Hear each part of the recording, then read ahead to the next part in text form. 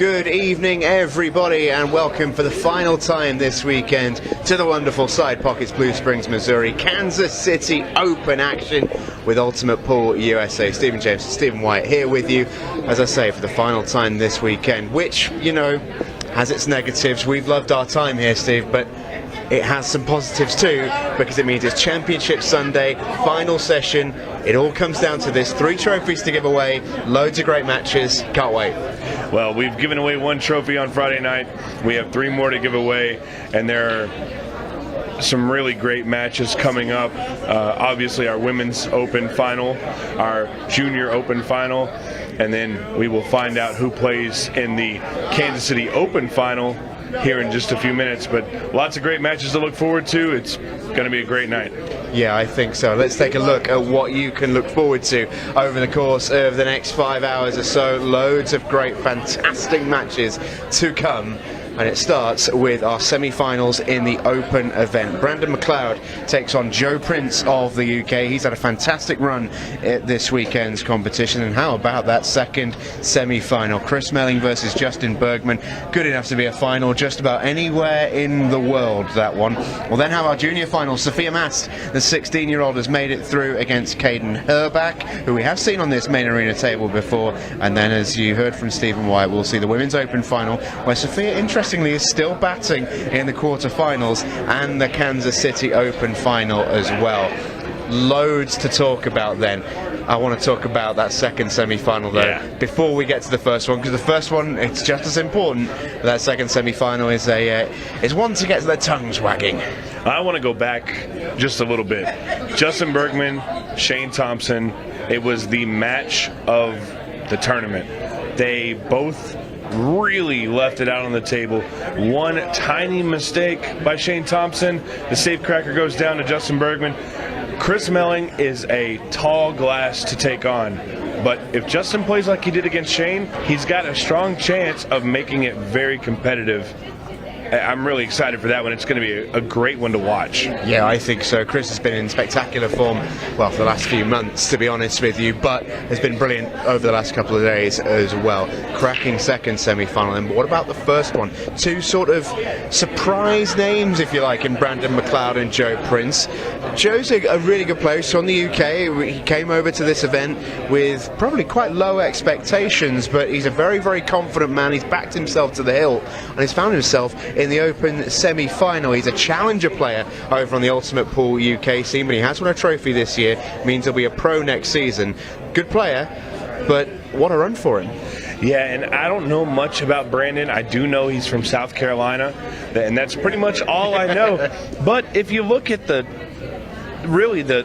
crazy bracket that we've had, there are no easy matches. The guy must play good to get here, and Brandon's going to really have a chance to show everybody what he can do. And he's got a tough match with Joe. Joe, on the other side, has gone through some names. He's won some big matches, and he's won some really, really in a strong fashion. Yeah, so I think his quarterfinal victory is a 7-1 win over Eric Picaro, who we saw in the shootout. Really good player. He's in red hot form, Joe Prince. Once we get through the semi-finals, so it's straight up final action. We're going to get to the ladies after the juniors, and I know the junior final is one you're really looking forward to. Sophia Mast, the young 16-year-old who's batting in both the Women's Open and the Junior Open, and Caden Herbach, who we saw on this table, looked like a really promising player and didn't show us his best on this table, but I think that little bit of experience in this scene may just prove pretty pivotal. Well, I will say that I spoke with Caden for just a few minutes, and he really wants the opportunity to get back up here and show that what we saw earlier is not how he can play. And on the other side, Sophia Mast, she's won tournaments all across the United States. She has a name behind her, and she's a really strong player. And when you look at her, she's so sweet and she's so nice to talk to. I'm scared to death of her on this table. I don't want to play her. She plays so good. It's really going to be a great final for Caden and Sophia. Yeah, really looking forward to it. The women's are still at the quarter-final stage at the moment as we speak to you right now, so we'll know more about who's going to be taken to the table in the women's final later on this evening. Without further ado, though, it's time to get things on this table right now. When we come back in just a couple of minutes, the first semi-final will be live. Joe Prince takes on Brandon McCloud next. Ultimate Pool USA presents the Ultimate Pool USA League Grand Finals. You and your team climb the leaderboards for a shot of winning the $100,000 first prize. Survive the heart-pounding formats of match and shot clocks. Deliver for your teammates when it matters most. Track your progress with Ultimate Pool Score. All roads lead to the Grand Finals in October 2025, and your chance to claim a $100,000 first prize. And because our motto is for the players, all prizes are cash payouts. Begin your journey now and sign up to your local Ultimate Pool USA League. Ultimate Pool USA, for the players.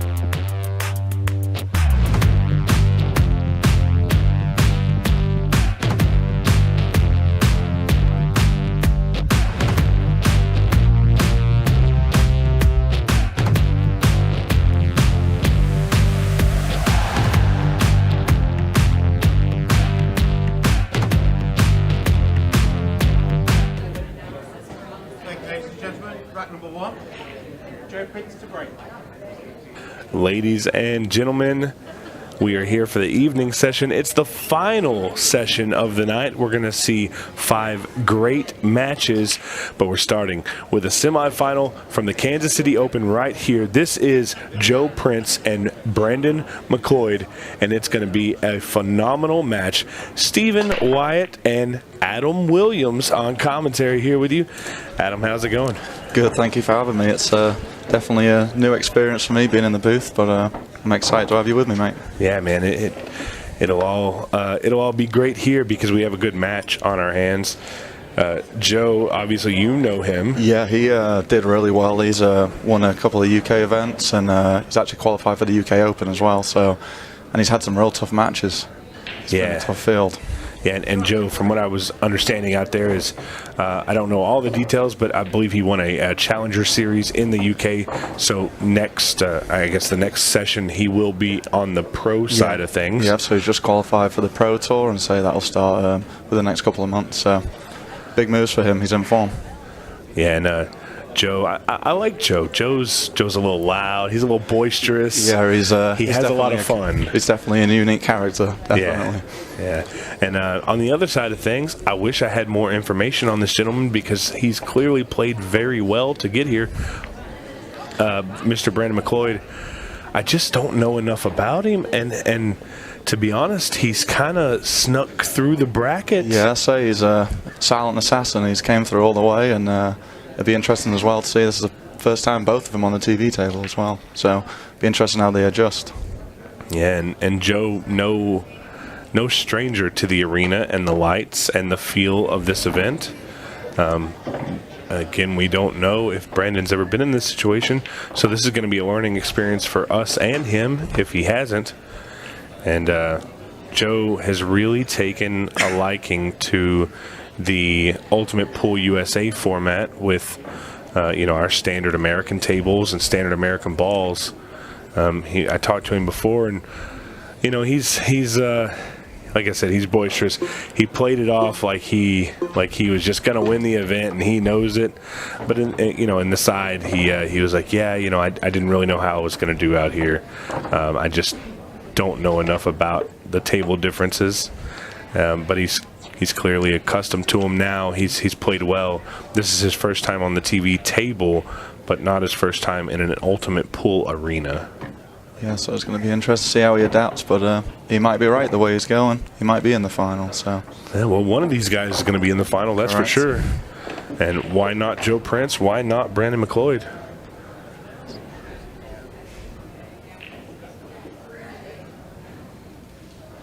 Joe here stretching a little bit, and being a 7-foot table, you generally don't have to worry about the stretch too much, but Joe, I don't know, probably around 5'5", 5'7". Yeah, he's definitely not the tallest. So, so makes it a little bit tougher, but really holding his own here in this opening rack. Played a nice safety and has an opportunity to take down rack number 1. Looks like it's going to be a clean out. He'll probably just roll it through and play the black straight in the middle.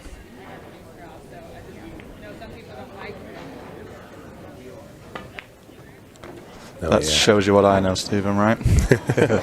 Well, and I think that's all personal preference. I maybe would have rolled up to the side pocket, but I also know that Joe has heard but not played on these tables, and he's heard that the side pockets are playing very tight. So maybe in the back of his mind he said, I'll just shoot in the corner. Yeah, there's a reason we're sat here and not in there, right? That's right.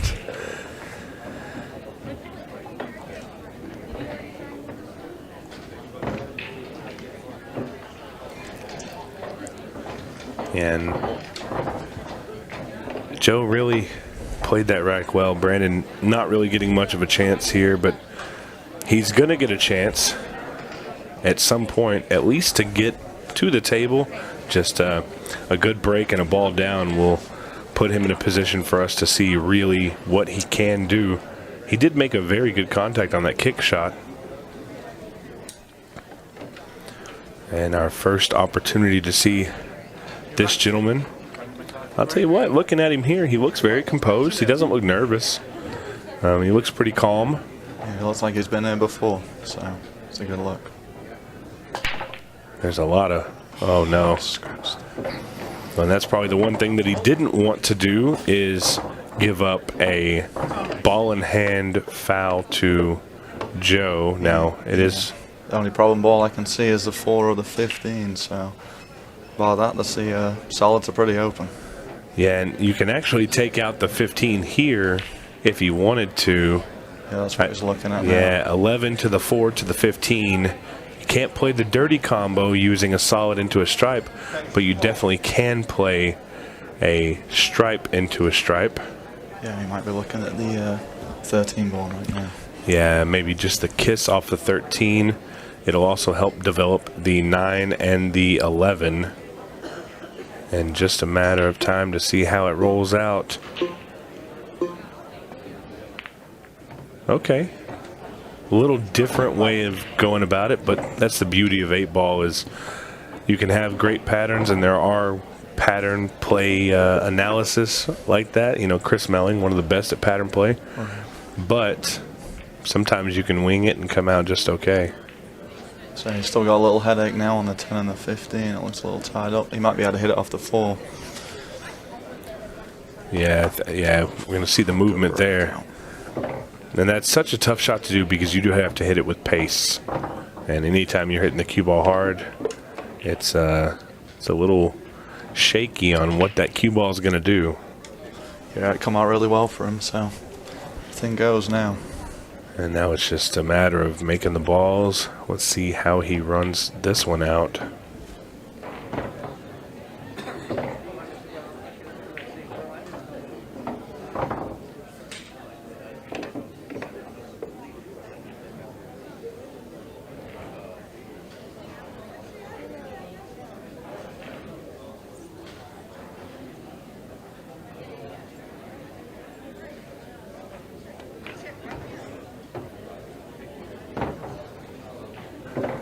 So Joe here is really playing well.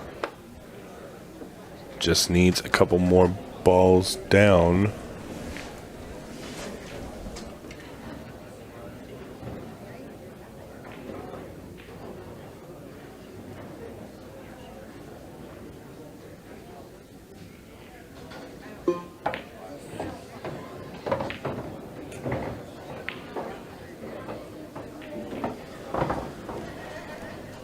It looks like Joe's got slightly funny on this 9-ball, so don't know if he can hold for it.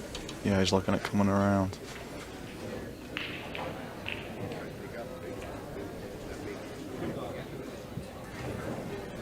Yeah, not the play that he wanted. I kind of like just trying to play this smooth. Yeah, just like that. Great shot. That's a really, really good shot. Well, as Joe here gets a shot to take rack number 2, straightforward 8-ball into the corner pocket. And he is all business. We're not seeing the loud and the boisterous. We're seeing the calm, and he's in striking mode. Yeah, he's definitely knuckling down and he's taking it serious. We're getting a little break in here. See, there he is. So that's the Joe. That's the Joe we know. That's the Joe we know. Getting a high five from the young lady in the front row. Look at this. We've got some stats here. He is a UP, that's Ultimate Pool Challenger Series champion, a 2-time London Open champion, and a 2-time Surrey Open champion. I say that right? Yes, sir. Yeah. It's, they're pretty close together. So I know he travels all over the UK too, and so yeah, he grew up playing in London quite a lot, and as I said, he's definitely in form. Yeah, really, really good play there. So while we get this rack underway, we've got a 2-0 lead. We haven't got the chance to see much from Brandon yet. I hope to see more because, like I said, clearly he's a great player and just hasn't had many opportunities in this match. But I do want to talk a little bit about this, Adam. The league, the Ultimate Pool USA League. Can you tell me a little bit about kind of what you do with that? Yeah, so obviously we're, you probably noticed we're popping up all over the place in terms of different leagues. But basically our 8-ball format is the same format as a shootout. It's going to be a 30-minute match time with a 30-second shot clock.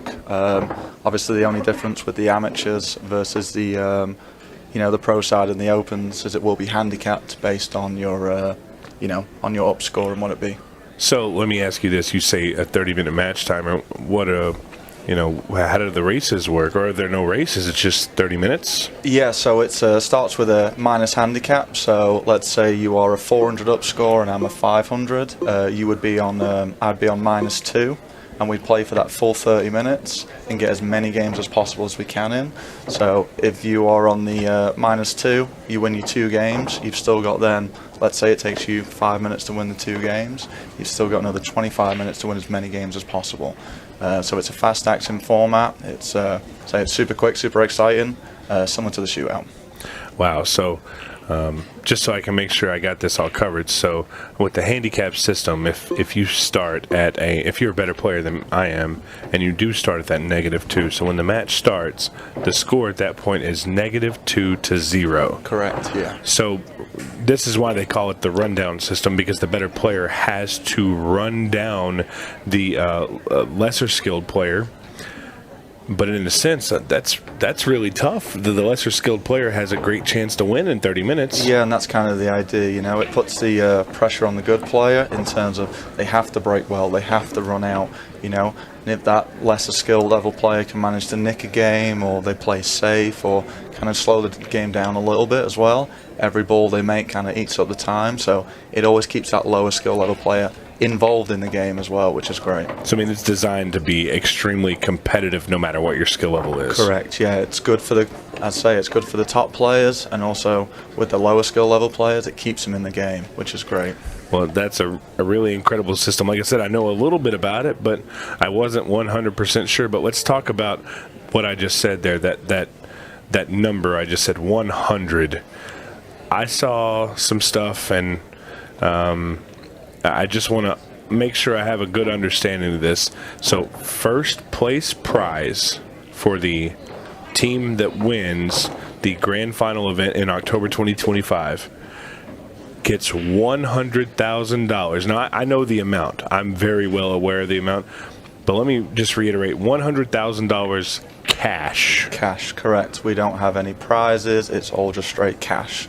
Yep. Obviously, I know there's a couple. Sometimes people offer prizes, and it includes gift cards and bags, but it's just straight cash. So if I put a team together and I play Ultimate Pool League, and I win my city series, my city championships, and I get a ride out to the grand finals, and that's, these teams are getting basically all expenses paid, or a travel package put together for them. Yeah, so each team will get $3,500 just to travel to the event, and then obviously with the payouts, we've announced our first payout, at first place being $100,000, and then within a couple of weeks, you guys will know the full breakdown of the full payouts as well.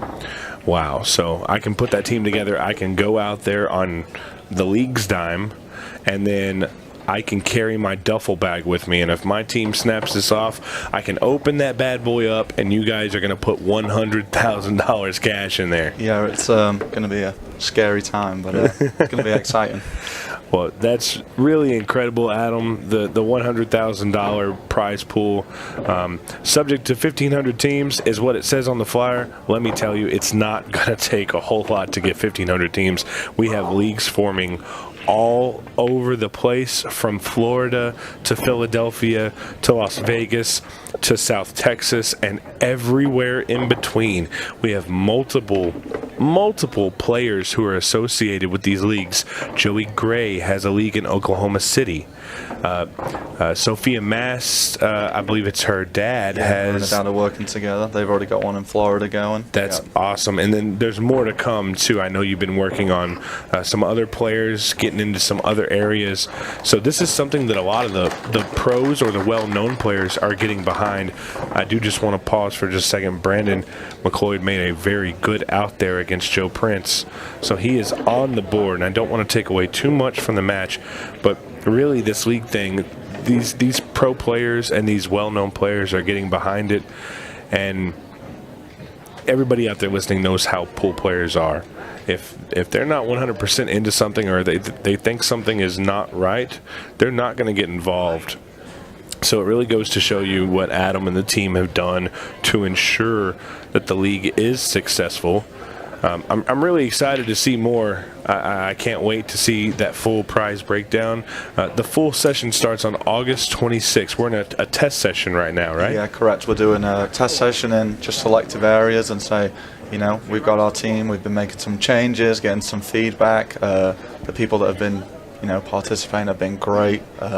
Feedback's been great, and we've made some changes, adjusted to the comments, and took the feedback, and it's been been a great test session. So you're actually taking what the players are saying and saying, if they're saying, hey, we're not really fond of this, or this might work a little better, you're actually taking that into consideration when it comes to launching the final league. Yeah, 100%. I say everything we're trying to do league-wise and with the tournaments and the formats, it is all for the players. We're trying to give the game back to them, and it's going really well so far. Well, man, that's really incredible. I know for a fact that there's a lot of interest in the league. But, guys, if you're listening, if you're in here watching this great semifinals match, and you are interested in joining an Ultimate Pool League, please do reach out to your local league operator. Follow our Facebook page where you're watching right now. If you're on YouTube, you're just going to go to Facebook and go to Ultimate Pool USA, and you can find a lot of information about how to sign up for those leagues on that page. And really, it would be great to have you. We want to see all the players enjoy the format, and again, huge cash prizes available. Look at that breakout there. Harry's little got funny on the 9, so be interested to see what he did. I don't know if he can see the 14. Yeah, I don't think he has a good shot on the 14 or the 13. I think he's going to have to do something with the 9. I do love the fact that he's, at least not yet, not looking at the kick, because a lot of people will go to that, and I really don't like kicking at a ball that you can see. Unfortunately for here, it didn't work out on the long cut. So there you see on the back of Brandon's shirt, he's a 2022 bar box champion. I'm not too positive where at, but if you're a 2023, excuse me, if you're a bar box champion anywhere, you got to play pretty good. So right, and just for him to be here, say he's been through a tough field, so he definitely knows what he's doing. 124 other players went out before he did, so that'll tell you pretty much everything you need to know. And we had some big names in this event, so yeah, he's definitely been playing well. And Joe here really got an opportunity to take control back on this.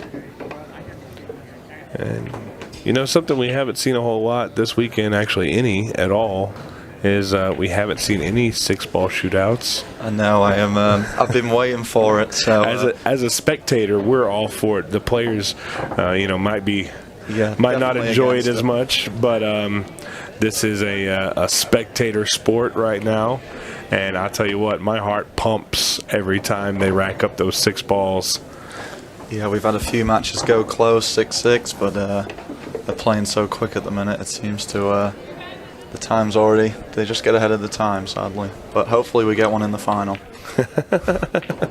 Well, there's I would say there's a chance for it in the other semifinals, but anytime Chris Melling's on the table, it's not a far shot to think that match might be over in 20 minutes. Yeah, he seems to play like he's already booked his flight home, so he doesn't stop. Well, a huge semifinals match coming up after this one, Chris Meling and Justin Bergman. That's going to be an absolute stellar match. But we've got one on our hands right now, and we've got a little bit of a dark horse here in Joe Prince. One of these guys is booking their name into the finals of the Kansas City Open. And I know both of them want it badly, but currently 3-1 Joe Prince. I tell you what, this has been an incredible tournament so far. The venue here is absolutely incredible. Bill and the team, I do want to take just a second to say thank you to all of the team here at Side Pockets Blue Springs. We've had the best hospitality I could ever ask for. Oh, it's been unbelievable. Everyone, Bill, he's been driving around picking people up. Oh, yeah. He's here at 8 in the morning and doesn't leave till 4 a.m. He makes sure everyone's okay. We've had people that aren't even staff bring us cookies and banana bread. It's okay. I'll tell you what, I enjoy that part because I like food. But the hospitality here has been great. The local pool players, the local pool community has really treated us well, and we appreciate that. The food here is phenomenal. Can't say enough good things about it. And can't say enough good things about this break from Joe Prince. Everything is spread out almost to the point of it being bad, but as long as he can get a stripe down, I think he'll be just fine.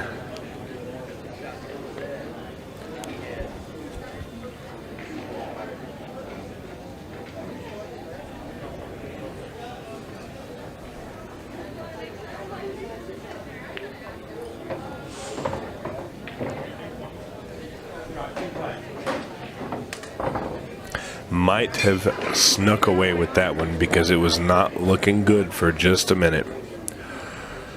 That 6-ball was very big.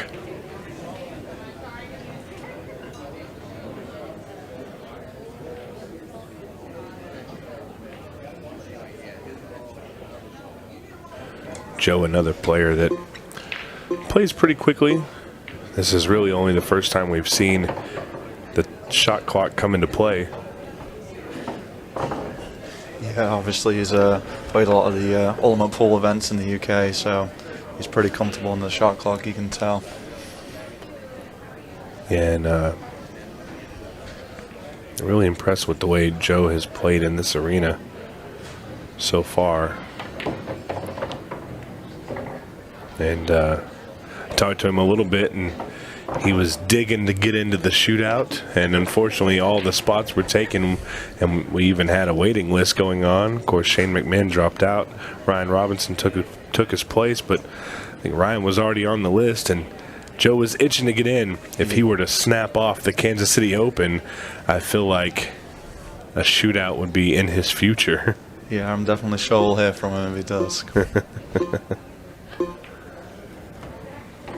He's also been itching to get on the TV table as well, so I told him if he gets to the last 4, he's guaranteed, and he did it. Here he is. He did it. Well, he's enjoying his time here, and he was trying to get me to sneak in where the next one's going to be, like they tell me anything, but he was trying to sneak me into getting him to release a location, and I told him, I said, Joe, I don't know where we're going to be, and he goes, well, as soon as you know, let me know. Yeah, just another pool player trying to get another edge, right?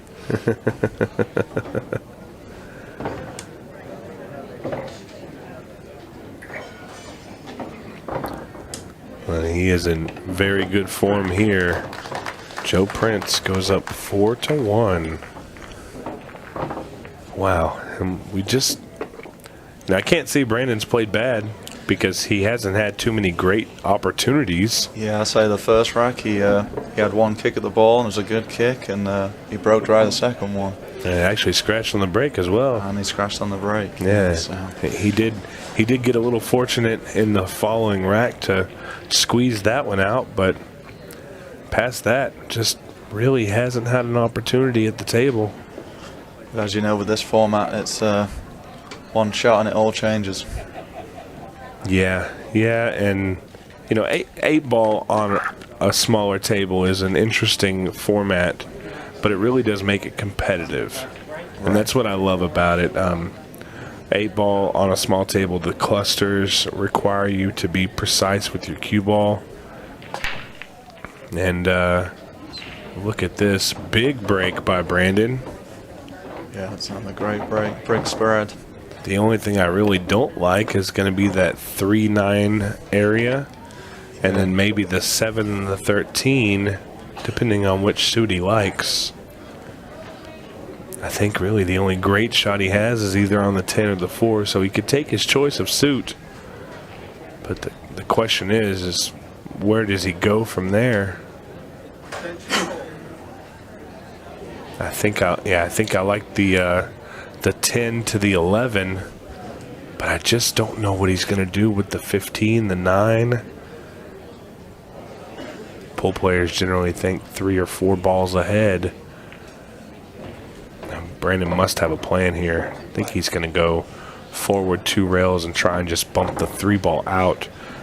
It's going to be a tough angle, so maybe a little bit of inside if he can get it. I think I'll have to punch it through. Yeah, definitely going to have to punch it, and there's risk for risk for messing up your next ball. Okay. So he must have just not had the angle. So it looks like he's going to go down table and get out when he gets up there.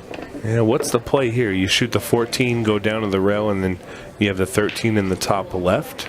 Yeah, potentially. Or top right, I guess. Right. And then maybe bank the 15 and crash into the 9. It's a big pocket with the 4 there. I think you got to do something with the 12 ball pretty soon. This is a tough out. Oh, he played the combo. That's a smart shot. Nice shot. Yeah. This is why he's in the Final Four and we're in here. Definitely. That's a very, very tough 3-ball combination he took on there. Watch out, cue ball. It's left it wide open as well for Joe, so it's going to be a tough one from here. Yeah, and you know he really had to work hard to get the cue ball where he could play something there, and unfortunately it didn't work out for him. You can see the way he cues the ball and the way he plays that he is a decent player. Just bad little roll there. He had to do too much with the cue ball. Yeah, and I expect Joe to get out here, just go dot to dot. So he's should be comfortable.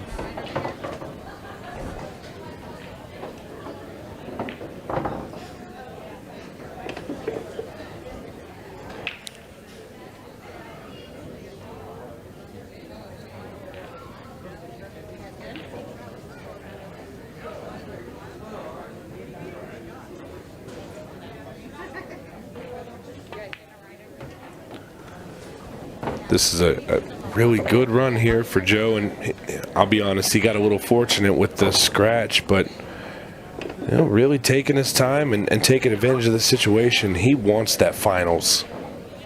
You can tell by the way he's playing. And if you've been here at Side Pocket Blue Springs and you've seen Joe throughout the weekend, you know this is a very different Joe than what we've seen. Like I said, he's a nice guy, likes to have a lot of fun. But all serious here in the Ultimate Pool USA Arena. Nice simple out, makes it look good. So it makes it. Is it Joe to break now as well? It is indeed. And one good break and run puts him on the hill, with Brandon sitting with just one game on the board. And you can see here, let's look a little bit at Joe's run to these semifinals. So it looks like he started off with a win over Mike Banks Jr. Right, a local pool player over here as well. And I've been really impressed with Mike. I've seen him playing on the outside table as well as the TV table, and he's definitely impressive. Yeah, also has wins over Patrick Brown and Eric Picard. Brandon McClody on the other side took a different win here. He took down Caden Herbach, who's going to find himself in the juniors finals, and then also took down Scott Rudder and is now playing Joe Prince in that Final Four. So Brandon taking out some tough names. Caden Herbach is a really good junior player. Oh no, that ball went straight into the side.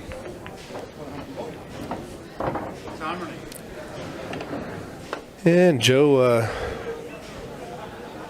not too pleased with that. You can tell by the way he walked back to the chair. Watch the cue ball straight into the side pocket. Oh, absolutely brutal. It was a good break. No ball down, so the only difference here is Brandon simply has ball in hand behind the line. And there's a good shot there. He's able to break some stuff up.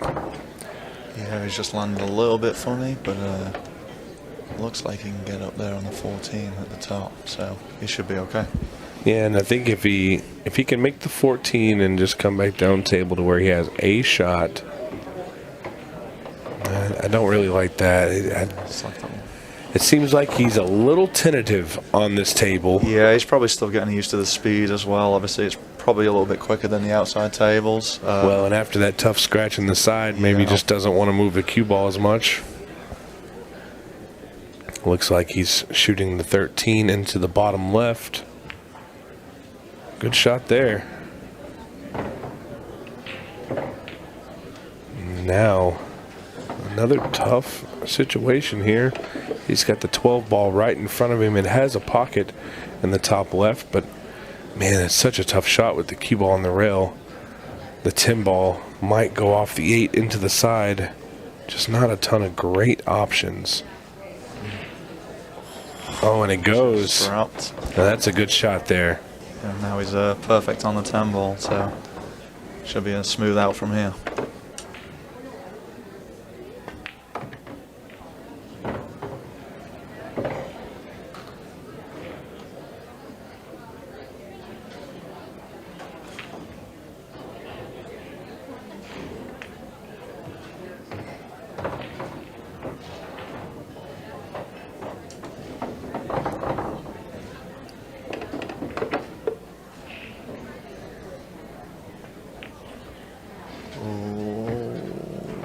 That's a big, oh, and he's got hooked behind the 4 ball.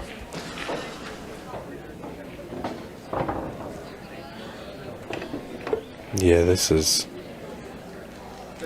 really tough. I think the play is to go 2 rails, but it's such a steep cut. I just don't see another shot. Yeah, he's looking at it right now. And I like going 2 rails because it promotes, if you happen to miss the 8 ball altogether, it lessens the chance of a scratch versus a 1 rail kick. 1 rail, if you miss the 8 ball on the right hand side of it, you are definitely going to scratch. Oh no, and you could see the slide of the cue ball there. This is new fresh felt, so there is going to be some slide there. Wow, that's a tough lay for Brandon there. And Joe Prince, one good run away from getting to the hill to move into the finals of the Kansas City Open.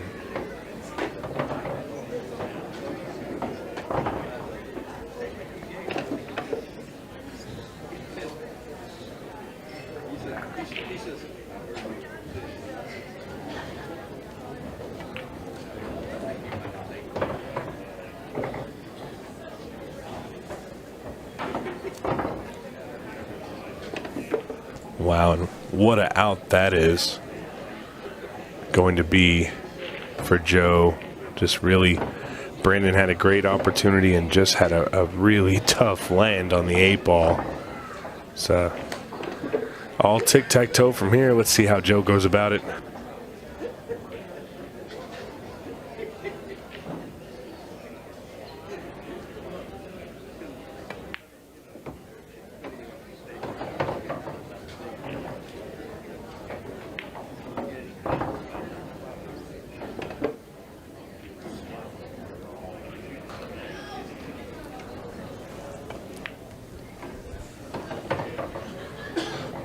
This is,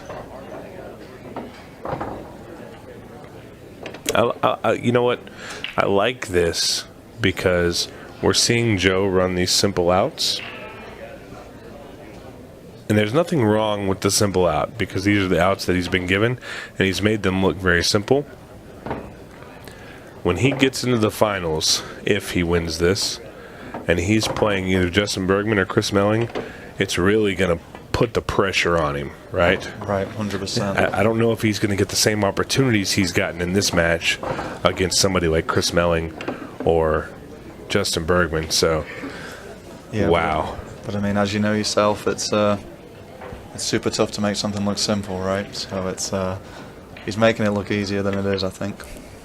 Yeah, and Joe should be really proud of himself here. He's on the hill against Brandon McClody.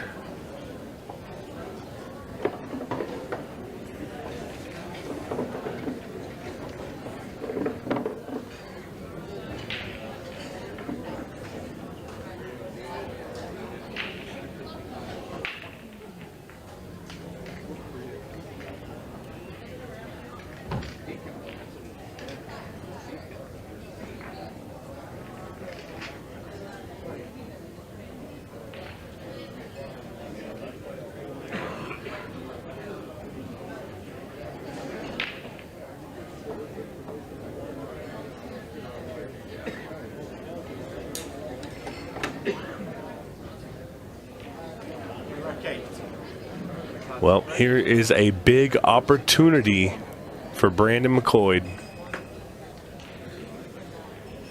He needs this break to give himself an opportunity.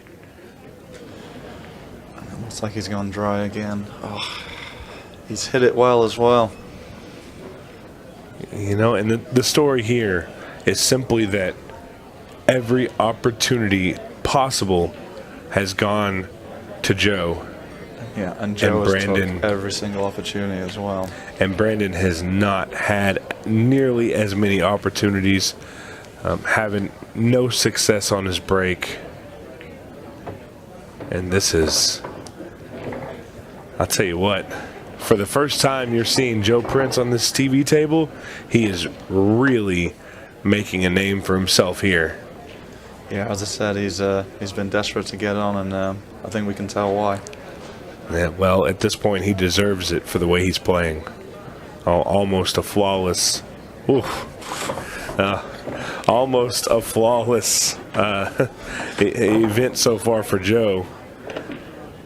At least as far as this match goes. Yeah, and I believe in the earlier rounds as well, he played Shane Thompson as well, and that went heel, and he managed just to pull through that as well. So he's yeah, he sent Shane to the loser side on that, huh?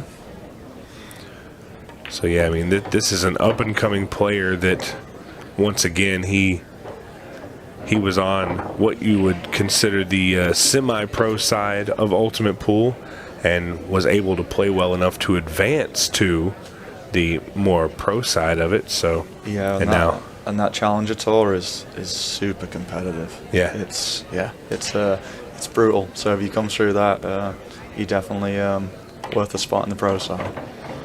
Well, and he's proving why he deserves a spot in that pro tour over in the UK. By the way, he's playing here in the USA, and he's proving why we may see him as a mainstay name on the Ultimate Pool USA Tour, if you want to call it that. Yeah, and he definitely wants to come to the next one already. As I said, he's been trying to pull information out of you as much as possible, so he must be eager to get back already. So that's great. Yeah.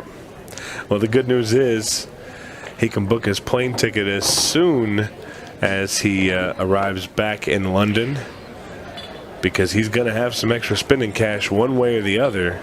Yeah, and he may have a whole lot more if he can finish these next 3 balls.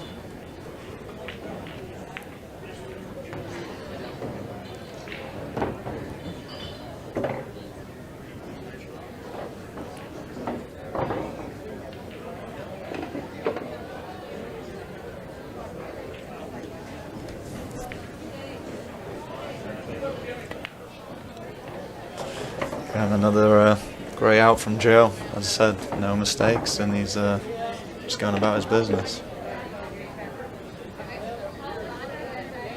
Yeah, what a great showing here for Joe. Wow. I mean, words can't really explain how well he played. Of course, hats off to Brandon McClody. Final 4, he simply didn't get too many opportunities. But for the first time, we're going to have a word with Joe Prince here. As soon as we come back from the break, we will see you in the arena.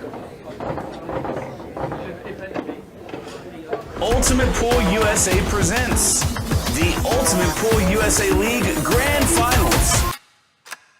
You and your team climb the leaderboards for a shot of winning the $100,000 first prize. Survive the heart-pounding formats of match and shot clocks. Deliver for your teammates when it matters most. Track your progress with Ultimate Pool Score. All roads lead to the Grand Finals in October 2025, and your chance to claim a $100,000 first prize. And because our motto is for the players, all prizes are cash payouts. Begin your journey now and sign up to your local Ultimate Pool USA League. Ultimate Pool USA, for the players.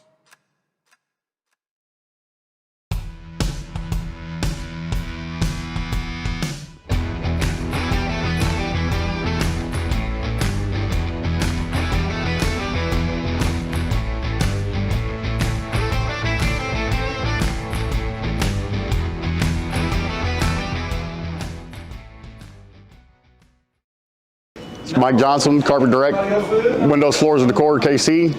We're here fitting the carpet for the Kansas City Open here at Side Pockets, Blue Springs. Wish everybody to have a good time and good luck. My brake tip is completely different from everything that is on the market. Combines the qualities of like a playing tip with a super powerful tip. It's like a tip on the steroids. You can open with less power and still have spin and split the pack perfectly, but you can go for the power braking and you still have control. You just need to know how to do it. A lot of players that they told me that because they use so less power on braking, they can focus on accuracy and the rack always splits the way they want. And because they are not using the power, they keep that accuracy and its reliability. I believe that when you're going to buy something, you need to believe on it and buy it perfectly. And on my side, what I believe is if I'm going to offer you something, it needs to be better than I was expecting before buying itself. The increases, it's fantastic, it's super good. And they are consistent, they still have power or more power than the normal tips, and they last. And that's what I want. It really feeds me on. When people say thanks and they like the product and they are happy, I feel joy to myself. It's not really just proud, it's just joy. I feel happy.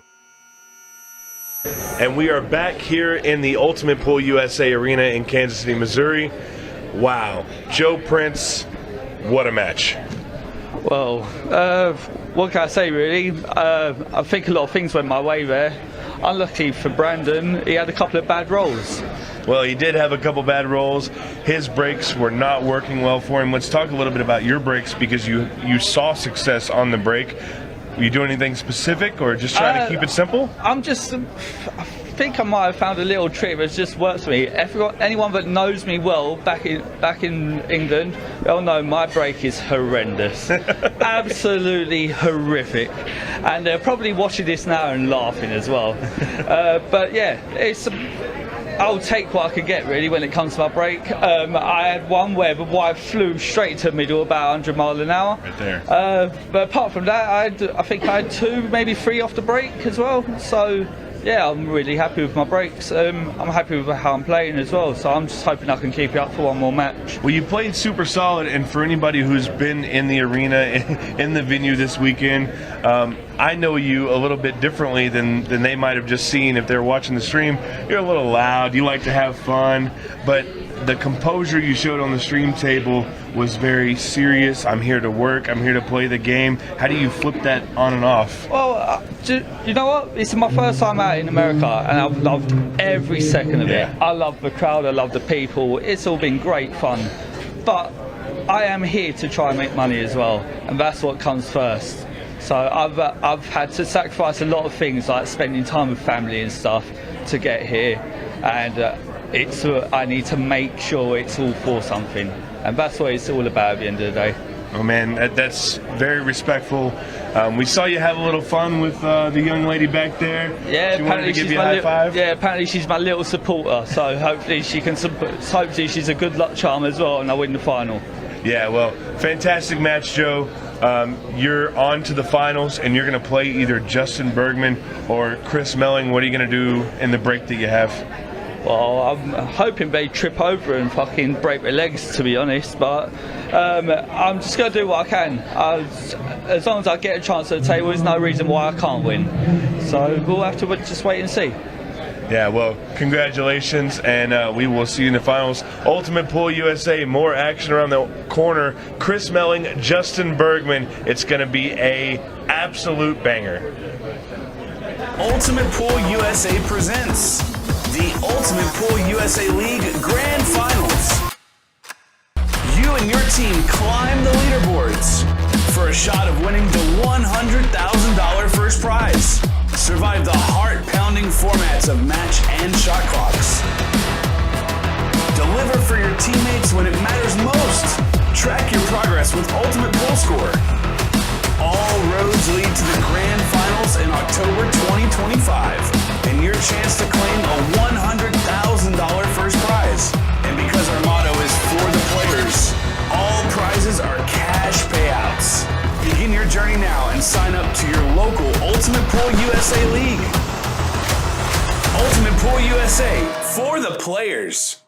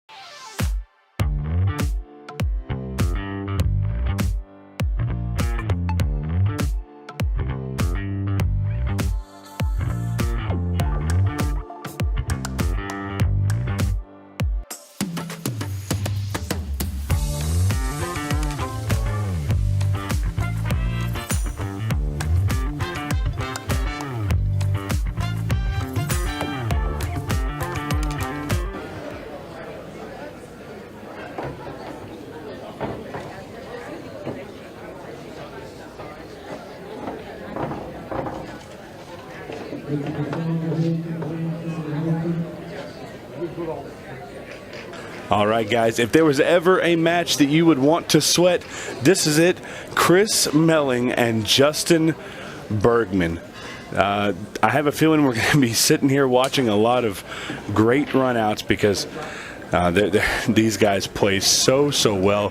Chris Melling's going to break, and we have a very special guest on commentary here, Shane Thompson, the Safe Cracker. How's it going, Shane? How you doing, Stephen? You all right, mate? Yeah, I'm wonderful. And a big break here by Meling.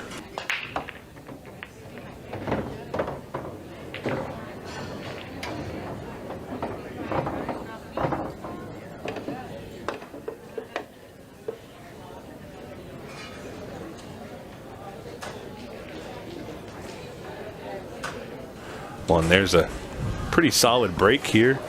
And Shane, I know you had really probably the match of the tournament against Justin Bergman. One very small mistake, and it was what it took for Bergman to get the win over you, and that's was a tough match. You played really well. Yeah, I think out of the lineup, it was obviously Chris and Justin who were the people to avoid, and I got Justin. So, but yeah, it was a good game. I felt alright. Obviously, I missed a chance at 3-2. Which obviously made the difference in the end, but yeah, I was happy the way I played. Yeah. And I'll be back next time. Yeah, well, and as soon as we figure out where that destination is and when we get that all planned, I'm sure we'll be setting up flight tickets for you because I know you enjoyed the events out here. Yeah, definitely I'll be back. So, onto the table. This is probably, obviously, if you had won the match, you and Chris, definitely match of the tournament. This is another one, match of the tournament. It's Justin Bergman, Chris Meling. Obviously, Justin playing really well. We saw him maybe not play as good the first couple days. Yep. I think he's really found his gear. And then, Chris is Chris. So I think we're in for a good match. Yeah, and they obviously they've both played a lot of matches on this table as well, so they're both used to it. Yeah. Being under the lights, it seems like Justin maybe still isn't too fond of the just having the huge crowd. He likes a more intimate setting. Okay. He likes to be at the table with maybe a couple railbirds or whatever. But this is definitely a big arena feel. There's a lot of room in this arena, and there's a lot of people watching. Yeah, it's been a good crowd this week, to be fair. Yeah, the Kansas City area has treated us very well, and it did not treat Chris well on that roll right up against the one ball. And himself there. Yeah, this isn't very well. I should get a commission for Chris's prize money. He's using one of my shafts. Oh, is he? Yeah, he left his. He thought he had an 11.8 in his bag, and he never had one, so I lent him mine. Oh, got worth 20% on it. Well, if that's worth 20%, Jordan Shepard won the shootout with my shaft, so I think we're both entitled to 20%. 20%. Yeah. And he gets a good hit here, but you can't leave 5 balls on the table for Justin Bergman, especially when they're not touching anything. I feel like he's out here, and he may steal this rack from Chris. And Chris is our current running champion. Yep. He won the Louisiana Open back in April. So looking to, in a sense, defend his title on our run across America. And Justin wants to take that away from him.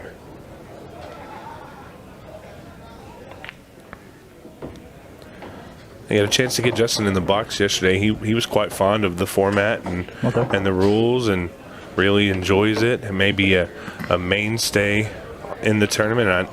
I know you'd like to get a chance to get that one back on him, so maybe another matchup in the future would be real fun to watch between you guys. Yeah, of course. It's always nice to obviously play the best players in the country, because obviously you kind of see where your game's at and where you need to improve or whatever. So yeah, I'll have another crack at him, that's for sure.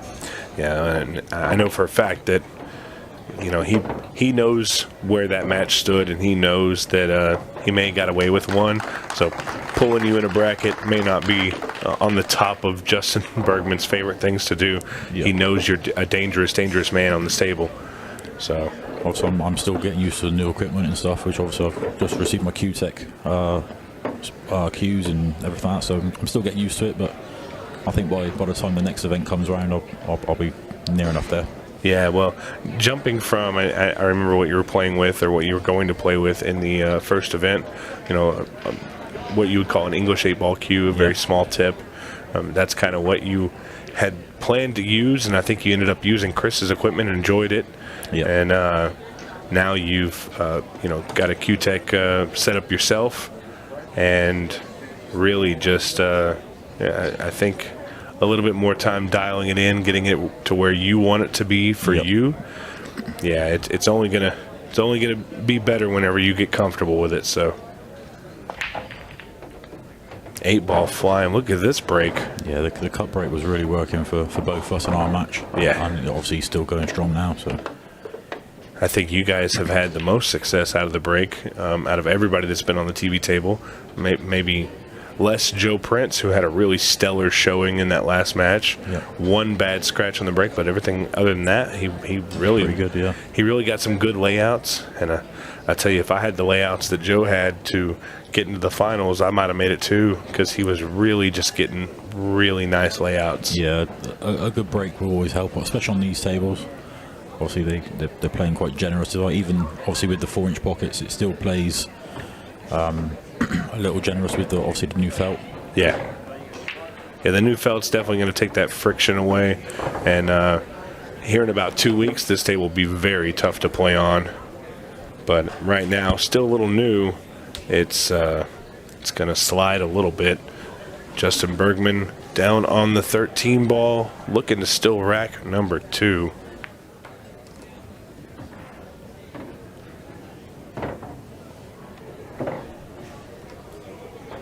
Yeah.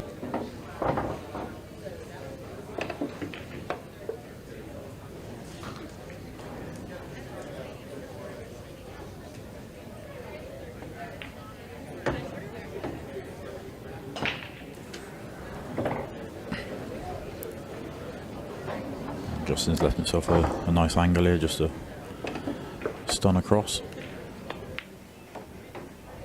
Yeah, that's pretty good. Would you have had Justin down as the pre-tournament favourite? Honestly, no. And this is the reason why, because we simply haven't seen him in a while. Okay.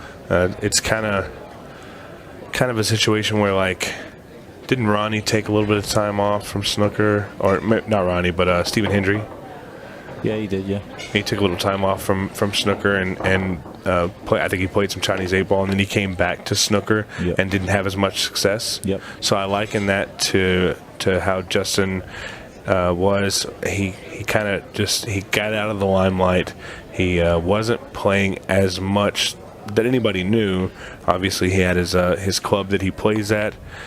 and he played there, but it's not like there were cameras on him and all that. So I knew he would do well, but I didn't really have him down as the favorite, just because, again, guys like you and guys like Tyler Steyer, guys like Chris Meling, all really phenomenal players, and we just, for me personally, I didn't know where Justin was at, but it's clear how he's playing now. He's still in form, and yeah, I mean, he's got a great opportunity here to jump back into the pool scene in the in the big stage. Yep. So, and I think now, he's been offered to play tournaments here and there, and always kind of declined them or whatever. I don't really know all the details behind it, but he accepted ours for whatever reason to come and play in the Kansas City Open, and even went out and got in the shootout. Played a stellar match against Sam Henderson, and Sam played incredibly well to get the win over Justin. Testament to Sam Henderson there, but yeah, I mean, really, really stellar play by Justin so far in this Open event. A little bit more accustomed to the table, like he said now. Yeah, he's played quite a lot of matches on here. I think a few people have, but obviously it is what it is. It's definitely tough coming from the outside tables. Yeah, the outside tables. We talked about this a little bit, me and maybe Steven Jameson, is there's pros and cons to both sides. Obviously on the outside, the pockets are a little bigger. Yeah. But you also have the advantage of no shot clock and no match clock. Yeah. You can really just kind of play your game and play it at the speed you want to, rather than under the lights and the pressure of the match clock and the shot clock. So, like I said, there are pros and cons to that. But, yeah, I mean, it's definitely a different feel in the arena. Yeah, definitely.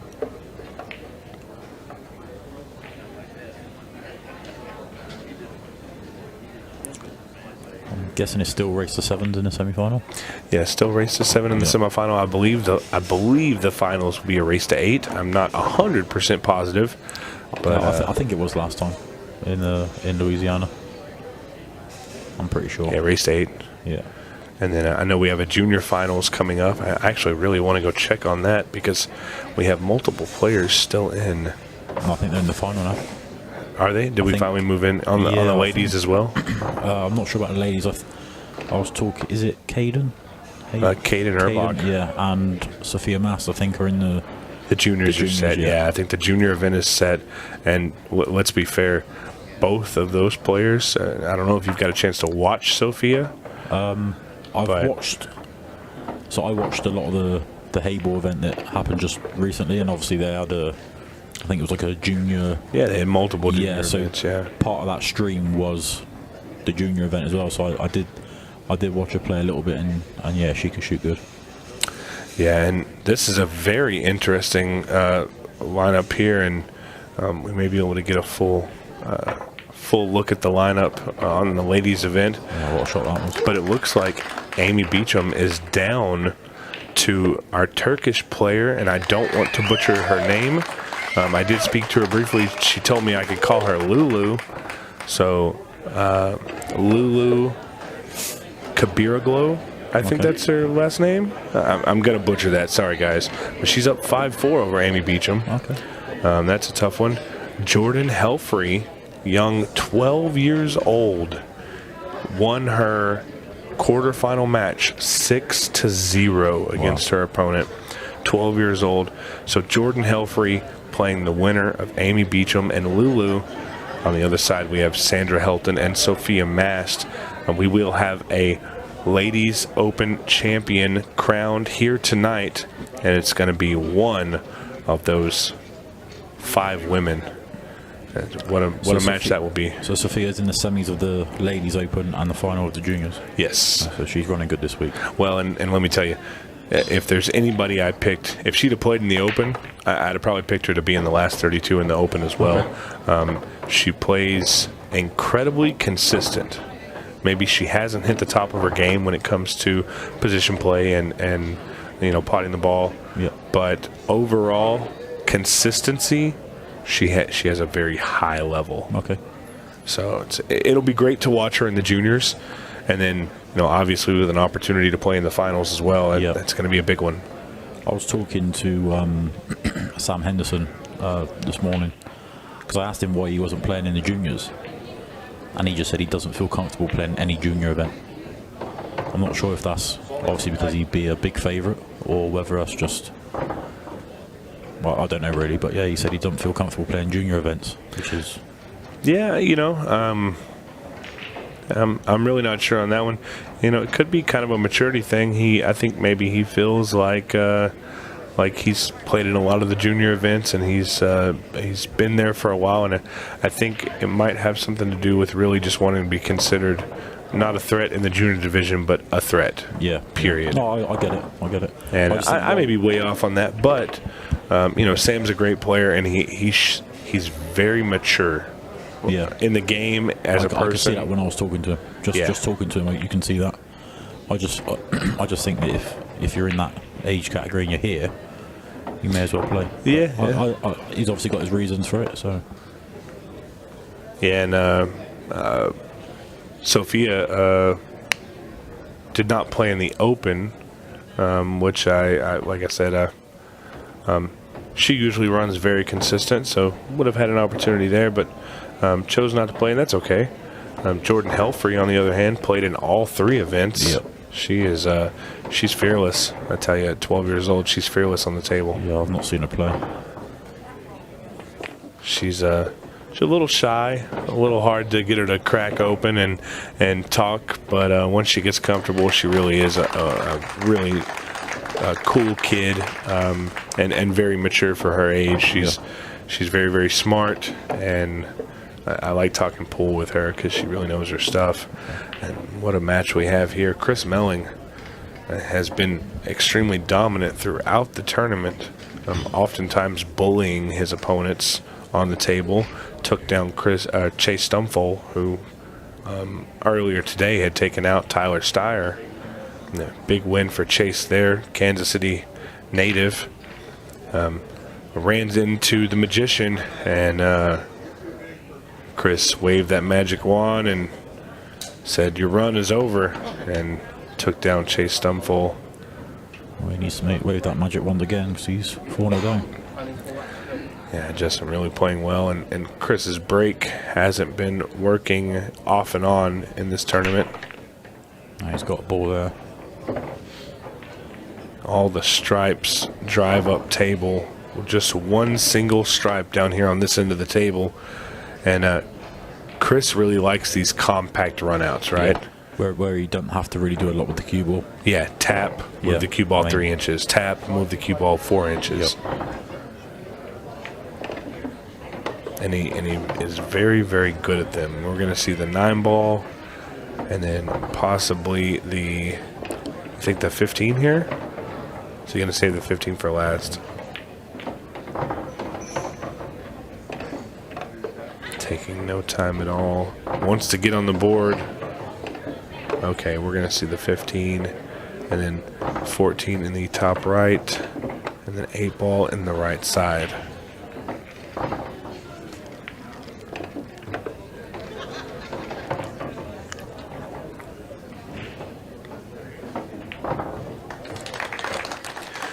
It's a good run. Yeah, that's what he does. And that's what he needs, but is it too little too late with this alternate breaking format? Well, the way Justin's been breaking, then you probably could say that.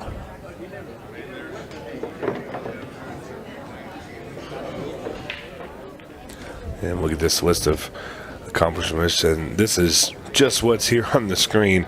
You would need 5 more monitors to cover his accomplishments, but 2024 Louisiana Open champion, 2-time WEPF world champion, and 6-time Ultimate Pool Pro titles. On top of all that, he just won the Masters. Yep. Literally, we won the Masters. We came straight from the Masters final.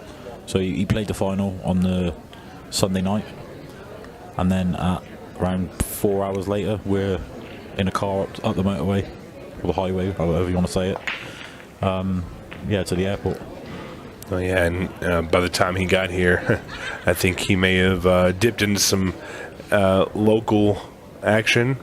Yep. But he had been on the plane for around 24 hours, or at least awake 24 hours. It was about 23 hours travel in total. Obviously, we're waiting around and whatnot. But yeah, as soon as we got here, one of the local lads wanted a piece of the UK lad. So I certainly won't play straight off the plane, but the magician. Yeah, Chris has no fear. No. We all got involved, but I kept the queue away. Well, and you could tell Chris was tired watching him there, but he's not tired here. The jet lag is not affecting him near as much as it was on that very first night he was here. Yeah, I needed at least 24 hours. Just really needs to get a win here on this rack because it's a big swing going 5-1 versus 2-4. Oh, 100%.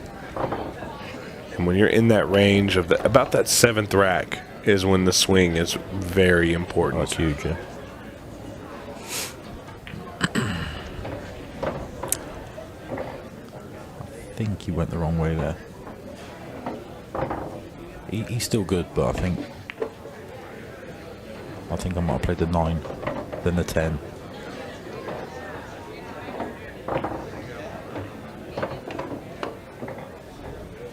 Just does what he wants. Yeah, that's a great run there. So again, big swing, 2-4.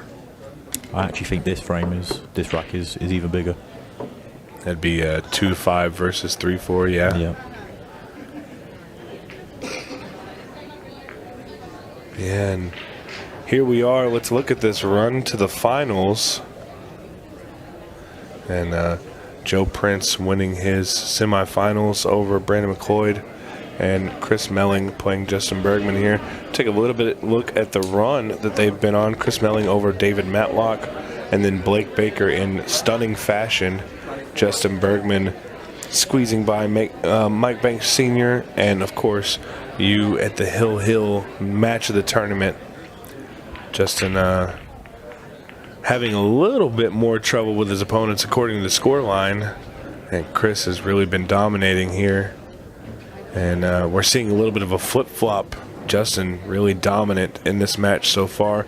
Chris not happy with the dry break. Yeah, that 2-ball.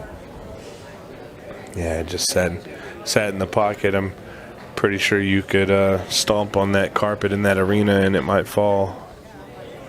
I actually almost tripped over it. I was walking back to my chair, and obviously where the carpet's so thick, my trainers just got stuck. I almost tripped over. I pulled it off though. Did you? Yeah, I swagged that out. I think Chris earlier, I think in his last match, the pocket of his pants got caught on the metal of the table and kind of stuck him. He had to do a little karate move to get out of that one. Yeah, normally his pockets are stuck together, not stuck to a table. Well, and you see here, I'll tell you what, guys, if you missed this event, if you weren't in the area or you weren't able to make it out, you really missed an immaculate setup here. The arena that they put together, a huge shout out to Jeremy Hundley and Jim Hundley and Jeremy's brother for building this arena by hand. They really went above and beyond building it, and it looks incredible. I've never actually been in a pool room as big as this. Like, this place is unbelievable. Obviously, Bill and his team have been great this week as well. So yeah, they bought us barbecue yesterday. Yeah. He's been giving rides to people left and right. Yeah, they've been fantastic. Me and Adam rolled out of the hotel this morning. We'd called an Uber, and because it's just a mile up the road or so, and we walk outside and we're trying to see if our Uber's here, and Bill's in the car, and you guys need a ride? So we called an Uber, and he said, well, I'm here to pick up the cameraman. So I mean, he's just running double duty. He's running a business and really going out of his way to help us out. Yeah, they've been fantastic this week. And another group that's been really fantastic. Our referees, Darren and Scott, been really good. when you're refereeing in a situation like this, you don't get too many breaks. Obviously, every other match they're swapping out, but you know, that could be 20 minutes. You're right back on the table. So kudos to them. A little shout out to Trish Roberts. I know she really wanted to be here for this event. And she really enjoyed coming over last time. Yeah, she embraced the American experience, I know that. Oh, yeah. Now, you embraced it a little bit this week. We went to a Kansas City Royals game. I can't wait to go again. They've played about three matches this week, and I've watched every single one of them on TV. Have you? Are you a Kansas City Royals fan now? I'm a fan now. Oh, you guys get American baseball over there? No. Oh, man. We don't have any of that. Probably get Wranglers at school. That's about it. That's about as close as we get to. Well, wherever we end up next, hopefully they have a professional baseball team. We can go check those guys out, too. Or maybe it's football season. We might be able to sneak into a football season game. Yeah, that's what I said to you when we went. I was a bit gutted that obviously it wasn't football season. I'd have paid good money to go and watch the Chiefs. Yeah. Kansas City Chiefs, obviously big Super Bowl champions, multi-time. Right here in the heart of Kansas City, Missouri. Their stadium just a couple miles up the road. And quite a sight, the Kansas City Chiefs arena, the stadium is. Well, the Royals is right next to it as well. So if you were looking at the view from far away, you'll see both in the same vicinity. Yeah, it's pretty awesome. And what a run out there by Chris. Really making quick work of that rack. Yeah, it was a big mistake from Justin as well. Yeah, 3-4, and like you said, that's a big swing right there. Huge, yeah. As 5-2 is not something Chris wanted to be looking at. No. Obviously, every rack is huge until Chris can get level. Obviously, he doesn't want Justin running away, especially at this point of the match. So it's only a race to 7. So, you know, on the other side of it, if you're Justin, you're begging to win this rack here because you want to keep that gap. You don't want him to even it up, because that's just going to give Chris more confidence. And he's Chris Meling. He already has a ton of confidence on the table. You don't need to feed him anymore, because he might just blow up and run out from everywhere like he tends to do. Yeah, he definitely doesn't need feeding.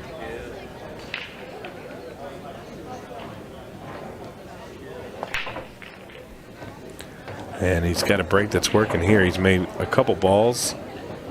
Yeah, this layout's good. You like the solids here? I think he can go either or. I think the 10 passes the 6 into the side. I think he'll go solid and get 7. Yeah, no, he's good. Yeah, I think the 7 is his toughest ball here. It was only tough because obviously it didn't allow the 6 to go. So yeah, get rid of that first. And he's got the insurance policy. If he doesn't quite get where he wants to get, he can always take the 2. And that's what he's going to do. 2 ball, most likely down to the 5. Oh. I think he needs to get rid of the 4 now.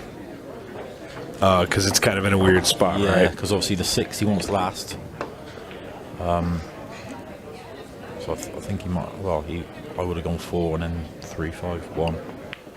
Yeah, I would think if he was going to do that, he would have played the cue ball down for the 5, but maybe not trusting the forward roll of the table on the slick cloth. Possibly. I know you can be at you guys' level. You can be a little bit more precise with your draw than you can with your follow. Yep. So it may have been just a situation of comfortability. Of course, Justin Bergman moves the cue ball quite possibly better than anybody in the United States.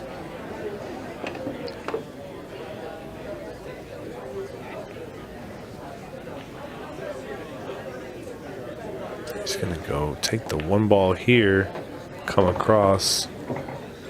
I think maybe he wanted to take the 6 last, but yeah, this positioning doesn't really promote that.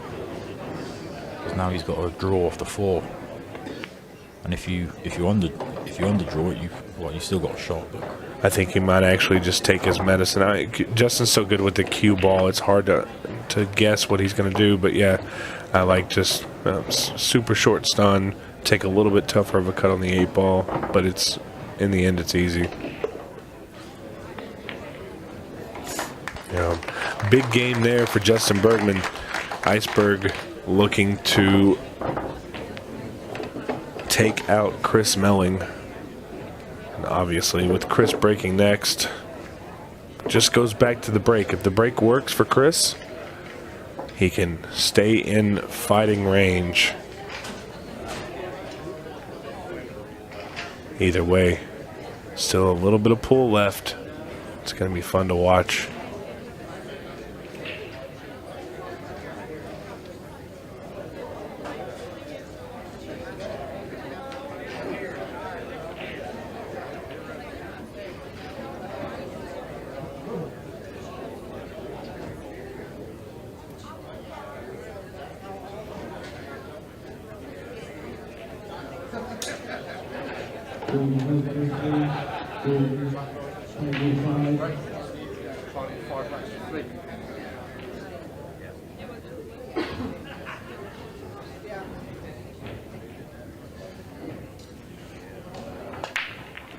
Well, here we go. Break from Chris. Needs a 7-ball to fall. Nothing. This is painful for Chris. His break is failing him when he needed it the most.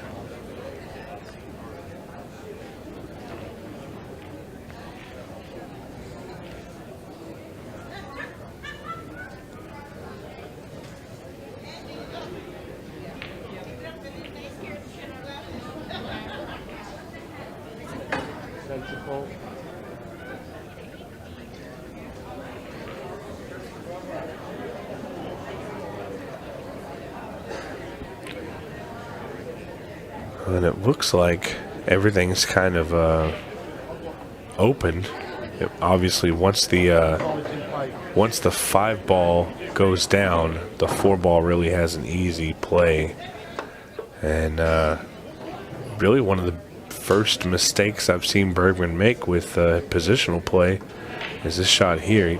He's not wanting to really cut the 6 on the side here, but unfortunately the 1-ball hurt him a little bit. He came out of it okay. That's the one thing I can say about Justin, is that he is very good at getting back in line. Needs to find the gap now for the 5. Yeah, he's there. It's a good shot. Yeah, and, the 4 is extremely tight to that pocket. The 5-ball is definitely the one he wants to play. But he has the shot on the 5. He can squeeze right in. He may choose to shoot the 4. He could even shoot the 1 in the side. Yeah, I like taking the 5 there. And he's got a play for the 4, and I liking him to bump the 15 out. No, I think he'll draw to the 9. You think, Willie? Yeah. Yeah, that's a good play.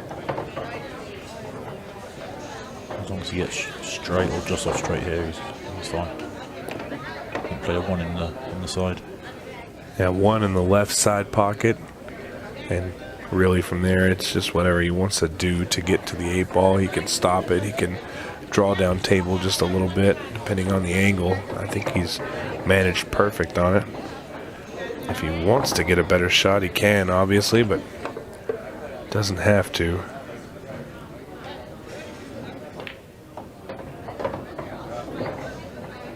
That's a great shot there. And Justin Bergman looking to go to the hill against Chris Meling. Tell you what, he's playing very well, and Chris's break simply isn't working at the moment. And if you're Chris, you're crossing your fingers, you're pulling out your magic wand, and you're hoping for a dry break. Yeah, I think the way Justin's breaking, I don't think the magic wand is going to work, if I'm honest. As much as I like it too, obviously Chris being a friend of mine, but yeah, obviously Justin's playing pretty good at the moment, so I need to get in a chance off the break. You know, if there was ever a time for a error on the break, I think this is the one that Chris wants. It's not often that Chris Meling is trailing in a match like this. You find it here. The iceberg.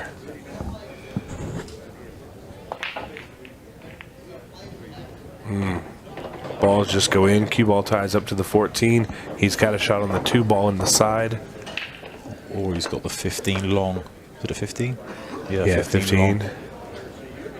I think spots are solid. Sorry, solids are good. Yeah, I think I like the solids simply because the 6 to the 1 to the 3 play really well to connect. Yeah. So if he can just take these first 3 balls out, the only thing I don't really love is the 4. Yeah, played that well.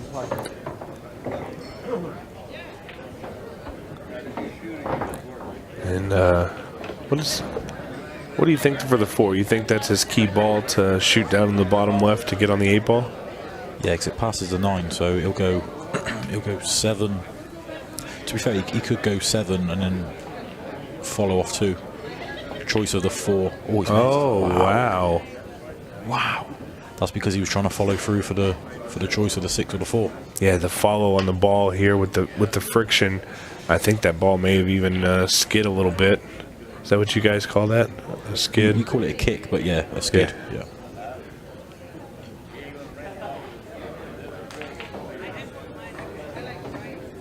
Yeah, and well, I tell you what, Chris is going to make very quick work of this one because he knows somebody sent up a little miracle to him because Bergman hasn't missed that shot all weekend long and probably won't for another 3 years. Just needs to try and figure a way of getting up on that 13.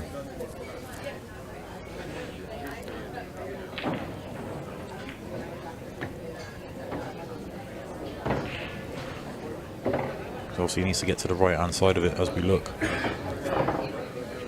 Well, I think here... Oh, he's good. Is he? I think he's bumping the 1.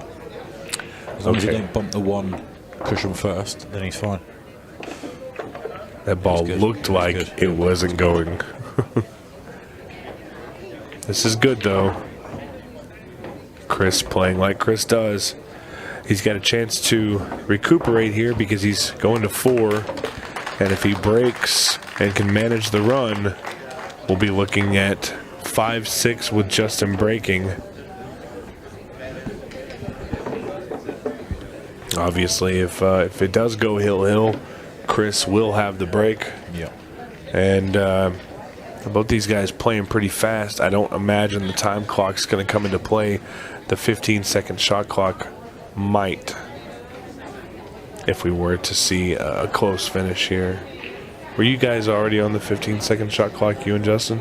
Yeah, we had like 7.5 minutes left for the last rack, which is why I kind of the rack to get to the hill. I kind of played really quick because I wanted to make sure we had enough time. Yeah. For the final rack because I don't know if Justin is any good at the 6-ball shootout, and I didn't really fancy one. Yeah. As good as he pockets balls, even if he kind of moseys around the table like he does, because he'll tell you he's a slow player. Even if he kind of moseys around the table a little bit, he could still put up a very good time, I think. Yeah, I don't think I could have ran down the clock on 7 minutes anyway, not a 15-second shot clock. Yeah, no. Unless I keep the white spinning every shot, but that's not really... That's not feasible. Well, it could happen, but... Yeah. I've seen someone try and do it. Every time? A couple of shots. Oh, that's pretty brutal.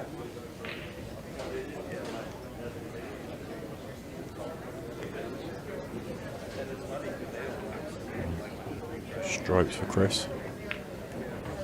Stripes in play.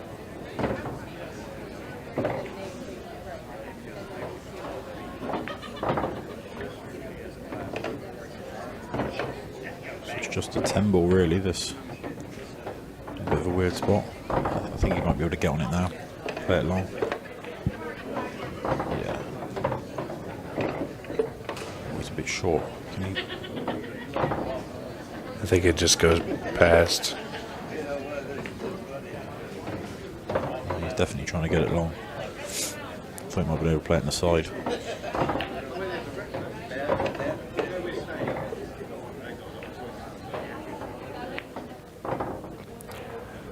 Well, and just to catch up, we do have it decided here as Chris takes the score to 6-5. Our semifinal matches for the Women's Open, we are going to have Sandra Helton and Sophia Mast, who are currently already on play, and Sophia is leading 4-0 against, and then the other two competitors are Yulil Kibaroglu, Turkish player, plays very well, and she is playing local Jordan Helfrey.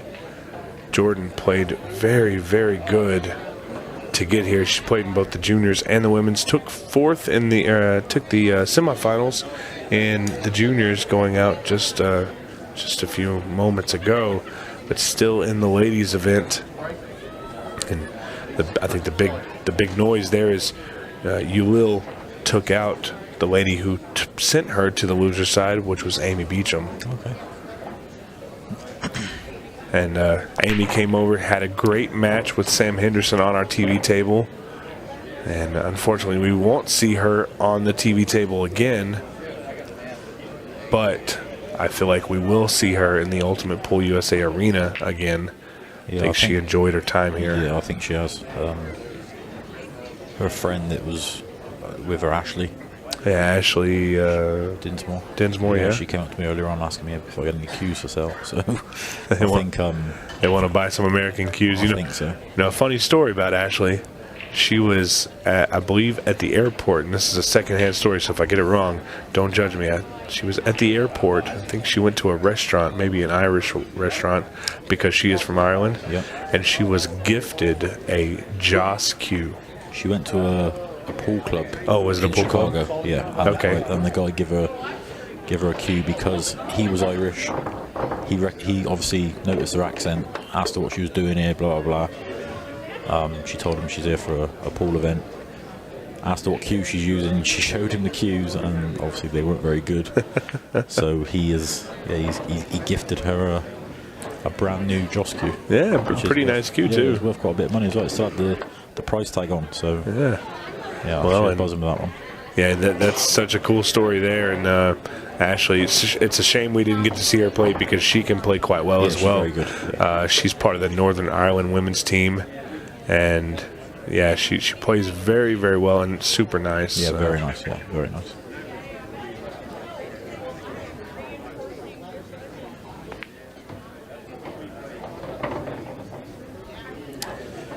Well, I think we could be looking at a winner here, Stephen. You think so? That Yeah, I think he'll just draw on the 4, 7 in the side. Oh, hang on. Oh, and he What's he played there? moved the 10 into the line of the 8 ball. However, look, I like this shot. It's not one that he's going to want to play, but I like just dragging this cue ball 2 rails kind of back to the center of the table on this end and just banking the 8 ball. And the reason I like the bank is because if he banks the 8 ball towards the side pocket, he can send his cue ball down, and that's exactly what he's going to. Well, he may have rolled a little far, and he's not happy with how far he rolled because he did fancy the bank because he wanted to leave the cue ball down here on the bottom rail, make it tough for Chris. But he's going to shoot it all the way up in the top corner. This is a huge shot here on a tight pocket with fast felt. It's slick. Can Justin Bergman take down Chris Meling, the magician? Overcut. It's wide. And you can physically hear the crowd react to that. Yep. I think the crowd is behind the American in this particular instance. And now, as Chris Meling with that really nasty cluster up top, what is your plan? You going to go for the breakout, or are you going to play a little safe? I think if I know Chris, he's going to go. As long as he can get, like a half ball shot on the 12, he can break him out. Well, and this is And what he's there. looking Yeah, for. That's perfect. Well, guess where we're going, Shane? Just a few balls away. We have a shot at going hill. The wand could have worked. The wand could have indeed worked. And 20%'s getting larger. Look at the time on this. 18 minutes left. That's a lot of time. They're not even going to see the 15-second shot clock. Tell you what, Stephen, my 20%'s getting larger. Well, by proxy, now that I know about it, I'm going to need 2% of that. The only thing he's done to it is put some nasty chalk on my tip. Well, here we are, guys. Another Justin Bergman involved in another Hill match, and again, not to rub it in, but you were involved in the match of the tournament with him, and you're going to know all too well how good Justin can play. And I think the story here is just simply Chris has to get a ball on the break. Yeah, obviously I didn't get a shot in your final match. So yeah, I think if Chris can make a ball and the way the table's playing, he should be out. Which is crazy to say because you shouldn't really be calling out just by making a ball, but the way it's been today, especially the way Justin's been playing it, that's what it's been. Yeah, either one of these guys, a ball on the break, and as long as there's not 3 balls touching. 10 ball. No. Oh no, friends. but it's kind of a nasty rack. Okay. I don't think it is. I think if the 15 goes, the 15 comes down to the bottom right. Yeah, I think that's what he's looking at already. I think he's good here. Yeah, the 9 ball is going to be a little tricky just because you can't get a great angle on it, but it's not a hard shot. The only mistake you may see is a positional one. Well, he has kind of butchered a couple of shots in the last couple of racks. So that's not good. It's not good. That little bump on the 10 now makes the 12 a little tougher, and currently the 10 is unplayable. He's going to have to move the 12 first. I think he can go 12, 15. Oh wow. And he's absolutely clipped that ball. He had no intention of touching the 10. He was only trying to shoot the 12 ball. Chris can't play the 2. That's the only trouble. So he might have to play the 4 and then play the 2 long. Well, and Chris is going to be delighted to have an opportunity at the table because, as we were discussing, the rack looked a little odd, but then when you really took a shot at it. He's going 1 first and opening him up. Oh, that's a big shot. That's a great shot.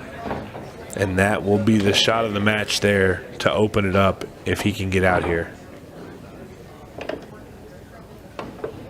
The 6 looks quite tight, but I think actually he doesn't have to play the 6.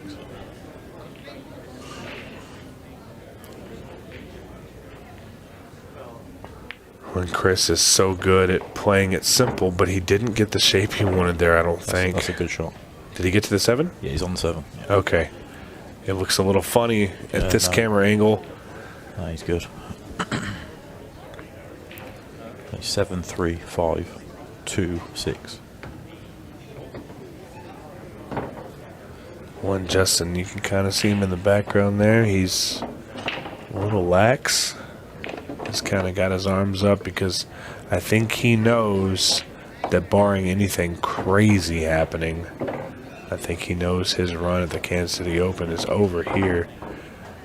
It should be. And the winner of this taking on Joe Prince in the finals. And Joe with a demolishing match with his opponent. Chris and Justin both having to work very hard for theirs. But I think it's set in stone. The 8 ball just needs to drop, and we're going to have our final set.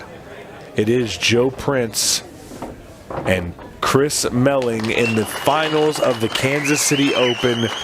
What a tournament for Justin Bergman. He played so well, but in the end, the magician is moving on to the finals. Guys, we will be going to the arena to have a chat with Chris Meling. Shane, thank you so much for joining, and we will definitely see you soon. You will indeed. Yes, sir. Thanks, Stephen. Let's go to the arena here in just a minute after these advertisements. Ultimate Pool USA presents the Ultimate Pool USA League Grand Finals.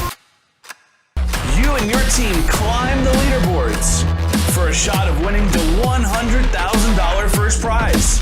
Survive the heart-pounding formats of match and shot clocks. Deliver for your teammates when it matters most. Track your progress with Ultimate Pool Score. All roads lead to the Grand Finals in October 2025, and your chance to claim a $100,000 first prize. And because our motto is for the players, all prizes are cash payouts. Begin your journey now and sign up to your local Ultimate Pool USA League. Ultimate Pool USA, for the players.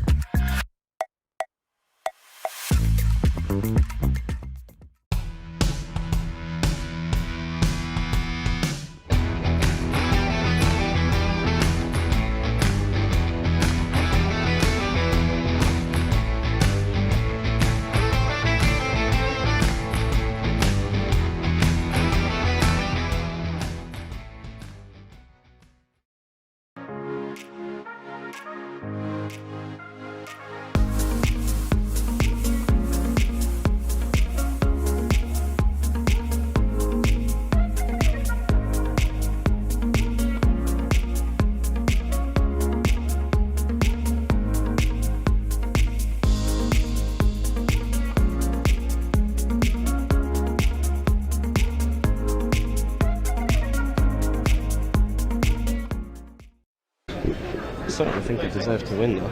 Ultimate Pool USA presents the Ultimate Pool USA League Grand Finals. You and your team climb the leaderboards for a shot of winning the $100,000 first prize. Survive the heart-pounding formats of match and shot clocks. Deliver for your teammates when it matters most. Track your progress with Ultimate Pool Score.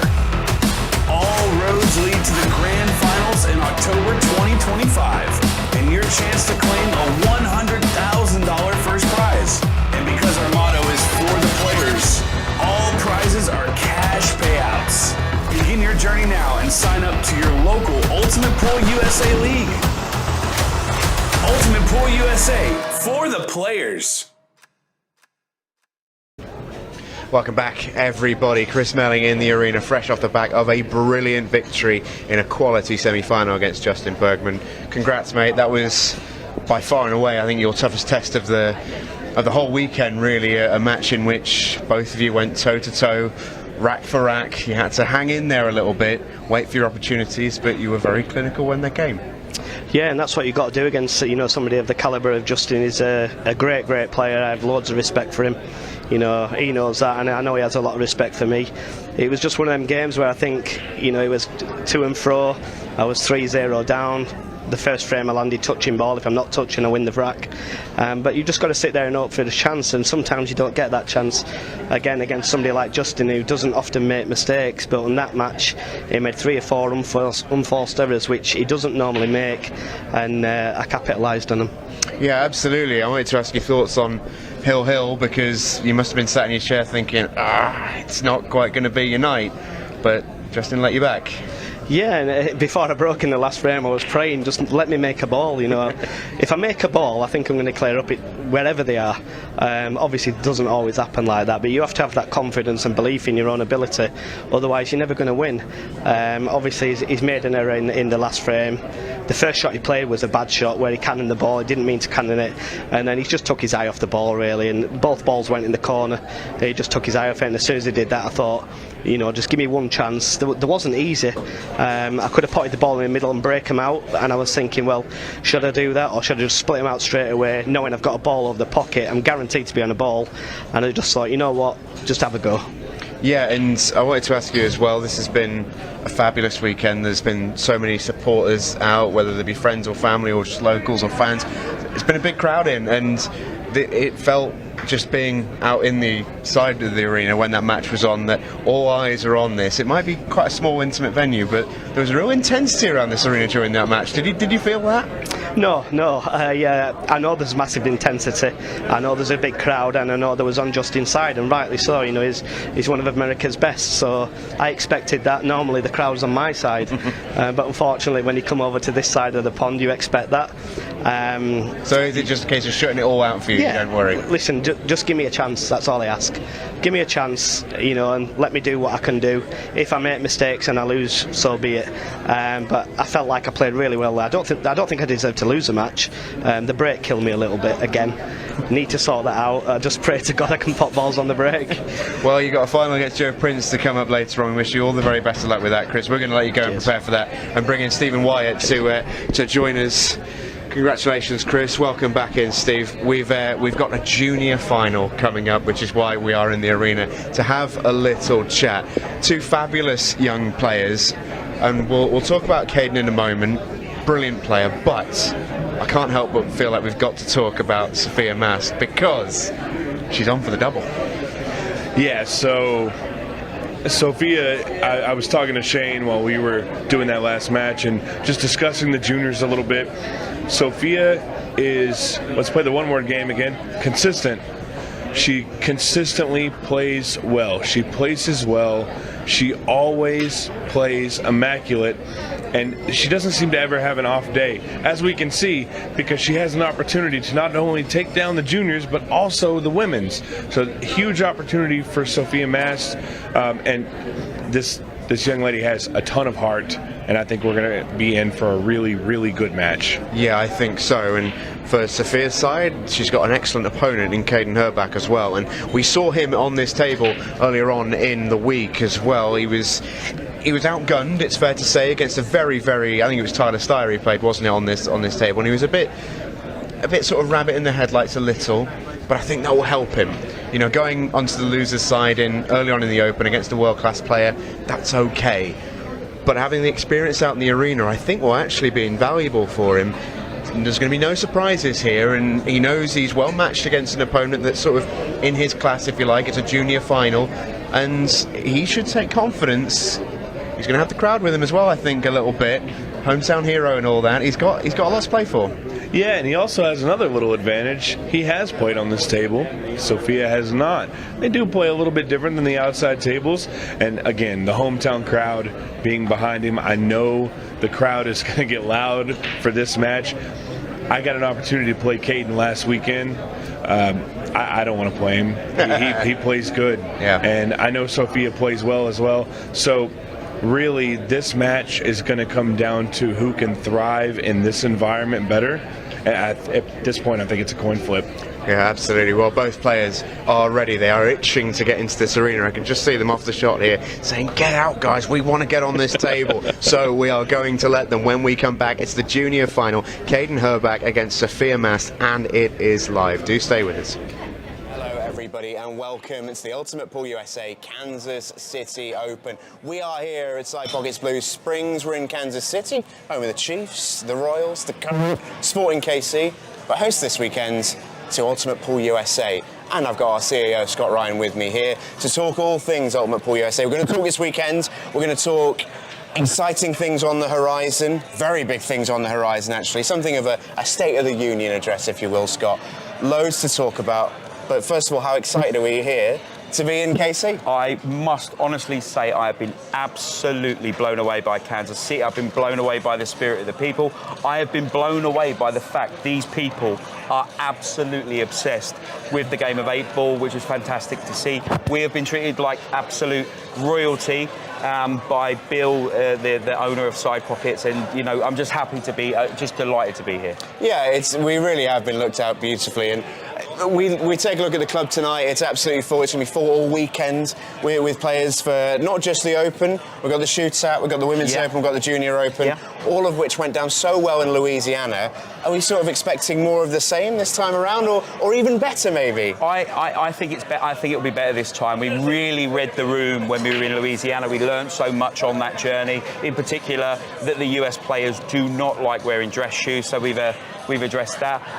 It's a totally different vibe here. It's such a huge venue that you just wouldn't believe the scale and size of it, but it's also intimate too, and I think that when the arena is absolutely rocking and popping, I think we're in for an absolute, Kansas City is in for a massive treat. Yeah, let's hope so. We start tomorrow with the Shootout. I can't wait. It's always a brilliant event. It doesn't matter who's in it. Yeah. But when it comes to tomorrow's event, we've got some real who's who. I know everyone, American-wise, is very excited to see Justin Bergman back again. Absolutely. But a few other new faces as well. Well, let's just start from the top here. We've got Chris Meling, who, if you've been following his journey recently on Ultimate Pool in Europe, he is playing some incredible stuff. He won the Louisiana Open. I think he's going to be a big. He might well be in the form of his life. He might be in the form of his life, and particularly from an entertainment perspective. You've got Tyler Steyer, who's just gone back-to-back in matchroom ranking events, which is unbelievable. This field is stacked. But what I'm really excited to see is if Jordan Shepherd, who won't be a familiar face to the US guys, we know him very well, if he's on form, there's very few who can tick that list of exciting players, and he really ticks it. Yeah, if you're not familiar with what Ultimate Pool has done over the ponds, Jordan Shepherd's nickname is the Shootout King, and he did that by winning loads of these events. Can he translate it onto the big table, onto the big balls? We'll find out. But then we've got the Junior Open, the Women's Open, and the Main Open over the course of the weekend as well. Loads of great players in it, and as you say, we're on a journey here with Ultimate Pool USA, aren't we? And I think the goal is continued improvement. What have you noticed in the sort of the 3 to 4 weeks building up to this event that's been successful and worked for you? Well, it's just a response from the players. Desperate to get in. We had a waiting list for the Women's Open. We sold out the Main Open pretty quickly. The Shootout sold out pretty quickly. So obviously already, the United States is embracing the format of Ultimate Pool, the shot clocks, the match clocks, and that's kind of what we're trying to do. Is we're trying to, which is why this is going to be traveling all across America. We want to take it to every state in America because we believe in the format, we believe in the concept, we believe that when people watch Ultimate Pool, they have fun watching it. And when you get the opportunity to play in an Ultimate Pool event, we want America to come and play. Yeah, absolutely. And we take a look at the club tonight. It's absolutely jam-packed. Ultimate Pool USA is more than just open tournaments, isn't it? So much more. So let's talk a little bit about Ultimate Pool USA leagues, which we're already seeing a lot of take-up. We're already seeing a lot of leagues, and we had the test event recently. How's it been received back at Ultimate Pool USA HQ? We've been overwhelmed by the positivity. We had players that perhaps wouldn't be used to playing on a match clock or a shot clock that are saying that it's actually improving their thinking in the game, which is absolutely incredible. People are getting home at a reasonable hour because they know when their matches will finish. So to have the volume of players that we've had already in the test session playing in the Ultimate Pool leagues, is absolutely mind-blowing, and I cannot thank the USA pool players enough. We're going to try and reward them by giving them record prize payouts for team events. We're on the road to our $100,000 first prize at our national event next October. But what we want to say is, get yourself involved in a test session. Get yourself involved in a league area. Go and play the format. And I feel very confident that, for most players, this is the format that they've dreamed of. Yeah, and there's so many different rewards, isn't it? It's not just the way of doing things, because we know well enough with Ultimate Pool that it's a brilliant way to do things. It's fantastic to play and it's great to watch. Yeah. But it's more than just the what, isn't it? It's everything around it. So if you're a player and you're paying your money every night to play in your league, you get a lot back with Ultimate Pool USA. The motto I know is for the players, and that really is being followed through. And that is the real key for us, and that's the key message we want to say to everybody. We're here for the players. You know, we've got some exciting developments in the junior game. We've got some exciting developments for the women's game as well. We literally, as we want to get as many people as we can playing up with pool, test the format, see if they like it, go out, have fun, have a great time, and I'll tell you what, improve your game. Yeah, and if improving your game is the aim of the game, ultimately, maybe you make it to those grand finals in October next year. You never know.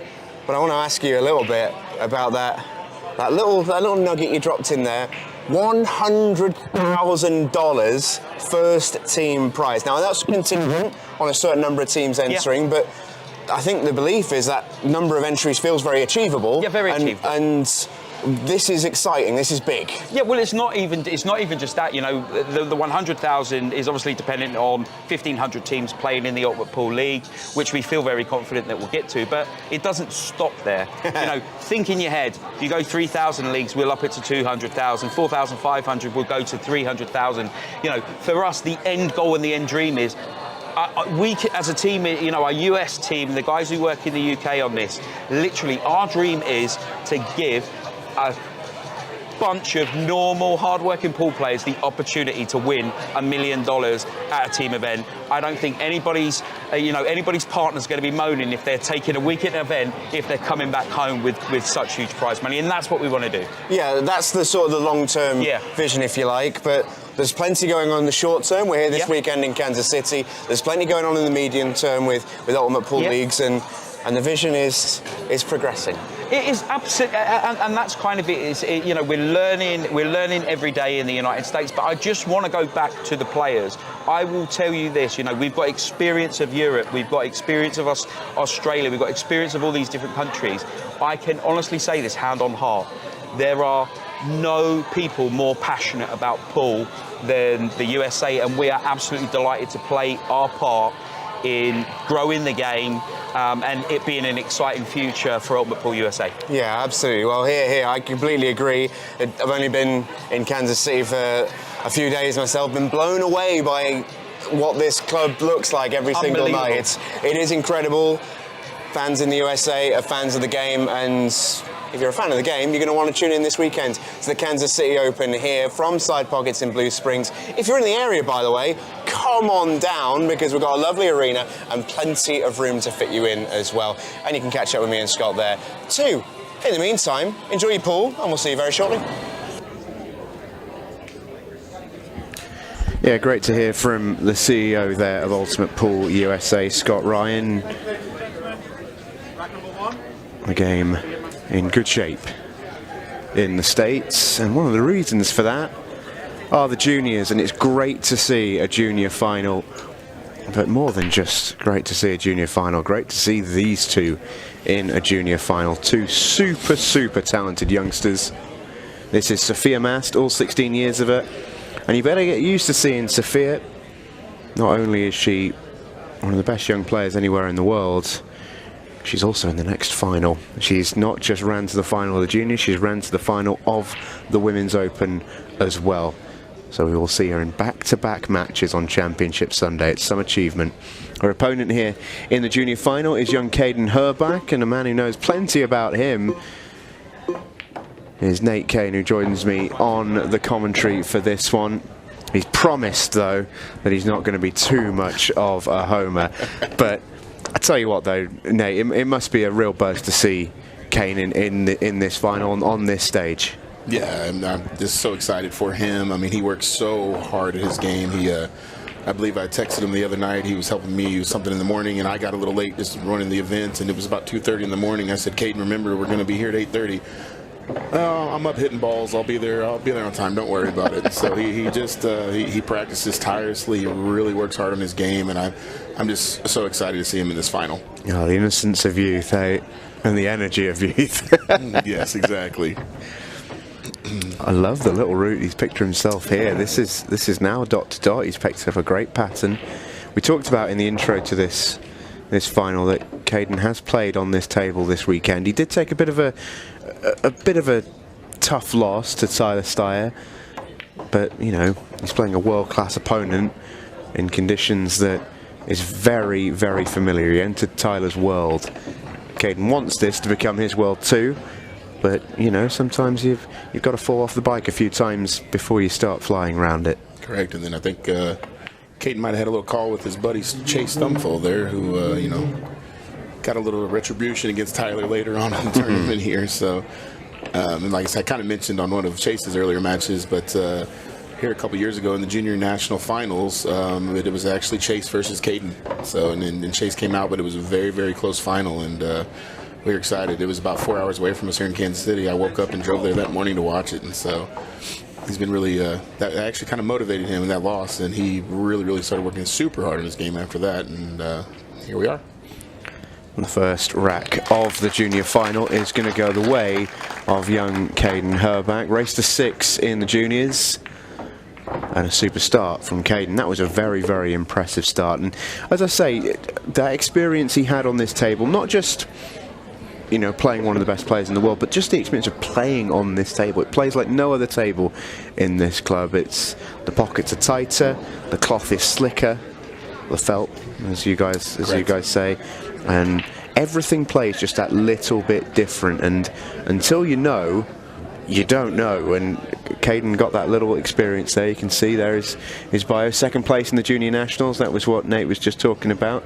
Well, how about your consistency, though? He goes and finishes 3rd the year after, a man from Grain Valley, Missouri. But as we often see in 8-ball, it's so difficult to find consistency. So the fact you can go so deep in 2 junior national competitions tells you enough that this young man is a really, really promising talent. And he does have the slight advantage over Sophia here in playing in his homeroom.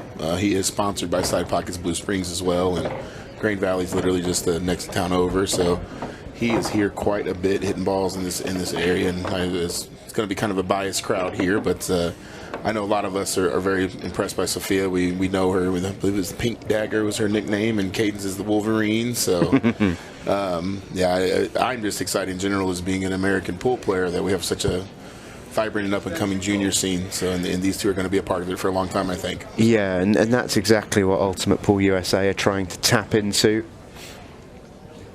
Not so much to exploit, but more to promote, because the depth of talent is there. We've seen that all weekend. Every youngster we've seen has got so much ability, and it's giving them that platform to showcase it. That's exactly what Caden and Sophia are trying to do here. So this is a tough leave for Caden. He's elected to go stripes. He tried to bump the 9 out there, but I don't think it's a terrible shot that he's played. This could be the key though, but it's tough. Might look to come back across and nudge the 10 out. Yeah, it's kind of tough with that jacked up bridging there, but yeah, give it a whirl. Not sure that shot was really on. Right, yeah. I think now at this point we might have to try to break out that 10 ball as the last ball here.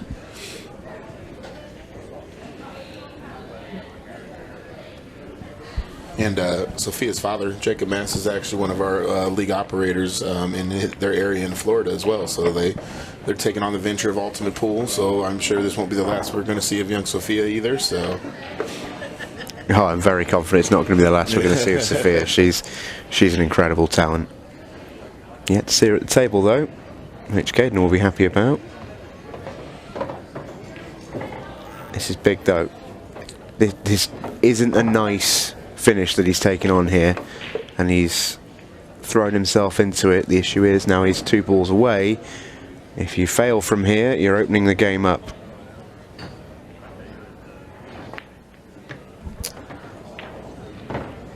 And he's in trouble. He's in big, big trouble. Yeah, this might be one of those shots you just got to give it a ride and hope you get lucky at this format here. I think you have to. I don't think there's any benefit to doing anything else. The best shot you could play here is actually to miss it. Yeah, but obviously not allowed to deliberately foul. So he's going to take it for a ride. How's the leave? Well, not brilliant, but he's blocked the obvious pocket for the one ball, which might give him a bit of a leg up in this rack, but really from this stage and this position, it should be Sophia's to lose. First glimpse in open table of young Sophia Mast. I know the feedback from, of course, Sophia's along her path here, especially in the ladies final, ladies tournament has knocked out several of our top female shooters, and all of them nothing but just amazing things to say about her, the way she carries herself and the way she shoots, and yeah, so she has been an absolute joy to watch this weekend as well. So that was a really touchy shot she played there. Only just reached the rail. If she'd have not quite made that, that would have been a foul. So judge that to perfection. And she wants Caden to hit this.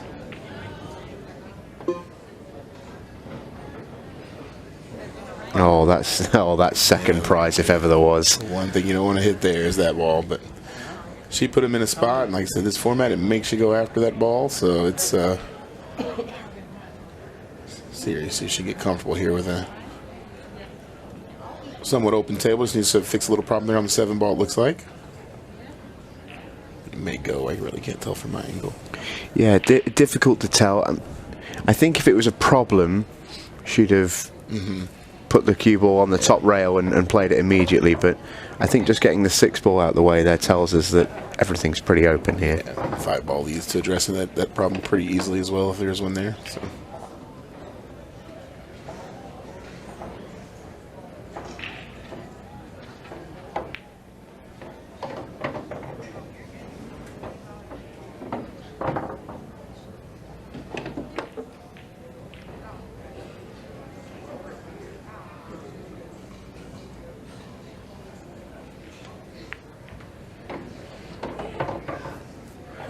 I must say, it's my first time properly watching Sophia, and even just the early signs, just looking at the cue action, looking how she strikes the ball, you just get an instant sense that we're looking at a proper player here, don't you? Absolutely, yeah. And Caden's actually 16 as well, and both of these juniors really carry themselves well. It's the thing that I found the strangest, actually. Obviously, I'm not from the US, you know, if you weren't aware, that well done on not figuring that one out. But it's one of the things I've been so impressed with is every youngster that I've, whether it be commentated on or spoken to or been around at this event, carry themselves with such a class that it really is to be admired. You know, they've got old heads on young shoulders. I must admit what I've been so impressed with in this visit, because Sophia's good enough that she was always going to win that rack as soon as she got that cue ball in hand. Even if she'd have gone wrong, she'd have still been okay. It was wide open, couldn't miss. She didn't go wrong, right? Oh, sorry. But to my point, what she did do was she played 6 very, very simple shots because she picked a perfect pattern. And even though it's a simple frame, it's not really about how easy the frame was. It's just little signs that Sophia does all the right things. You can see there, silver medal at the Junior Worlds and part of the 50th anniversary Texas Open Championship winning circle as well. I dare say that list of accolades will only get bigger. It's impressive already at a young age, so.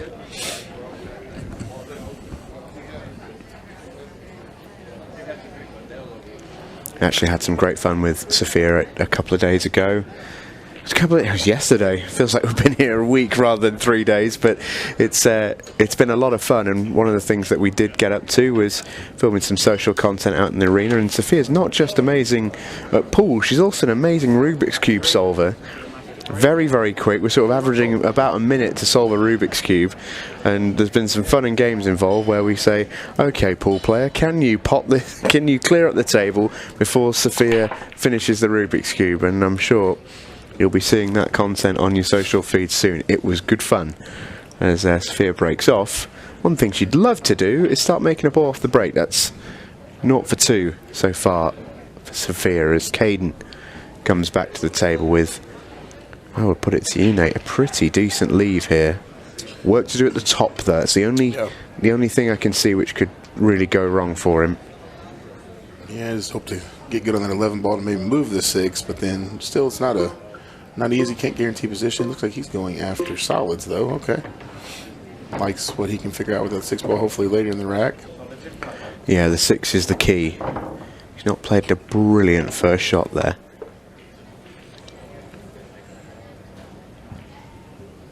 He might actually be in a little bit of trouble early on. No. I wonder if there's it's difficult to see from this angle, but I wonder if there's a potential sort of loss of turn shot he could play. Flick off maybe the 5 or the 1 and into the 11, pot that, turn the table over, leave the cue ball safe.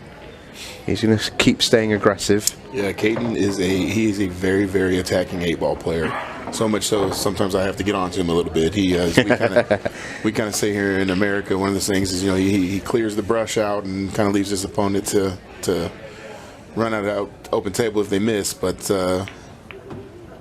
that's a lovely shot. Well played. Absolutely lovely shot. And so, but when he's on and getting out, he can be a buzzsaw and really, really tough. We have a format here where we play where it's like kind of a ball count thing. You see how many points you get for making a ball in an 8-ball.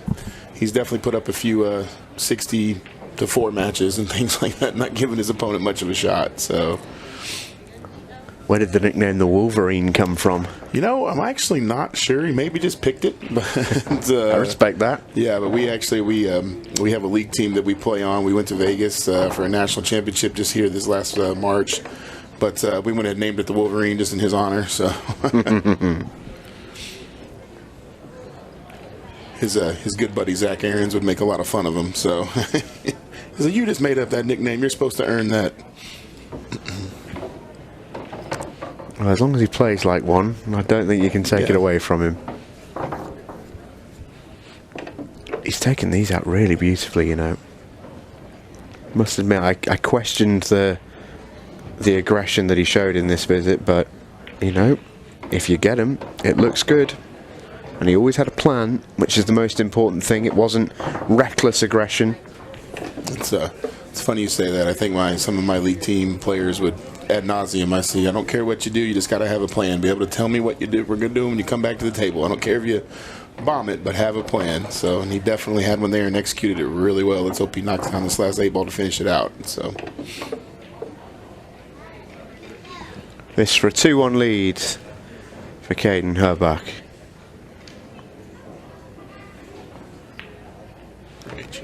Never in doubt. And Caden is probably a little more comfortable on a table like this, like a valley table with 4-inch pockets, than a majority of our players that do play out of here, because he actually has this exact setup in his basement. Has had it for many years, a valley table with 4-inch pockets, and that's what he practices on every day. So.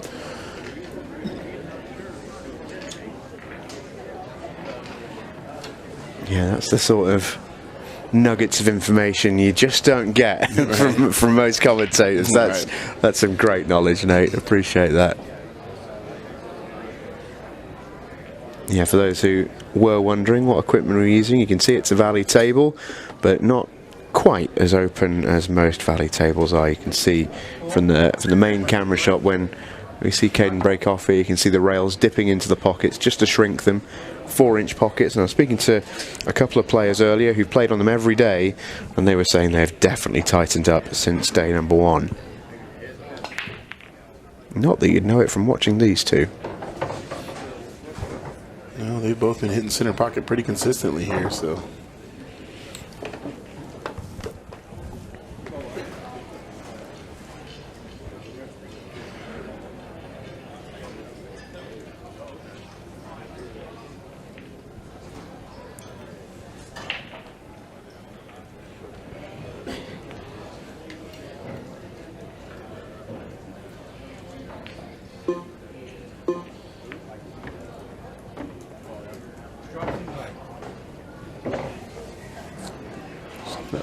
Figure out that 13 ball here, but yeah, I think that's what he's looking at right now, to try to fall good on that 14 to run into that and break that out, and then kind of a tight 10 ball, but it does have pockets available. So like I said, I guarantee you young Caden's here not looking safe anywhere on this rack at all.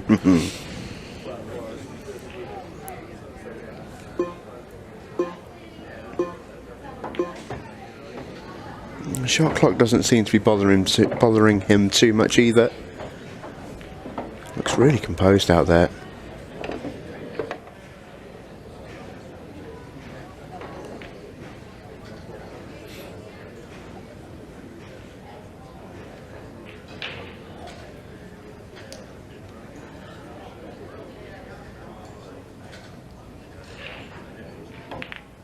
Great shot. I was a little worried about hitting that too hard to see where that 13 ends up, but it looks like it might have been the ball he's got to have to shoot. So, yeah, he's actually come up a little bit fortunate there. yeah, definitely a lot of it fortunate, I would say. Yeah. It's the only thing that, I say, loath to be critical, but more just constructive, if you like, that shot, he's actually executed it really well, but if his plan was to cannon full ball into that 3 ball, then you know exactly where the 13's going. Can you judge the pace a little better rather than just opening it up and sort of hoping a little bit? I may be doing him a disservice, but No, I definitely think I would play that a little lighter pace here to hopefully not even flirt with that 4 ball at all. But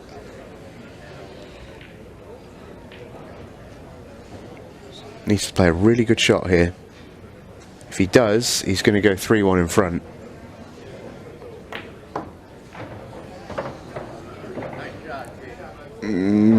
Caught a lot of spin off that object ball and kept going on him. Yeah, he wanted to avoid that. It's impressive the amount of action he got on that cue ball off the top rail. Have another watch of this. That's a difficult shot to play at the best of times, let alone on this setup where you're probably a little unsure of the cue ball on shots like that. Tough part. And he's just electing to tie up. It's almost like a bit of an ego challenge, that, isn't it? I'm going to free up my ball, and I reckon you can't get these. Yeah. Well, I think he just kind of fell there where he didn't really have a pocket available for that ball at all. And yeah, but he did put the cue ball in decent position. I mean, I still fancy Sophia to pot a ball here and get off and running. Yeah, for me there with Caden, I don't mind the fact that he's tried to play a tactical shot there, a containing shot if you like, but what was he gaining from that visit? It's always the thing with this rule set in 8 ball, you've always got to be moving your position in the rack forward. Correct. And I think there, ironically, we talk about him being hyper aggressive. Maybe the move there was to have a bit of a swing at it, but it's paid off. Sophia wastes her opportunity.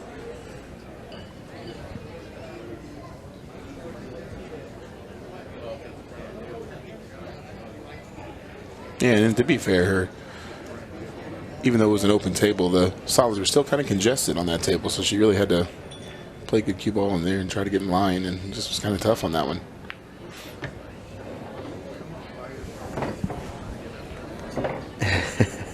Caden just smiling there. Overrunning a little. Just still coming to grips a little, I think, with the conditions out there.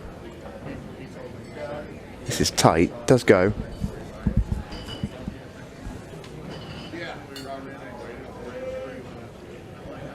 There you see it. Heart the pocket. Great shot.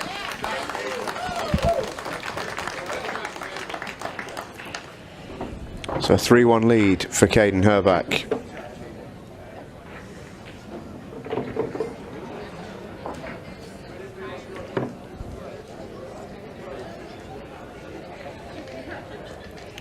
Yeah, and you see on that replay there, you can almost see why Sophia's missed that shot, because she's focusing on the cue ball and what she can achieve at the top of the table.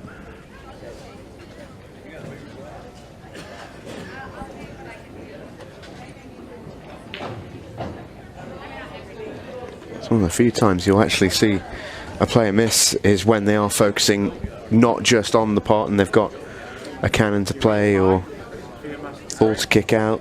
Yeah, and that's whenever you're really seeing the tough conditions of this table, I think. It's like kind of those what I call 50-50 balls that don't have an obvious pocket. You've got to kind of juice it up with a lot of English, draw it out of there, and if you're not pure in the center of these pockets, they are spitting them out. I mean, that one, I think she, don't know if any table would have had that one, but still, it's just, you have to be almost perfect on it. Great break from Sophia. She's not got a brilliant starting ball here, but solids really look good. If she can nail maybe the 3, I think that's going to be the choice.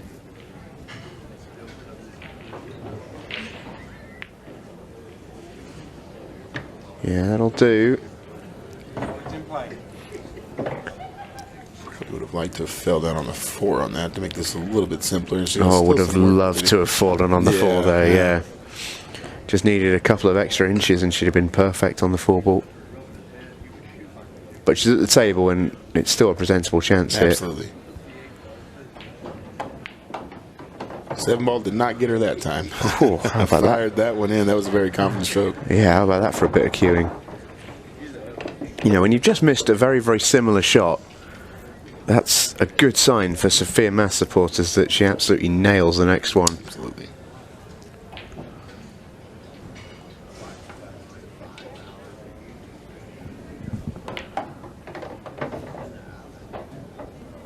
Looking, I believe. Oh, that's come up a little tricky. Wanted to land on the 6, I think. Yeah, I don't think you win. I mean, you definitely can do it. Getting going between the 13 and 14. Getting on the 8 if you're using the 6 as your last ball, but probably not the most ideal one. It looks like that might be what she has to do now. Just roll this forward slightly for the 5, and then.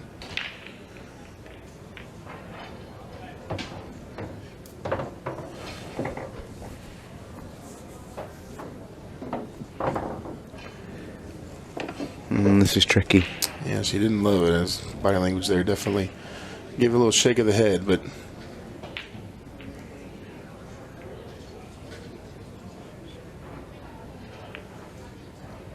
that's a really well controlled shot. Great shot, good angle to do exactly what she needs to get on that 8.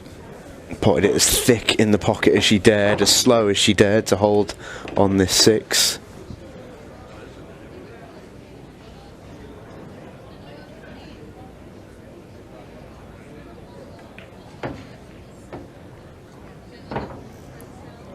And that is just the extra juice that you get on this table. Thought she might have overcooked it and hooked herself there, but she came up with a makeable shot, even though not the most comfortable of cueing, but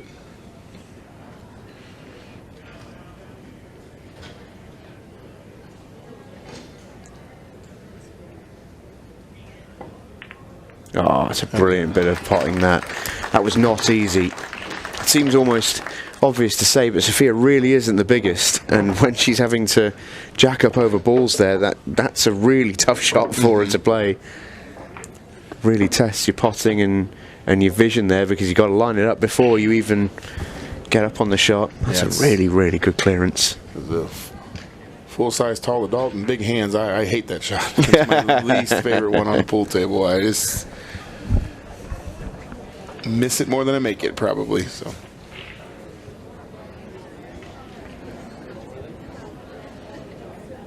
She looks completely calm. Yeah, both players look very comfortable for rather stoic for juniors. I'm impressed. It's so easy to forget these two are just 16 years of age. Yeah. It's incredible. So impressed.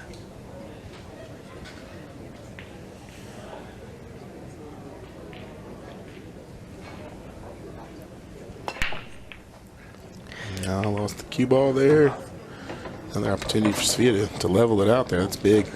Yeah, and he looks back in disgust there, Caden, because I think the reason why he was so disgusted, number one, he scratches straight into the corner pocket, which, as any 8-ball player will tell you, is the cardinal sin on the break. But also, look at the leave on solids here.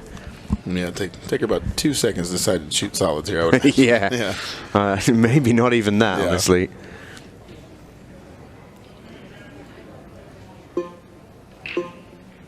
Calls her extension. I think she just had a little check of the rules there just to make sure, but it's cue ball in the kitchen and you can shoot any direction you like. Have it in the kitchen though. Yeah, I knew she was just outside the line. I don't think she.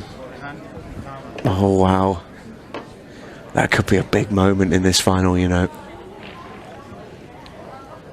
love to see that again. It looked close. Yeah, I think it was kind of clearly on the other side of the line. Yeah, you can see that. Kind of lining up for it. And I know in Louisiana we had a big moment where the whole junior final was actually lost. Oh, I remember. Yeah. Oh, man. Brutal. I was refereeing that event and part of the discussion, and it just broke my heart to have to call something like that or be a part of calling something like that. Yeah, it'd have been tough even if it was two pros, but the fact it was 2 juniors in the final was really brutal. But for what it's worth, Sophia seems to have taken it just in her stride. Expression hasn't changed. Seems cool as a cucumber out there. You can see there. So what needed to happen was it needed to be above that second diamond as we look at it, and it just wasn't. Unfortunately, part of the referee there, we're not allowed to tell them that they're going to foul like that. You just kind of have to sit there and watch it. It is tough to do. Yeah, you're not allowed to interfere as a ref. You've just got to let players make the mistakes for themselves, which, as I say, when they're juniors is easier said than done.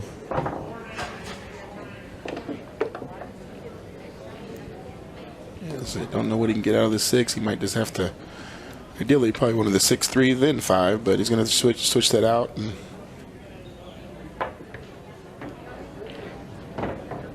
he got a lot out of that to get out on that 3. That was a good shot. Yeah, I really like that. Had a look, didn't he, to see if he just pushed through, would he be on the 5, what would he leave? Oh, came up light on that ball, I believe. Well, he's miles short. Unless he plans to go long with this, and I don't think he does. He's a long, long way short there, Caden. That's surprising. Yeah, he's still having to cut it. This all of a sudden is missable. Yeah. Not surprised at all to see him miss that. It was a tough shot. That wasn't the bad shot, though.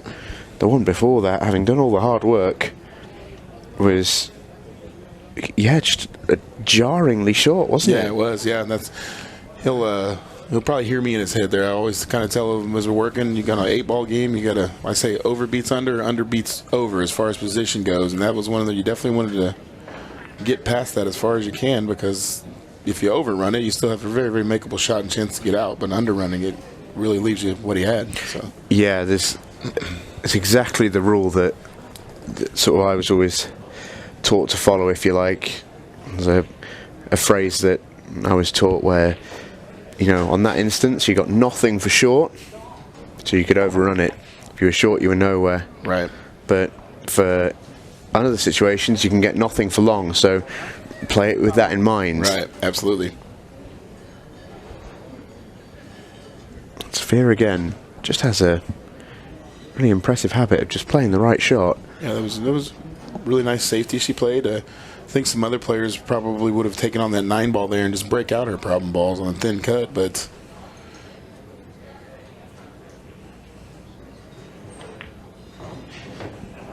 a lot easier to run out and with ball in hand, as is the saying I usually use. Yep, it certainly is.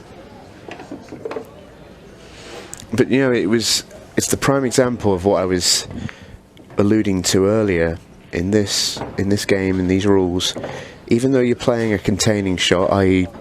hooking your opponent on their ball, what she did in doing so was open up all of her balls in the process. So she knows if she comes back, she doesn't have any work to do. Correct. Yeah, and that's Caden's probably heard me say that a million times, like, advance the game in your favor when you're playing safe. And that's absolutely what she did there. That was a really, really good shot. Oh, it's a shot that's going to win in the rack.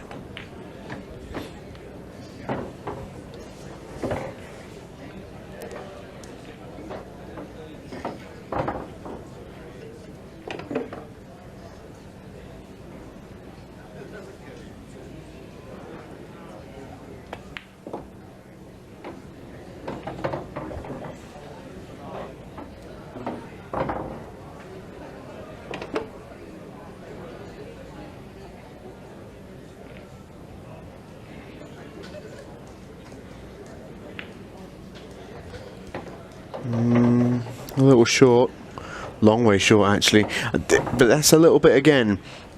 if she continues there, I think she's scratching. So she's a little bit wary. She gives herself a shot. Yeah.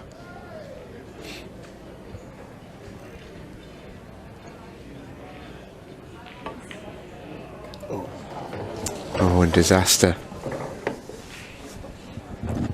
Yeah, that's one. If she hits the center of the pocket, I think she hits that perfect. It kind of goes up and down, but yeah, we missed it, causes the scratch there, and really good opportunity for Caden to kind of escape a mistake of his own there.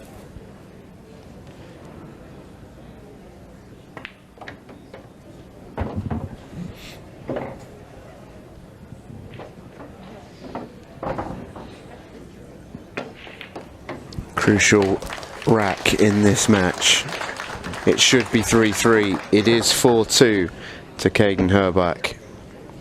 Don't forget, still to come tonight, we will see the Women's Open Final, in which Sophia Mast will stay right where she is, as she's waiting the winner of the second semi-final, which I believe has been completed. It's Ailo Kibaroglu who has won that one, up against the youngster Jordan Helfrey. So Ailo takes on Sophia in the final in a race to 7, and I would suggest Sophia is going to be pretty handily backed in that one, not least because she just spent the entirety of the last hour out there on the table. Yeah, and Jordan, just to kind of, again, give some credit to our junior scene around here. Jordan is another one of our top juniors that plays locally here, and she's in the semifinal of the ladies bracket. And so if she makes that, Sophia will have to deal with another hostile crowd. But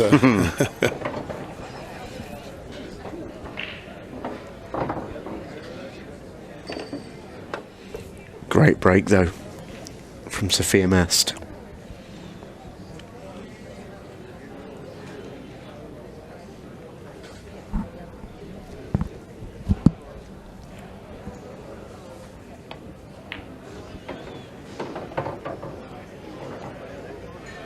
So stripes she's going for. She's landed pretty handy here to bump out the 14 if she wants. I must say, I quite liked solids there, but yeah, I'm not going to question the decision making of this youngster. Well, it looks like she about was able to address both problem balls. If that clipped the 10, that would have been a really handy shot for her. I mean, it looks like the 10 does go up table once she gets this 9 out of here.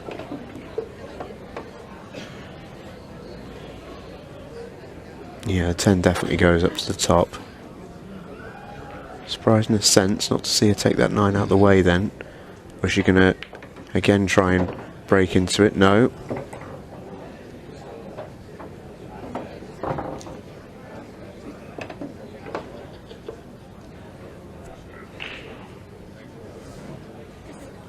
That 10 really is the key to this frame.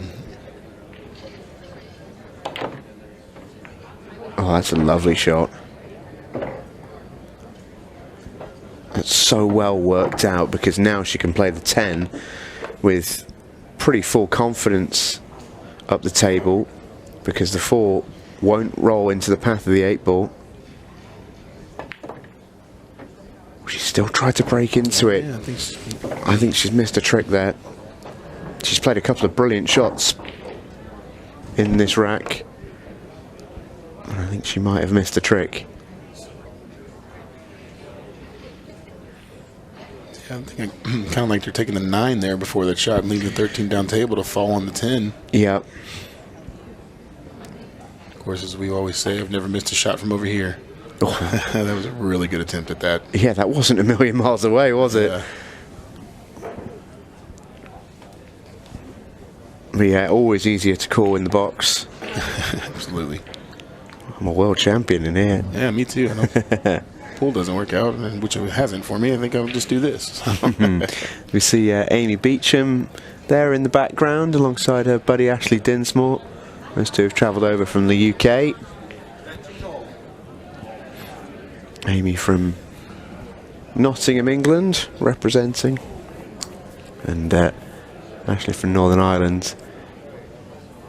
Amy was knocked out late in the Women's Open. Was beaten 6-5 in a decider by Aylul Kibaroglu.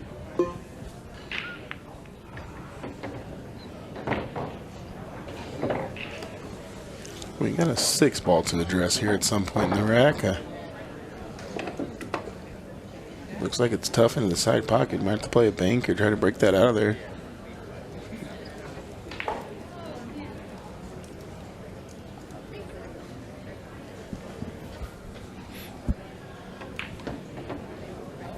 I think that's what he was going for right there, is the bank on the 6 before he moves that 7 out of there. So at least if he does miss it, Sophia does have some work to do.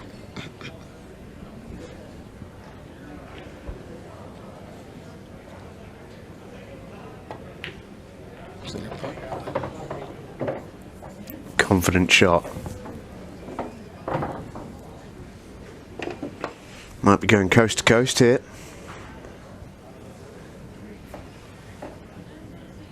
And these are always tricky shots, if so. The side pocket feels very in play. You've got to pick a good line. Oh, he has done. That's really nice.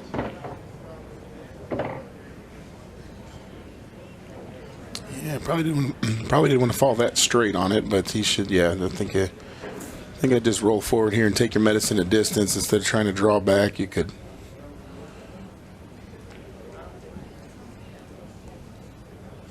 Figured he would go with the drawback shot. But if you hit it that good, it doesn't really matter, I guess. So that was a great shot there. Yeah, that's beautiful. Oh, he's played well in this game, Caden. Real talented young man. And it's really interesting, actually, as I say, we watched him play against Tyler Steyer earlier on in the Open competition in one of the early rounds, and Caden would have loved to have produced this level of game in that match, because absolutely. He could have gone toe for toe, but it's not always easy to do that. At the occasion, I think, got the better of him a little bit. Tyler put the pressure on early, but right now, in what we'd call an even match, you know, two of the best juniors, they won't be overawed by each other. It feels like an even game. All of a sudden, Caden's starting to swell up out there, isn't he? Starting to walk with a bit of a stride. Yeah, he definitely looks comfortable to me. I've seen him kind of in all his league matches. I've seen him in national finals. I've seen him in other national tournaments, and he looks very, very comfortable right now. So shout out to Chris McCurley there right over Caden's shoulders. You can see one of our new IRO certified refs. I believe he was the second American to get the certification for an IRO ref. So already got the shirt on. Yeah, I like that. He's been wearing it all day. Proud of it. So good for him. I know the IRO have been on their recruitment drive. A few exams taken this weekend. If you're interested in becoming an international rules qualified referee, you certainly can do that.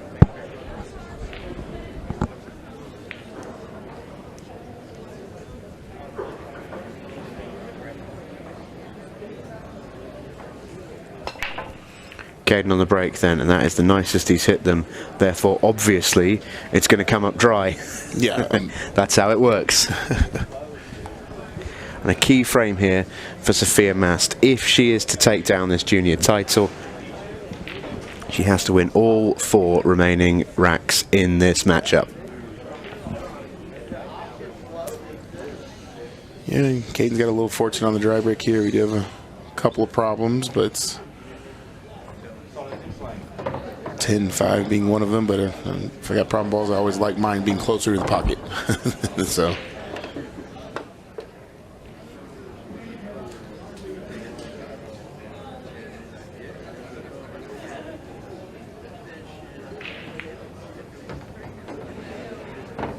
So I'd imagine the plan here on solids is the 3-ball plan. Has it just been blocked off? She could maybe get some action into that area off the 6-ball. That's what she's looking at. Mm-hmm.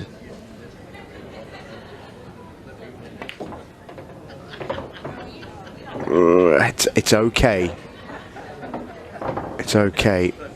She'd love to be able to hold on the 5, and she can take the 4-ball to maybe the left side pocket, but I'm not sure that's available. And Sophia knows that at this stage in the matchup, she can't afford any more mistakes. can't tell if that 4-ball can pass. Once we clear the 5 off, it passes to the corner there. That was a good shot on that ball. It was not quite as easy as she made that look. Well, has she got an angle now on the 1 to come and back into the area again and cause a bit of a ruckus?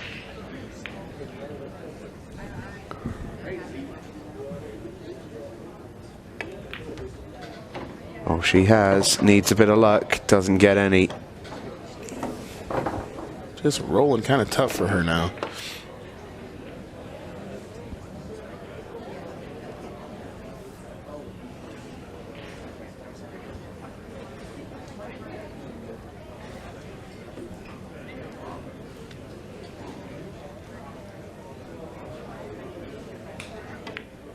Looks to go twice across. Couldn't quite. Now then, has she got a shot here? Can she squeeze this maybe off the 10? Yeah, that's kind of what I was looking at, to carry him off the 10 there. I just can't, I can't see if there's enough, because these corner pockets are still playing quite generous with the speed, but I don't think she can hit up the rail and still pocket that. But yes, that was a great shot. Oh, wow, here we go.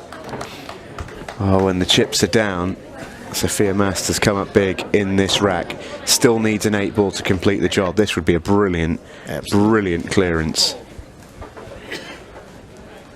She's got a little bit of insurance over that left bottom corner pocket, so she doesn't really have to worry too much about the cue ball here. This is just about making a tough pot to stay in the final. Was it ever in doubt? Wow! What a finish that was. That was just an incredible out from Sophia when she's not down yet, not down and out yet. So if she didn't get that finish, she had lost the final. That is such an impressive backs to the wall run out from Sophia Mast. That's we'd be singing the praises of any player who did that, let alone a 16-year-old. That's incredible. Yeah, that carom shot there on the floor was just incredible. I think that's really your only option she had, and just hit it perfect.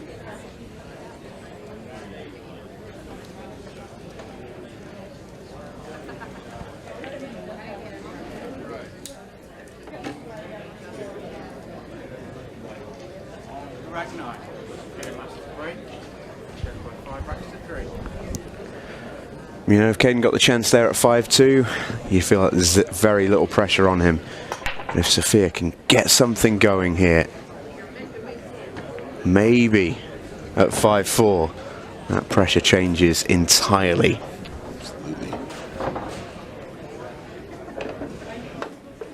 Didn't get loads of action on that break. These are all pretty congested. But in a weird way, they've not broken too badly. Yeah.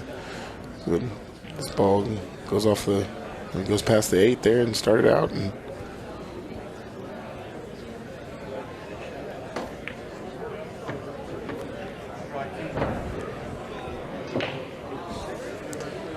made Dade a little tougher here. She's probably gonna try something to navigate to get on the right side of that 13 up table, and so but you probably want to leave the 9 or the 14 to get on the 8 somehow in the side pocket maybe. That will open it up for another corner there. It was a good shot. Yeah, well, the 8 does go to the bottom right. I think it slides past the 6. It's tight. Yeah. If it doesn't, it does go to the left side pocket. Yeah, I think she definitely opened up her possibilities by moving that 3 there. And I love that shot to move the 14 as well. She's got an angle now to land nicely on the 13. Mm-hmm.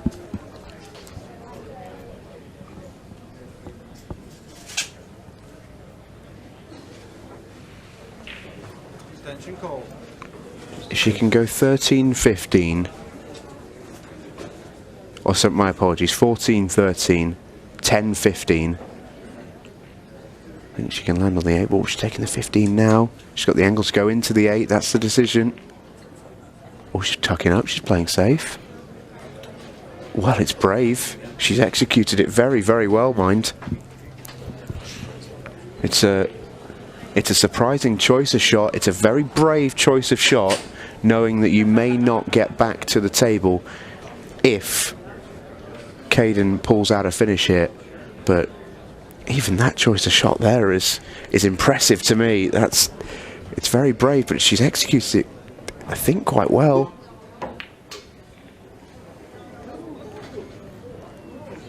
And I think you take this result. Yes, you got has the 14 left there, and to get started. Yeah, that was a really good shot by her. Yeah, how many players have we seen once they dig themselves into trouble, they continue to dig and try and dig up, and it never ever works. I always use a poker term when I'm describing that. I say, well, I guess we got pot committed now. We got to try to figure something out. Either that, or you've kind of picked off all your soldiers in the fight. So once bounce, gets one,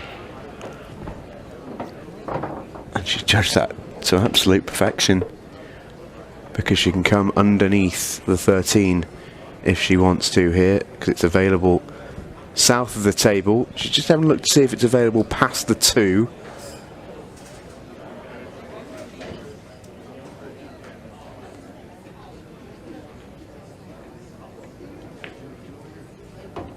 That's going to be the choice.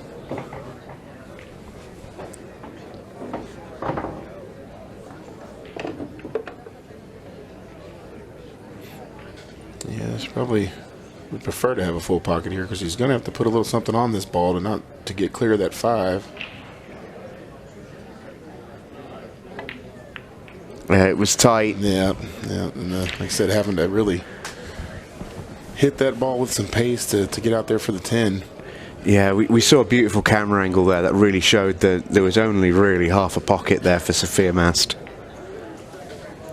That may be her last shot in this final. Caden Herbeck, it's hold yourself together time.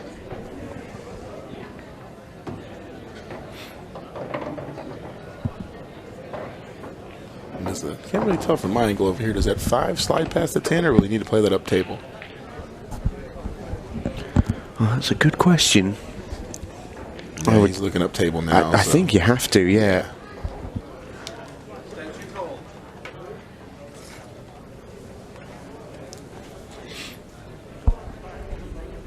I must say, for a junior final, the level of this matchup has been absolutely incredible. Now then, Sophia Mast is clinging to the lifeboat of that 10 ball.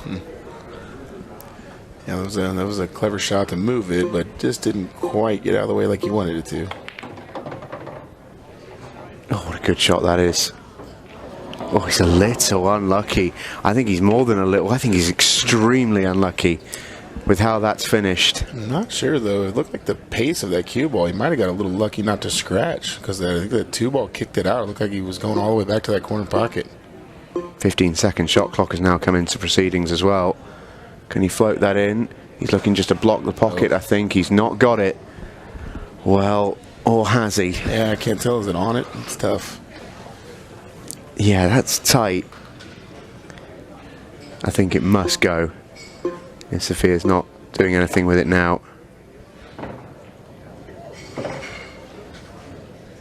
Well, how do you like that for position? That was perfect. That was an absolutely perfect shot. I should say. Well, this is a touchy one. Yeah, it didn't go the whole time. Yeah, that was... Just didn't have a great angle for us to be able to tell, but yeah, it looks like the way she's played that, it definitely was froze to it. I'll tell you what, she just had a little bit more on that shot, and that's a big ask, because she's played a full table length topspin run through, but the line was perfect. Great shot there. Oh, Caden could sneak it in. Wants it to pull up. He's not snookered on both balls, is he? There's no way. I think he is, looking at his reaction there. Oh, that's incredible. Wow. Might be able to play a little spin. Oh, he's got a kick. Well, it's a shame in many ways that we're dealing with a couple of 16-year-olds here that have been put through the mill a little bit, but goodness me, the drama of this final has been amazing to watch. It looks like Caden's still just about managing to enjoy it. And I think that outside of maybe one other finish there with the pros, I believe the junior final was our most intense one in Louisiana as well. So Sophia Mast stays alive. What a rack of 8-ball pull that was. Goodness me. This is amazing. I hope you're enjoying it as much as I am, wherever you're watching in the world.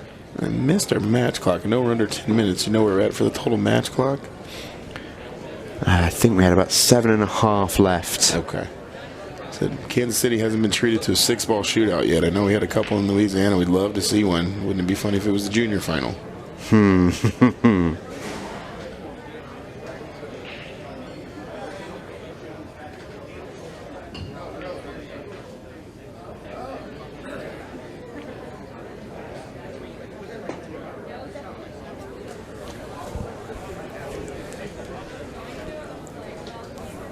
I think 7.5 minutes is long enough for 2 frames. I think, if needed, but it's the match clock will certainly be a factor, just because of the 15-second shot clock that's now in play. Yeah, 7 minutes 39 left.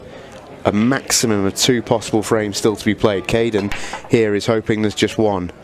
Wants a ball, needs a ball, doesn't get a ball.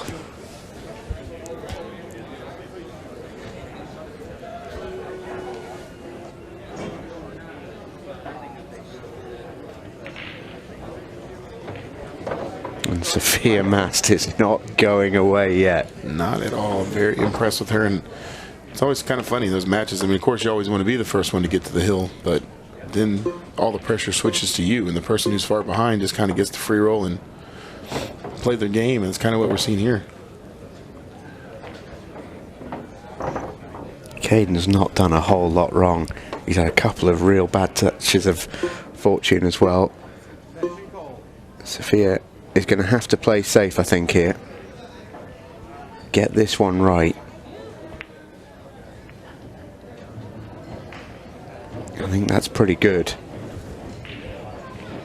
Don't know if Caden's got an attacking option here. Does the 7 sneak up top?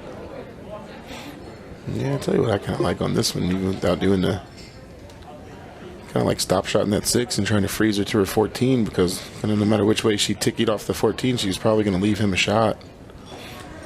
Issue with that from Caden. He's given Sophia a lot of options here.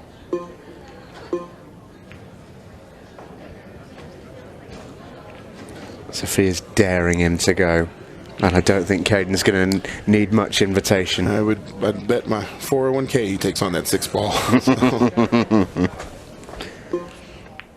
There it goes. I think Sophia half expected him to make that, but the bet she's made is that getting out is very difficult. It's a brave bet to make at this stage in a final. 3-ball is an issue. I think he's found a great angle just to come around it and right in between those two and get for the 3 in the same pocket. Or hit it too, that works. Good shot. Caden Herback is 5 balls away from the Kansas City Junior Open title.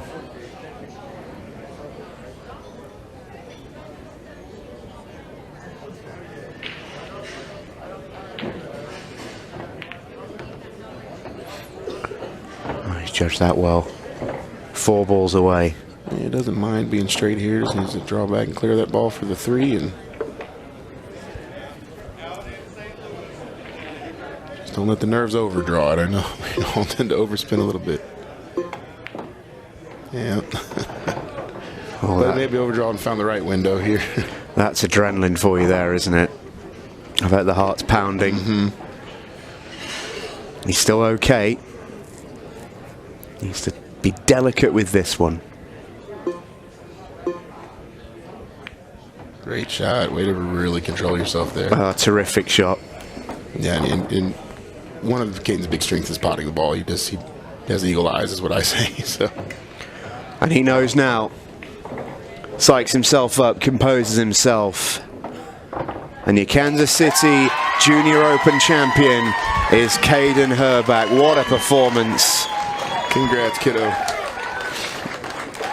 The young man who has made this club his own. Plenty of friends and family in the audience for him tonight. That will be a really, really special victory for him. And a word too for our brilliant runner-up, Sophia Mast, who gave it absolutely everything. We will not be seeing the last of Sophia in this game. She's back up in the Women's Open final in just a minute. But before we go to that, we've got the presentations. Do stay with us, folks. Presentations are next. Ultimate Pool USA presents the Ultimate Pool USA League Grand Finals. You and your team climb the leaderboards for a shot of winning the $100,000 first prize. Survive the heart-pounding formats of match and shot clocks. Deliver for your teammates when it matters most. Track your progress with Ultimate Pool Score. All roads lead to the Grand Finals in October 2025, and your chance to claim a $100,000 first prize. And because our motto is for the players, all prizes are cash payouts. Begin your journey now and sign up to your local Ultimate Pool USA League. Ultimate Pool USA, for the players.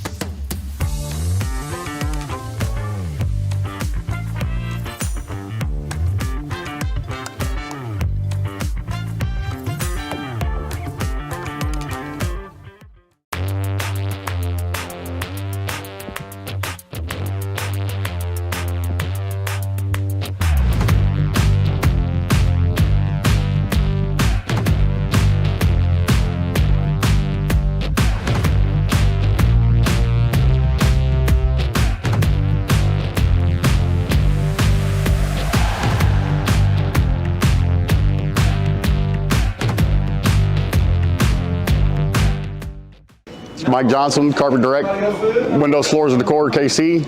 We're here fitting the carpet for the Kansas City Open here at Side Pockets, Blue Springs. Wish everybody to have a good time and good luck.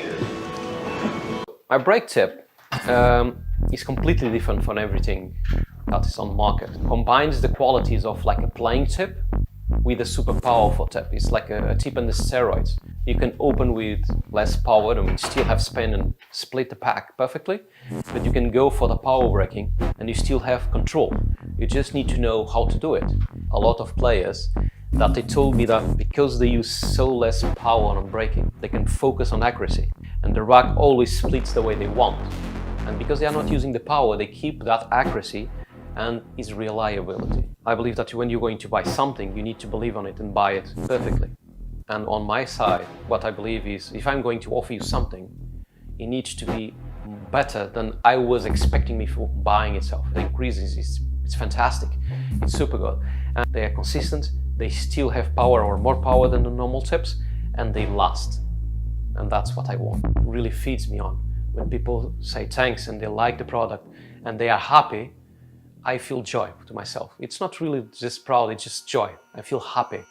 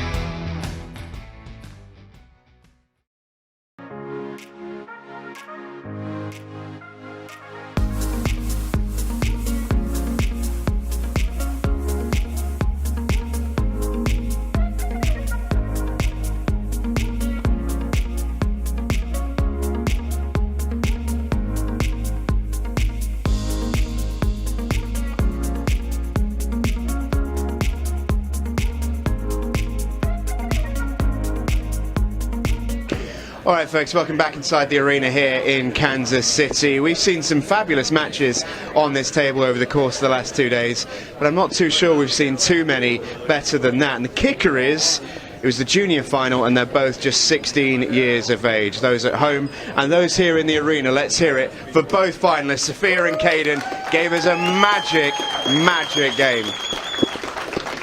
Takes two to tango in a final like that, and a lady who can be very, very proud of her performance is Sophia Mast. Let's hear it, folks. Sophia, well played. I mean, finals are difficult to lose. We all know that, but how proud of you of the run and how well you played in the final?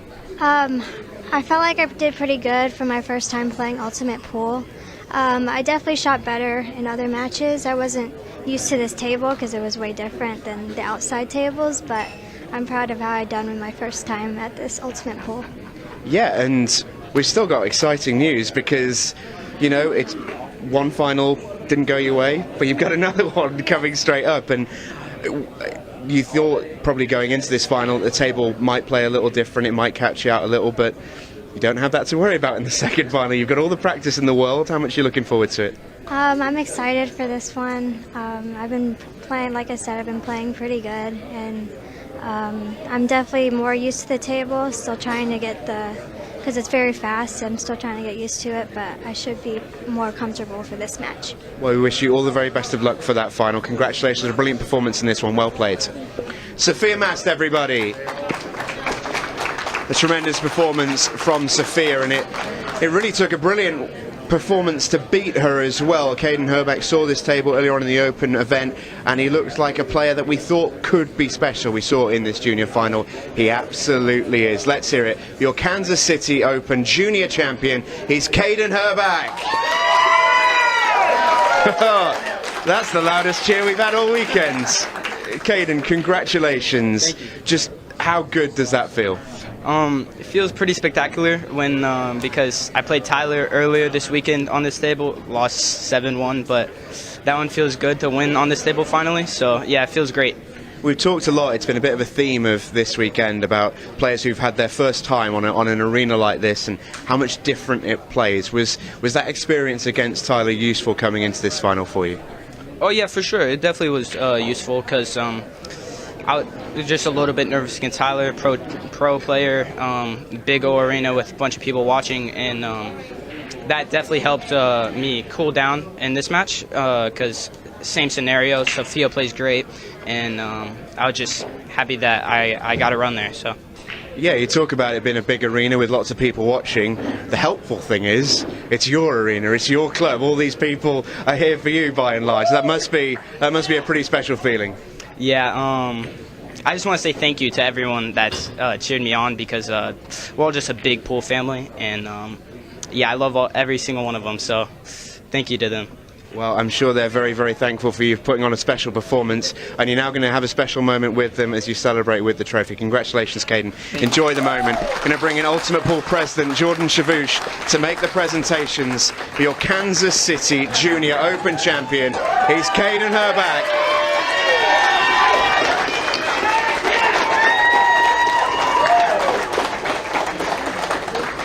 What an incredibly special moment for Caden and for Sophia in that final as well. And do not fear, Sophia fans, she's back again in the Women's Open final. That is coming up next. Ultimate Pool USA presents the Ultimate Pool USA League Grand Finals. You and your team climb the leaderboards for a shot of winning the $100,000 first prize. Survive the heart-pounding formats of match and shot clocks. Deliver for your teammates when it matters most. Track your progress with Ultimate Pool Score. All roads lead to the Grand Finals in October 2025, and your chance to claim a $100,000 first prize. And because our motto is for the players, all prizes are cash payouts. Begin your journey now and sign up to your local Ultimate Pool USA League. Ultimate Pool USA, for the players.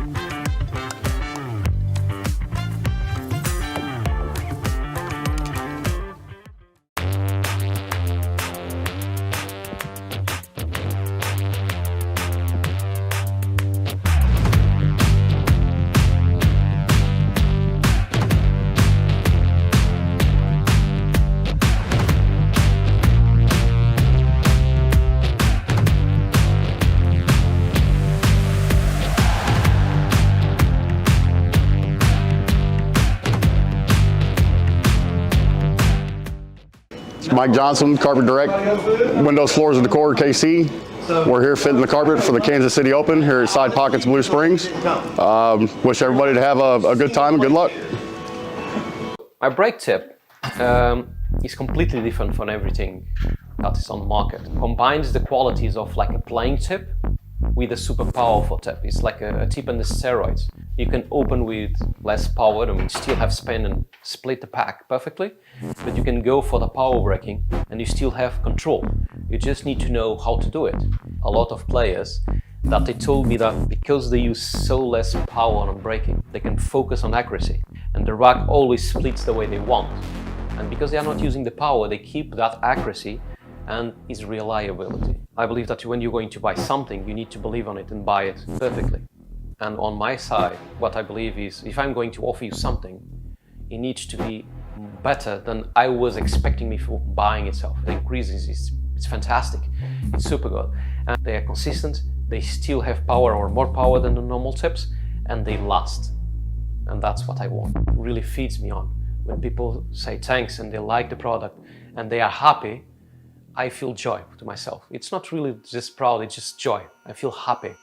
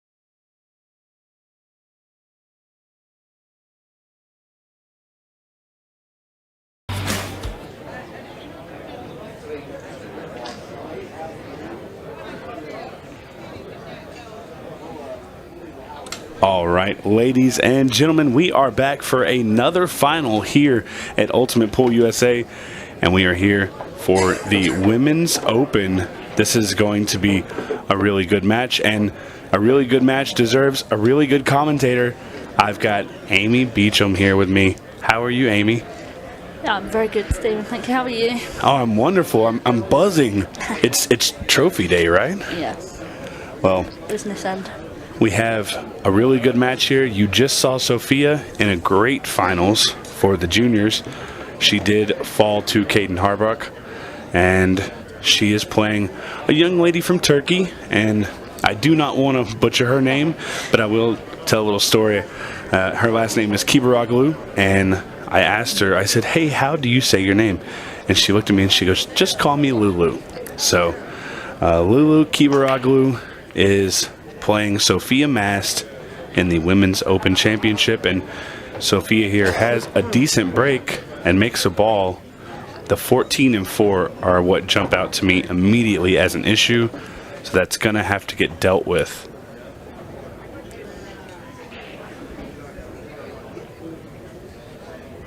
And I think Sophia's going to take to the stripes.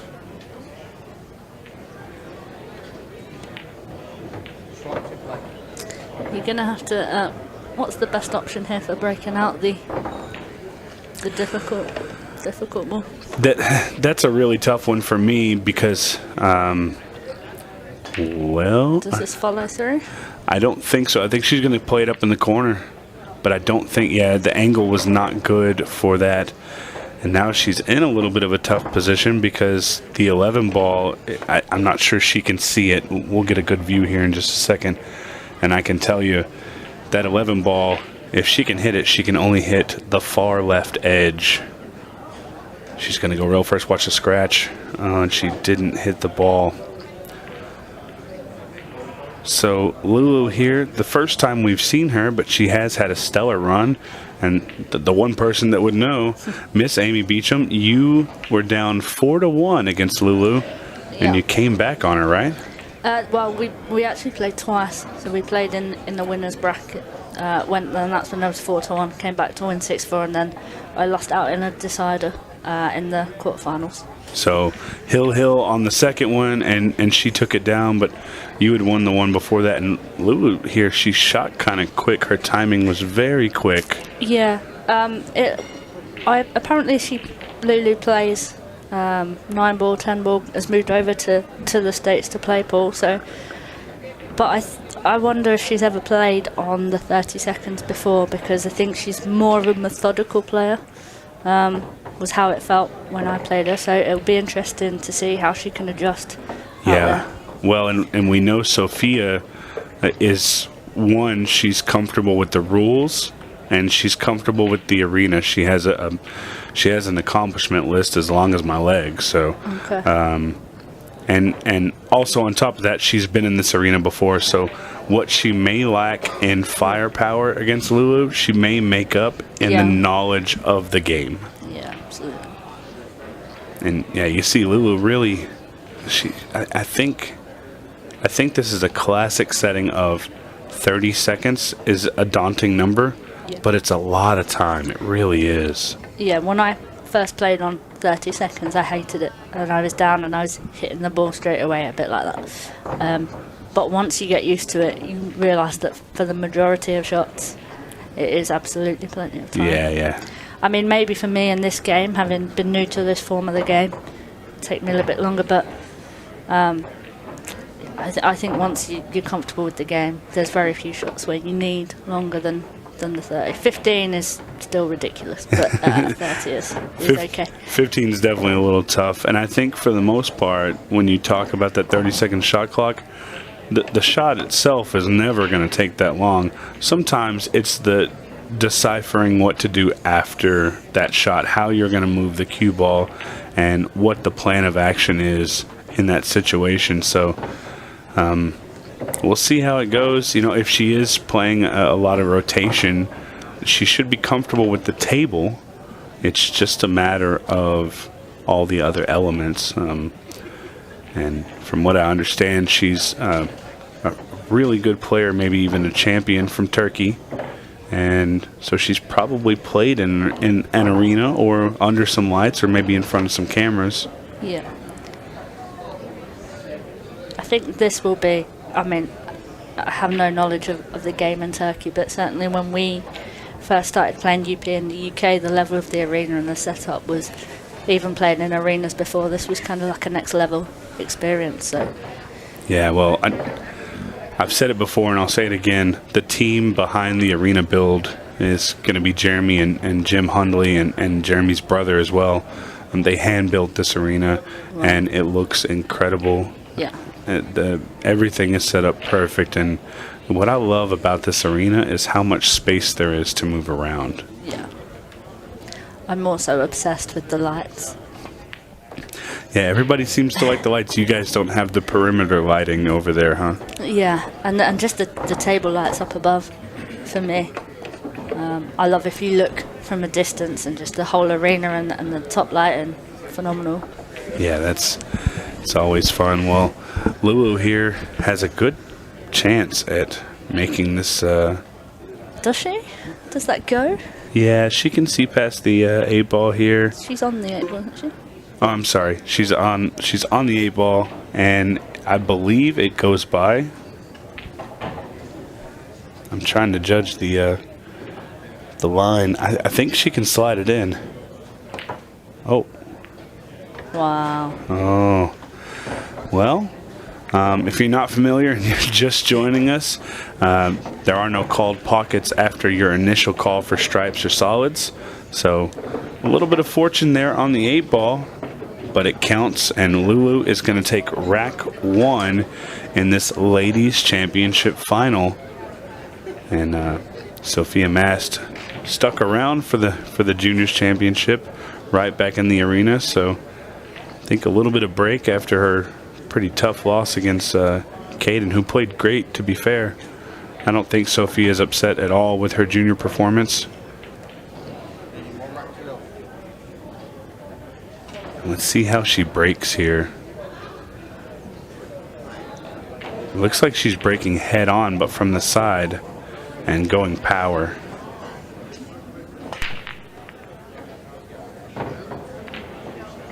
Her break was very good against me.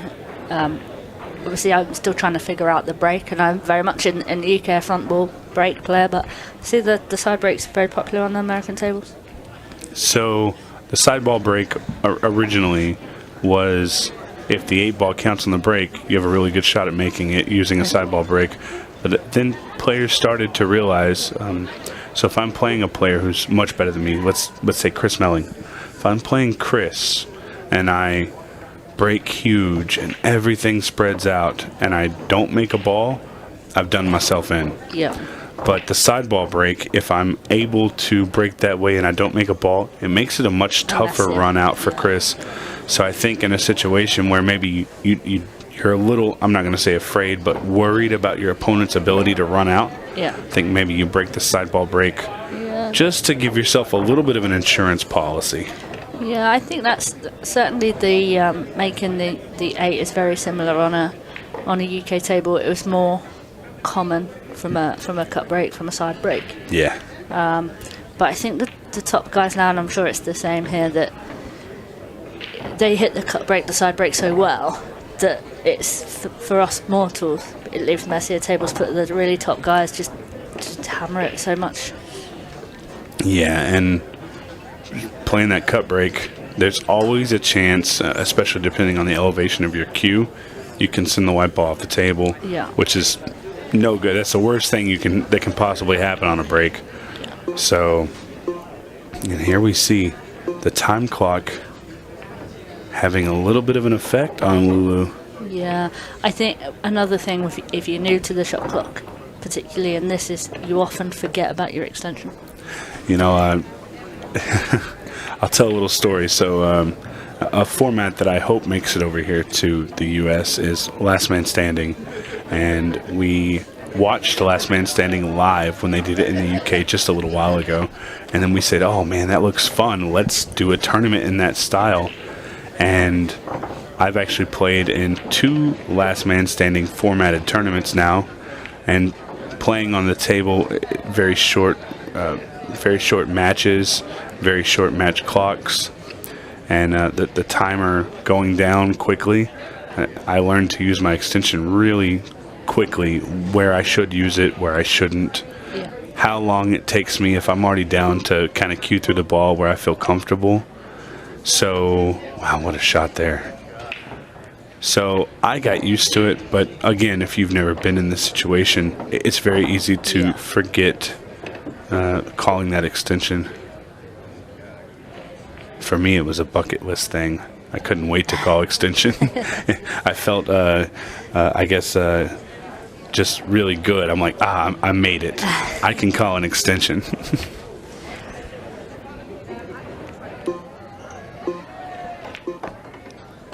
And she's hit this one pretty well. That's a phenomenal shot. Yeah, the cue ball control, and I thought maybe she might struggle with the speed of the tables, or the difference in the speed of the tables. However, she has not. She's actually taken to it pretty well. It is now 2-0 in this race to 7. 40 minutes left on the match clock. And Sophia Mast just sitting in her chair and waiting for her opportunity at the table for being such a young age. She's so very composed. Yeah. She's very grounded, and there's no moment that she feels she is bigger than. So it's really cool to see our junior level players here in the United States really thrive. Yeah, I noticed there was another player that I think was in the juniors, another young girl that also got to the semis. Yeah. So that's great to see young players coming through on the women's side of the game is Yeah. phenomenal. She's actually one of my favorite players. Met her a couple years ago. Her name is Jordan Helfrey. They call her Deadshot because she can really make the shots. Long shots she has no problem with. I mean, she's got a really good eye. Yeah. So Jordan Helfrey made it to the semis and lost out to Lulu. Tough match. I believe the score was 6-2. But at 12 years old, she is just really learning the game. So it's very interesting. Lulu, there we go. She called her extension. I feel like we're willing this into existence. She's kind of getting things figured out here in this arena. Oh no. I think that one was your fault. Do you have what in England we would call that the commentator's curse? I do not believe in the commentator's curse. You just saw it. Let's not talk about the commentator's curse. No, we definitely do have that. And unfortunately, I do believe in it because I feel like I've made multiple people miss easy shots. I think that's a universal term, unfortunately. Call your extension. There we go, Sophia. This looks like a horrible table for me, though. I'm still struggling with the mapping, with the solids and stripes. Yeah, one of the biggest things that Cleve Thompson was talking about is when he came over here, of course, he played in the shootout, and that the pressure was on. He was probably extremely focused. But when he went to practice over the next week while he was still in the United States, he would miss the 9-ball on his runouts. So he's just kind of, it's a whole lot easier to see the patterns with the reds and yellows. Yeah. But the stripes and solids could be a huge factor. I would be scared to go commentate over there because I can't just say the 11 ball. I have to be very specific about which red or which yellow I'm shooting. I listen to you guys do commentary over there, and you're so very specific that I can follow along, and that makes you guys' job a whole lot harder if you're on the commentary team at all.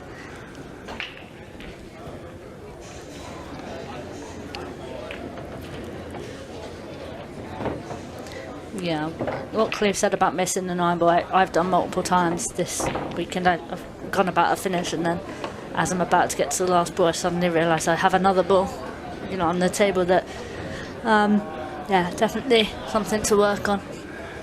Yeah, I think we heard a little story from your partner in crime, Miss Dinsmore. Yeah.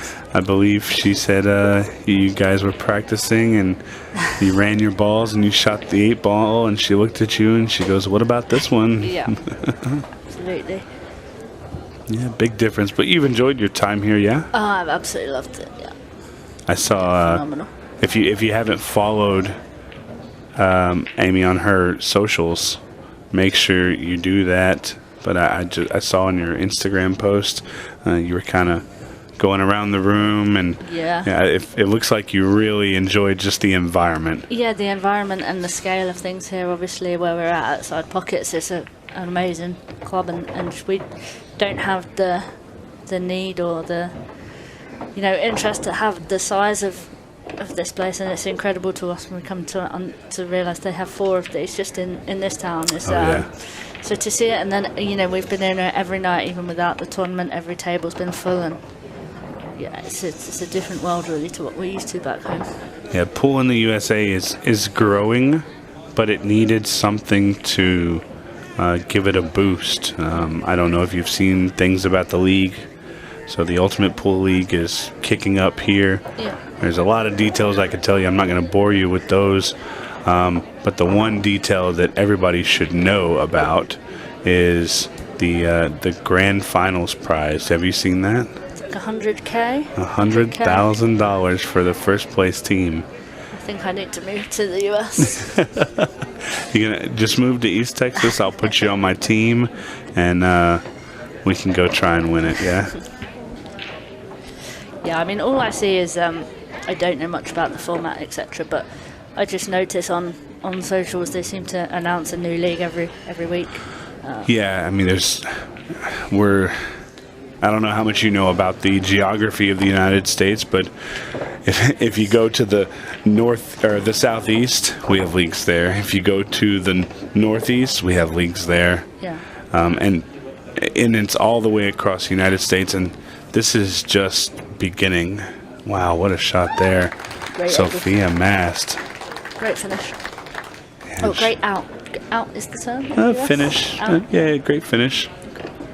Great run. Yeah.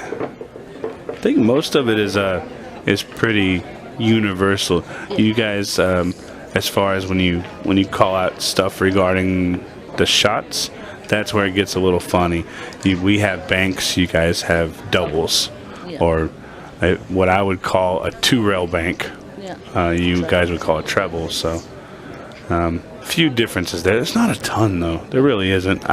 Most of the time, if you say the word, I can guess what you're talking about. Yeah. And me and Cleve have played this game a million times. The one that got me for the longest time was a plant. Combination. Yeah, combo. Just trying to figure out where the word plant would equal out to a combination, and I just don't understand. Yeah. See, for us now, especially in these rules, a plant would be if you played your own colour set onto your own colour set. Whereas we would call a combination kind of like if you played... Where you follow it in. Yeah. Well, we were shooting content out in the middle of the arena yesterday, and Simon Powner, our photographer, asked to set up a combination. So I set up a combination, and he goes, "Is that makeable?" And I said, "Yeah, why wouldn't it be?" And then he just took my word, and he had a couple players trying to make a very tough. Yeah. So we don't really have a word for the shot you're referring to. Yeah. We just call it following it in. Okay. A bit of a touchy frame. Yeah, the break's not really come out. No, there's a big stack here. Makes it a little tough. And this is a race to 7 with initially a 50-minute match clock. Currently, we are at the 34-minute mark, and Lulu has somewhat struggled with the 30-second shot clock. So getting down to that 10-minute mark where it drops to 15, I feel like would be very, very touchy for her. Yeah, I mean, it's tough for anybody. And I think the tendency, until you get used to it, took me a fair few attempts on the 15 to not actually be probably playing within 5 seconds, because you initially don't want to hear the beeps. Where when you get a bit more used to it, you almost use the beeps as a guide. Yeah. It doesn't bother you anymore, but for a long time I was thinking, I don't want to cue hearing the beeps. Yeah. And that is another element. So you're almost giving yourself 7 or 8 seconds rather than 15 by the time you get around the table. And I sometimes like to do an extra walk around the tables, just habit. Yeah, to slow yourself down to feel more comfortable, yeah? Yeah, and you absolutely can't do that on the amount of times I've had to run back around the table. Yeah, I like what you said there about using the beeps as kind of a guide, because the worst thing you could do to yourself is you get down on the shot and you're getting ready to cue, and that first beep comes in on your backswing. So when you hear the beep, you know how much time you have, and once again, 30 seconds is... It seems quick, but also when you're already down on the ball, oh no, what's going to happen here? But think this frame will take some working out now. I mean, the struts to me at least by the 8 ball look difficult to deal with, unless you can get on the 9 and split them all open. I think eventually the 15 ball will be what is used to maybe shoot in the side and crash in. Yeah. But anytime you have multiple balls, it makes the breakout very difficult. Yeah. She's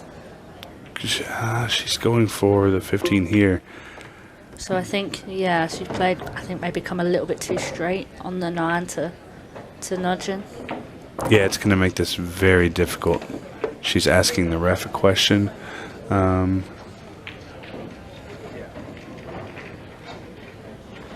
I'm unsure as to what the question was. But it was answered, and she is shooting her shot. I think she's potentially putting herself into a bit of trouble here. Yeah, you can't run these balls out without having a breakout idea. Yeah.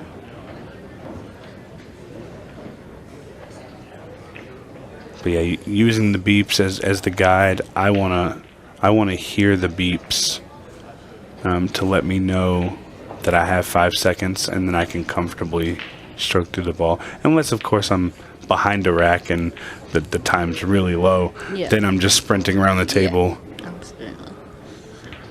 Well, here's a nice little situation here. So it's not a touching ball. So I think Sophia is going to just play up, just like this, and kind of block up everything. The question is, does the 13 go in the side? I don't think it does. Did it help to do your little lean? Did it? Look, that's a video game background. Let's not discuss that. Yeah, it does look a little low. It looks like it's going to just come under the point. There is a little bit of space in between the 9 and the 13, but she's going at it at a different angle. I do not know what she's going to do here. Just playing, kind of wanted to play a little bit of a safety. She wanted to end up on the top of the table. Yeah. This is a good chance now, though, for Sophia, isn't it? It's just about position on the 3. Yeah, so the 5 ball to the 2, and Steven's drawings here are terrible. Yeah, that just helped me there to wasn't sure what the red was. That's a 3. He dogged it on the 7 ball because the 7's brown. So it's a 7 ball down here. Oh, okay. Yeah, Okay. no worries. We'll blame that one on JMO, yeah. on Everything's Steven. generally JMO's fault. That's a very good shot. Yeah, she played that well, and I think it really promoted her the ability to just draw back for the 8 ball. Yeah. Because I do believe 100% that the 8 ball will go in the bottom left-hand corner. And she called her extension because she doesn't want to hear the beeps. It's a smart move. Yeah. Slow down, ball. Okay, this isn't the end of the world here, because what I like here is kind of a slow bank. Okay.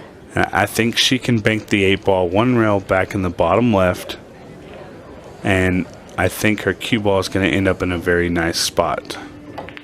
Wow. Oh, wow. Well, I called that one completely wrong. She just sliced the 8 ball in the corner with, might need to get somebody else a new nickname and call this young lady Eagle Eye. Well, that was incredible. Good rack for Sophia. I actually really thought that she wouldn't be able to cut that from her angle, but that's why she's out there and I am in here.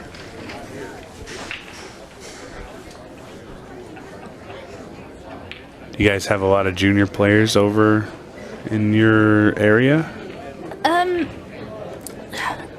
Yeah, I think there's a few decent players coming through local to me. I don't know, more so kind of nationally. Yeah, I practice with a guy called Oliver Goddard. He's 16, 17, I should know, but and he's already in. So in England we have two kind of rule sets: international rules and black ball rules, and he already plays England juniors for both. There's a junior called Jaden Bellingham who seems to be winning everything. I actually saw Billingham in the Last Man Standing. Phenomenal player. I would love to see some of these guys and girls come over to the U.S. to play in this format. Yeah.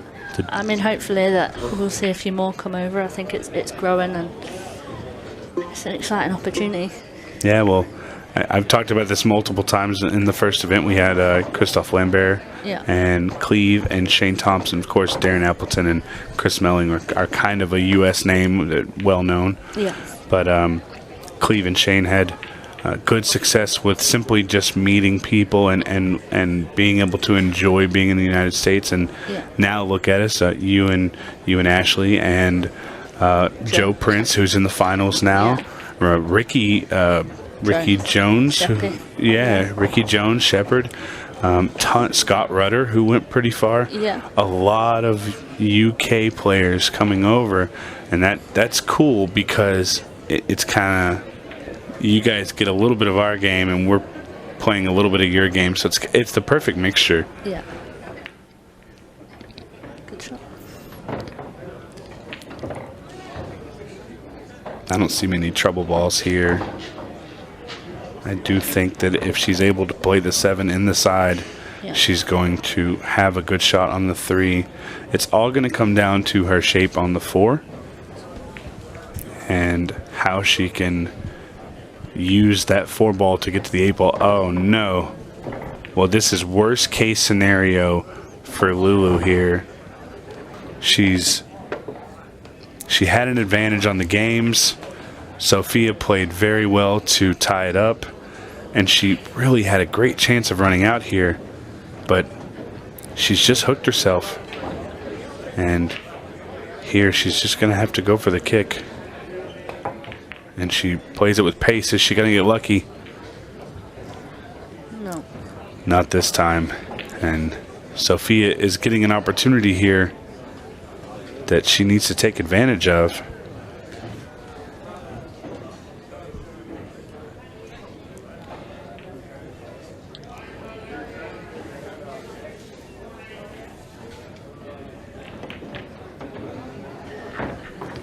Oh yeah, this is a really good shot. She has a few options here. In a situation like this where every ball does have a pocket, but it's a little messy, I think at this stage, it's really just good to play one shot at a time and play it slow. Don't overthink it a whole lot. No, I think for me, the 2 together in the bottom half near the 8 ball look like the ones you need most to play position on. So I'd have been looking to see what my options straight away were to get on there. What's the best ball? Where's the best way to play these? And now she's straight on them. I think she's listening to you, because that's exactly what she did. Is she wanted to get shape on the 11 in the side. Yeah, I think she'd like a little bit less angle, but still okay. Well, after the 8 ball, she just cut into the corner. Yeah. I like her to get really close to making this if she doesn't. I mean, what's the shot here? Do you punch this in the side and screw to the side rail, or do you go kind of upwards with the cue ball? I'm scared of the side pocket here, so I'm probably going to try and punch it a little bit. More of that drag shot, just what she did. But it's very touchy because, again, with that drag, you can throw your object ball off. Yeah, I think that sort of shot, when you need to play it at pace, can make you look a bit silly if you get it wrong, because you can miss that sort of shot by a mile.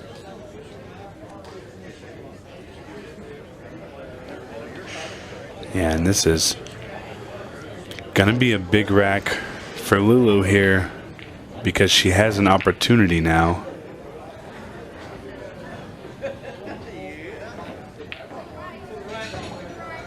I really like this ball for her key ball to the 8. I think I would have taken my medicine on the 2 and shot the 4 first, or 4 last, but clearly she sees an angle that she likes. I think because if you were more comfortable on the pot that she's just taken, I think that probably the route, just because the 8's so wide open, you can leave distance and just back yourself to pot the ball depending on where you land here. It's a good shot. And she played that well. Gonna need to get lessons from you, Amy. You see the patterns better than I do. See it, just can't do it. I'm gonna blame it on jet lag for me. One of us has come from the UK. I didn't even fly. I drove. Oh, wow. Is that a thing? Road lag? Can we call it that?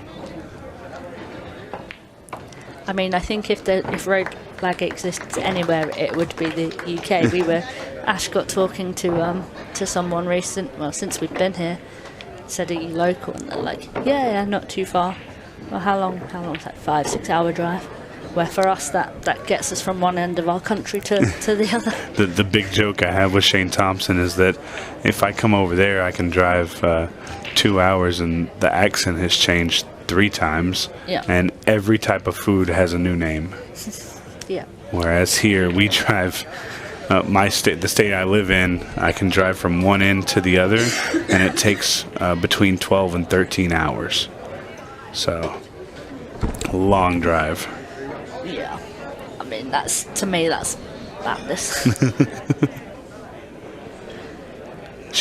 Her cue ball is a little high there, it looks to me, but maybe deceiving from the camera. Yeah. I mean, I don't know the rule exactly in terms of if it's halfway across the diamond. I honestly don't know that, and that's probably something I should know.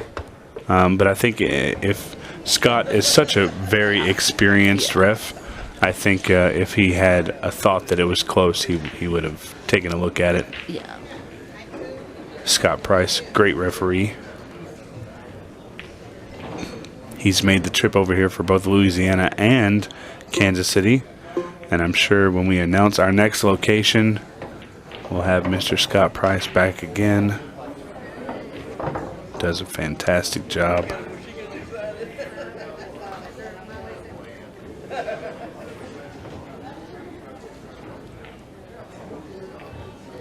Is this straight enough to hold for the 3 to the opposite corner? Yeah, I think she's got a little angle. Yeah. I think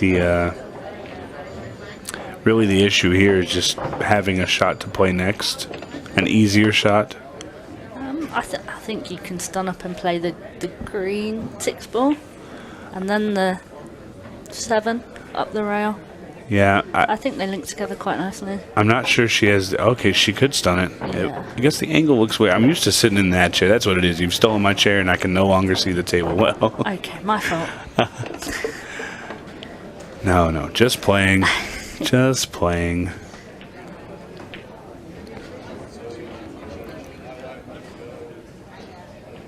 Both of these ladies playing very well, though. After a few mishaps, it's always hard to start, right? The first rack is always the most difficult. Yeah. And we saw that a little bit, but both ladies really settling in here. 30 minutes left on the match timer. I'm sorry, 20 minutes left on the match timer. Score is 2-3 in this race to 7. So I do think, oh no. Just trying to hold with the angle and too much. Yeah, and so see, Sophia's got an interesting shot here. She can just play, if it doesn't go clean, she can just play the 15 into the rail slightly and let it kick off the 7. And that also helps her cue ball get around the table. Just needs to watch the foul. Scott Price on it, and she tried the shot, but she missed it, but it came out okay, honestly. I think there's the potential for a loss of turn here, though. Have you seen in tactical frames today? Has the loss of turn been used a lot? We have seen it once or twice, not too many times, honestly. When Chris was playing Justin Bergman, okay. we saw Chris maybe having a little trouble with his cue ball in that particular rack with how crazy the rack was. We saw him go on a little spur of playing safeties, but not too many, honestly. It looked to me there you could have played the loss of turn and potted the stripe that's over the bag and left the cue ball behind the orange. Just stopped your cue ball dead, and she would have gotten ball in hand, but now her 7 ball would have been cleared. Yeah, I think a lot of the time that the loss of turn used properly is a more aggressive way to play safe than maybe what we're used to in some other rule sets. Well, and something that you guys don't ever see over there, but you would see it common in our side of the sport, is a lot of times when you get into a situation where you're in trouble and it's very tight, you'll see a lot of people play intentional fouls to try and tie stuff up and stuff like that. But So you can deliberately hit your opponent's ball. Yeah, I mean, you'll give up ball in hand. Yeah, but you can. Most rule sets you can, but obviously here with Ultimate Pool rules, International 8-ball rules, you cannot deliberately take an intentional foul. So it's pretty common to see players do that here, and that's a rule that a lot of people might miss. Yeah, I think Lulu is new to the rule set. There were a couple of things when I played her that I thought were potentially wrong choices for the rules. Yeah. I mean, she beat me, so not too many wrong choices, obviously, but there were a few times, essentially a lot of times in this rule set, if you've got less balls on the table in a tactical battle, you're behind. Yeah. So I know that some of you guys really don't enjoy the rule that you're allowed to slop shot. Is that right? Is that the right term? A fluke? Yeah, fluke. I mean, Yeah. fluke. Slop's kind of a slang term. I really don't like the word slop, but a fluke shot. Oh, watch out, cue ball. She came out okay. This is a tough cut on the 7. Yeah, And not the- tough to be on the next ball. Yeah, the 4 ball doesn't pass the 5 to the top right or top left. But So sometimes, if, for example, against Lulu, she had 1 ball on the table and I had 3, and she kept just blocking her ball with mine, but it gave me all the time in the world to just keep trying to draw a foul. Sometimes it would be better for me, just give it a go, see if you can fluke the ball in these rules, because you can't win by just keep tapping up. Yeah, and that's something that you would see in a rotation game. Okay.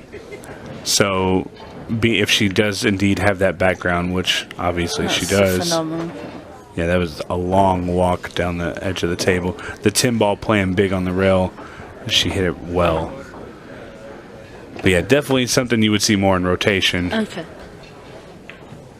The last thing you want to do is break and run all the way to your last ball, miss it, and then your opponent has 7 blocker balls, so they can just move their balls wherever they want them to, basically.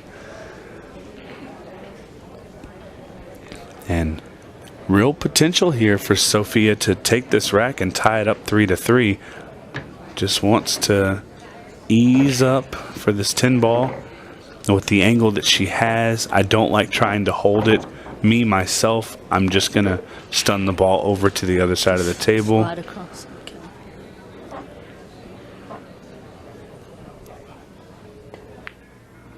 Yeah, great shot there. And an 8 ball away to tying it up. She can make it. We're in a race to 4 for the trophy. Great shot. Have we seen any 6-ball shootouts yet? Not a single one. Okay. We saw some that had the potential to possibly get there. Yeah. Especially in the shootout. But the pace of play for those players, what I found is in this particular shootout, we had a lot of players who have some kind of a background in shooting quickly. Obviously, Jordan Shepard's very quick. Yeah. Chris Melling's very quick. But in our shootout, we had Blake Baker, who was a 4-time U.S. Junior Speed Pool champion. Right, okay. We had Ricky Evans, who played very, very fast. So a lot of the players were used to moving around fast, so we never really saw a huge opportunity for it. Could have been very, very interesting to see a 6 ball. That's a tough break for Sophia. And ball in hand. Oh, no. Oh, no. Okay.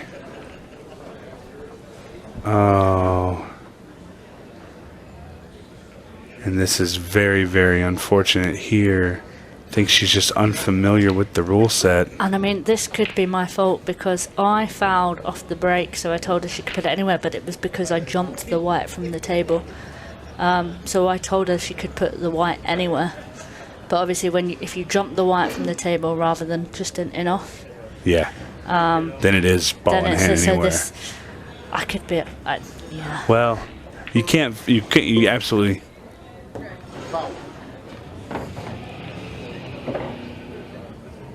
You absolutely cannot play in a tournament where you're not familiar with the rules and expect to, not have something like that happen. Yeah. It is unfortunate, and you can tell by Lulu's reaction there.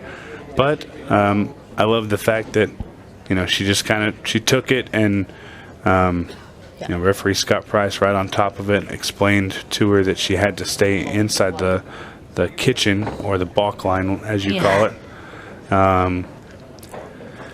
This is a great opportunity now on solids. This could be a big swing. Yeah. Big swing, because Lulu was in a situation where she very much so could have run that rack. Yeah. Because you would expect Sophia to take these out now. Yeah. She's definitely not an underdog to make them all. They are very spread out, and this is the swing in the match, and you never really want a rule to be the swing, but all in all, it's the game we play. Yeah. And Sophia's going to take advantage of it right now.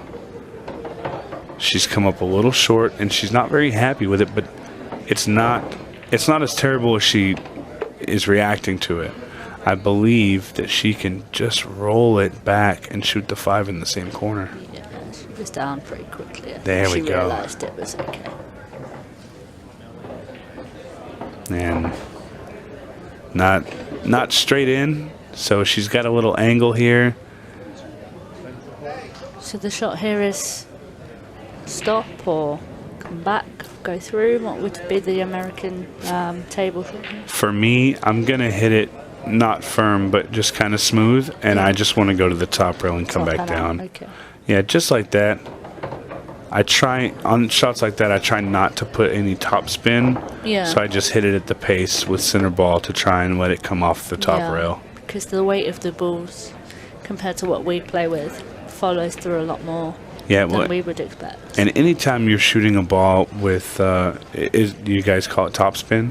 Yeah. Yeah, so anytime you're shooting a ball with top spin, it hurts it going into the pocket if you happen to catch the rail first. Okay. Because of the reverse on the ball. Yeah. So if it catches the rail and it comes up and it hits the point, whereas bottom would help it go in, top is going to kind of stall it out right there, and you have a chance of bobbling the ball. So I really try to stay away from top spin when I'm shooting a ball into the corner like that, especially at that angle. Yeah. Well, big rack there, and that was a quick rack, and that may be something that comes into play here in just a few minutes, because we are very, very close to the 15-second shot clock coming into play. Yeah. And we still have a few racks to go to crown our winner. Yeah. So I've been reliably informed that the cue ball can be 50% across the diamond on the break. Oh, perfect. 50%. Okay, so it's going to be the base of the ball, basically. Well, look at this break. And we are at the 12-minute and 7-second mark on this. And I really do think that Lulu here can get out of this if she can make the 11 ball. Obviously, it's a little tight down here at the end of the table. She may even play the solids. There's just not a great opening shot.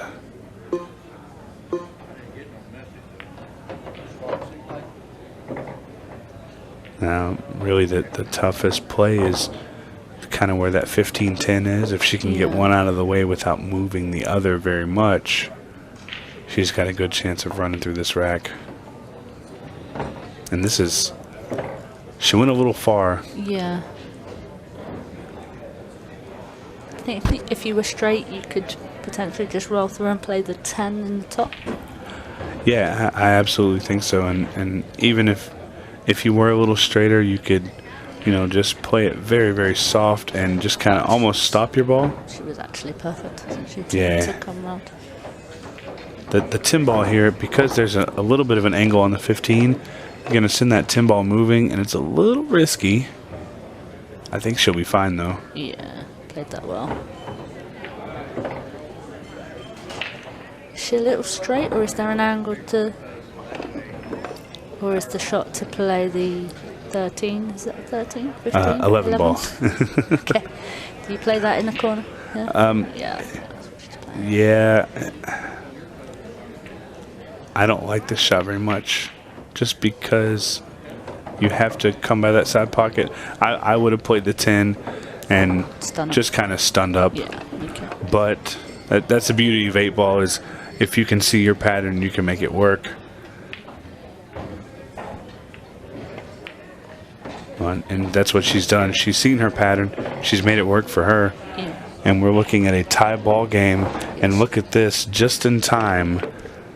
This is the last shot of the match, where we will be on a 30-second... Oh, no. Wow. So Lulu moved the ball with her hand while the cue ball was still moving. Oh, that's gut-wrenching.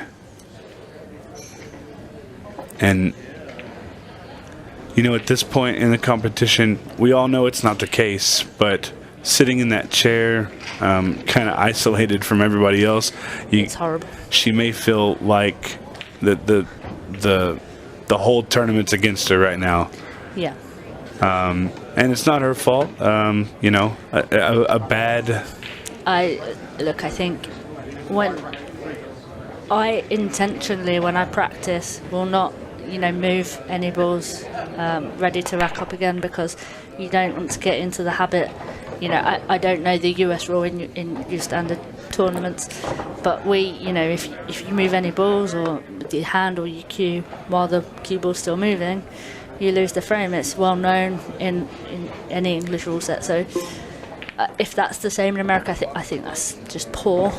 But I don't know the standard out here. It's not too standard. Okay, fair enough then. Yeah, so, and here's the reason why. 8 ball, until Ultimate Pool USA came around, 8 ball was not a prevalent game in the United States. You saw very few 8 ball tournaments, and most of it is going to be rotation. Okay. So in that, with running the entire rack, the only catch is touching the cue ball. Yeah. If it's still moving, and everybody knows that's a big no-no. Yeah. So I'm going to chalk that one up to her playing not too much 8 ball. Yeah. But again, you see a lot of the bigger names in the U.S. when they make an 8 ball, a 9 ball, whatever might be the deal, they walk straight away from the table, don't touch anything. And I mean, the thing is, if you're playing on an outer table and that happens, and there was no chance of the cue ball going in off or anything that's going to actually impact the result of the game, I think the majority of us wouldn't ever think of calling it. Of course. But the ref has to do the jobs that they're there to do. Yeah. So yeah, for me, I would be the same. I'd just walk away from the table, let the ref crack on with what they're doing. Yeah. Well, and the referees here have a really a thankless job, because they have to do the hardest thing, which is call some of these fouls and in a sense hurt somebody's tournament. Yeah. But again, rules are rules, and the rule is there, and it's their job to enforce them. It's kind of like being a police officer. You don't really want to give somebody a ticket for going 5 miles and over, but it's your job.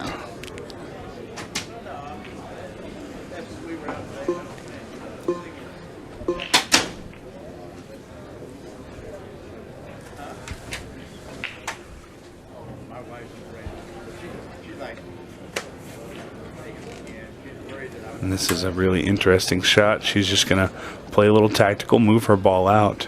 Yeah. Starting to need to be aware of the match clock here, though. 2 behind with, what's that, 8 minutes? 7 minutes. 7 minutes, which is a long time on 15 seconds, but you're behind, so you don't want to you don't want to rush a situation, but you also don't want to, if you get a chance, you need to be looking at being, ruthless and quite aggressive, I think. Yeah, and again, with Lulu not being accustomed to the rule set, it may not be something that she's thinking about.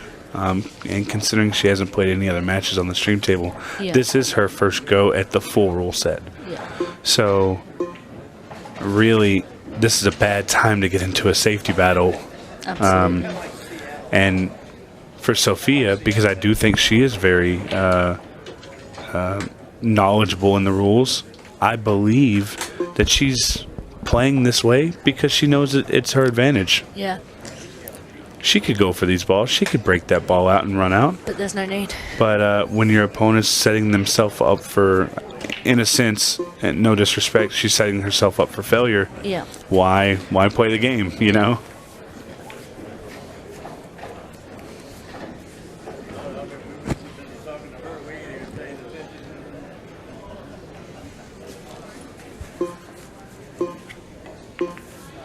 Yeah, and Sophia really showing her maturity and her knowledge right here. Yeah, absolutely. Very impressive. He's 16, right? You said? 16 years old. Yeah.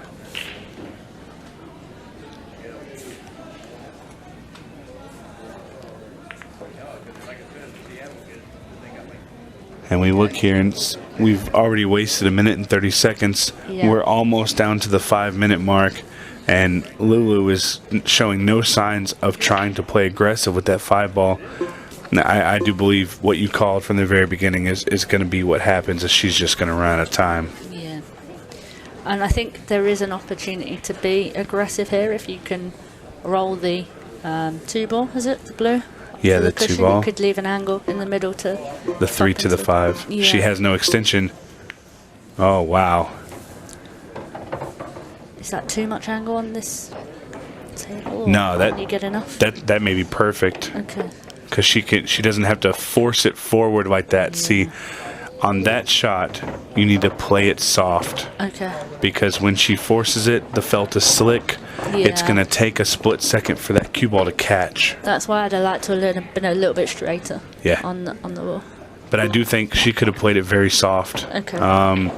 Gotten the breakout and moved the 12 outwards. Yeah. Been able to play the 5. Yeah, and then, almost flick half ball rather than plant the absolutely. combo the 2 balls down there. Yeah. It's a great shot. Well, and I'll tell you what, barring anything crazy, we're getting close to the point of no return.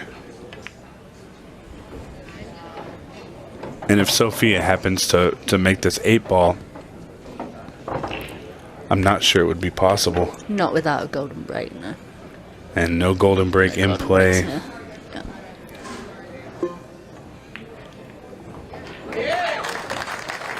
Very impressive. You gotta feel a little bit for Lulu. She, I think, because Sophia has a bigger fan base, and obviously with Lulu, there's a little bit of a language barrier. She does speak English. Yeah. So, but a little bit of a language barrier, and the way the match has gone, it's got to be rough for her. But to her point, she's played very well. Yeah. She's made it to the finals, and she hasn't given up. No. And she's taken out some great finishes, and its experience in the arena will only get you ready for more to come. The crazy thing about it is she was supposed to play in Louisiana for our inaugural event. Okay. And she did not, and she broke that with pace, and she moved to the table very quickly. Yeah. I think now she understands, but is it too late? And I think it is at 3 minutes and 26 seconds. Yeah. I mean, we have seen it in terms of very quick finishes, but very, very rare. Yeah, and quickness can definitely cause mistakes. And see, things like that, she's trying to maybe hit the balls a little harder to move things around in an unnatural way. This is... She doesn't really have a great shot here. Watch the 8-ball. Oh, she could see that. This has been a phenomenal finish under the situation. Watch the cue ball. I didn't know she could see that ball. Wow, what a finish there. The official time on the clock looks like 2 minutes and 36 seconds. And it's 6-4. So if you're Sophia here, the way you use the match clock to your advantage here, and when you're first out there, it doesn't feel great, you know, because you think this is so unnatural to just try and waste time, but it's very much part of the Ultimate Pool format. So you should be, firstly, hope you make a ball, and then just doesn't even matter if you get the finish. Call your extension. Call your extension and wait for the beeps before you pot your open balls, and wait for the beeps on every shot. Well, and she's made a ball, and what we've seen here in the past in this situation where one player starts rushing, the other player also starts rushing. But yeah, so you have, if you go solids here, you've got multiple open balls, and even if you don't get them, you're wasting 10-15 seconds on every shot, and you're down to nearly a minute left. Yeah, plus your extension. Yeah, I mean, and we're at around the 2 minute mark, and I think this match is over. I really do. Lulu has played a phenomenal tournament and taken out some great players. I think overall the experience at the TV table for her is going to go into the learning category. Yeah. Lots of experience now with different things. Unfortunately, it came at a cost, but she'll know next time, and won't forget it. She'll be way more comfortable next time. Yeah.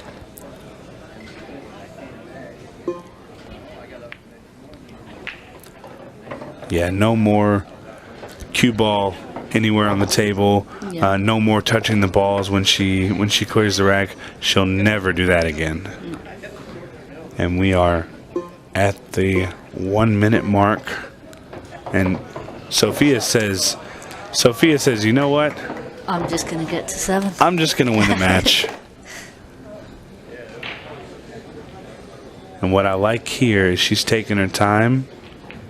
And if something were to happen here where Sophia didn't get a shot on the 8-ball, we're either going to see one of two things. We're either going to see Lulu jump out of her chair and run to try and make something happen, or we're going to see her get up, go to the table, shoot a ball, and then possibly concede. We're going with the second option here. We have 23 seconds left. There's just not enough time. You cannot come back from this. And all hats off to Lulu Kibaroglu.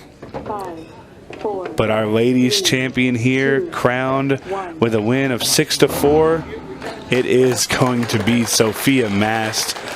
And wow, what a tournament for her. Amy, thank you so much for jumping in here with me. It was a blast. Thank you. And we will get our presentation from Stephen Jameson here in just a minute.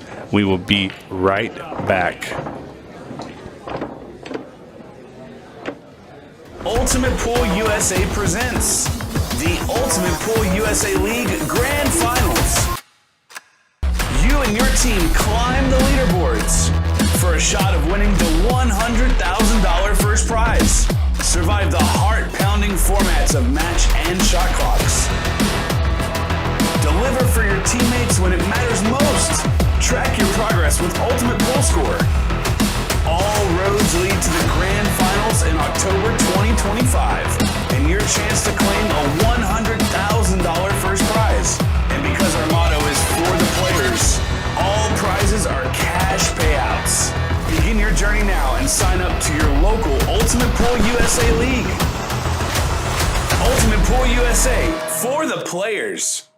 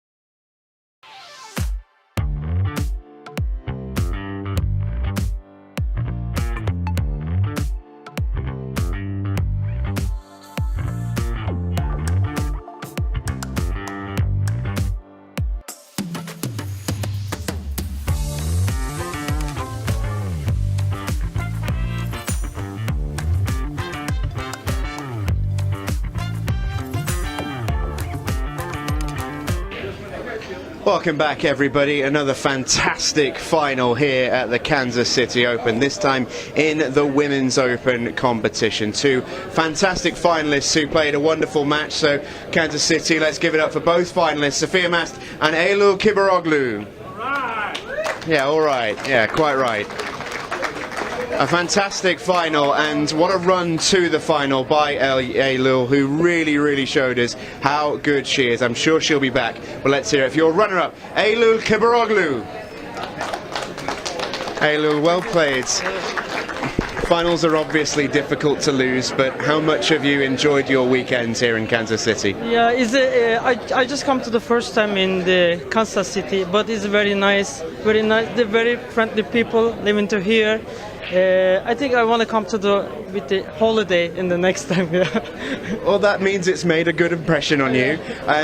How did you find the final itself? Obviously some tough moments in it for you, but a new experience, I imagine, in under the big lights and in front of the cameras. Yeah, I played the first time this event. It's very nice, but I want to more to try in the small table, yeah, because in my country we didn't play. But it's a good organization, good atmosphere. It's very nice, yeah. But Sophia, she's a good player. I love to play with her, but is this final some position unlucky? I don't know the rules, you know. I can try it again. I want to learn it. Well, that's what we like to hear. We'll see you back again, I'm sure. Yeah. Well played, Eylül. Thanks so much. Well played. Thank you very much. Eylül Kibaroglu, everybody.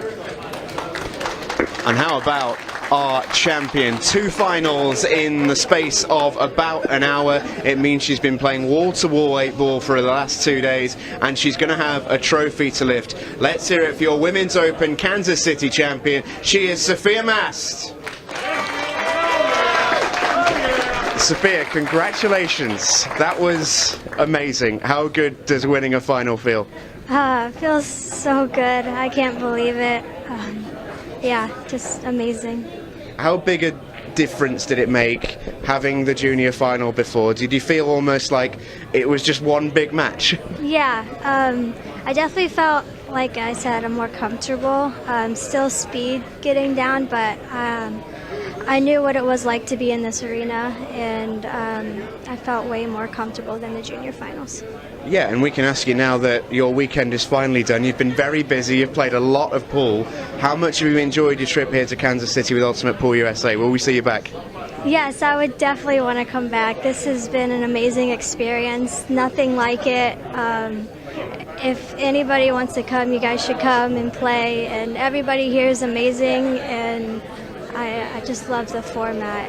Well, we've loved watching you, Sophia. I mean, the entertainment you bring us on the table, it's easy to forget that you're just 16 years old. I mean, how easy is this for you to take it all in?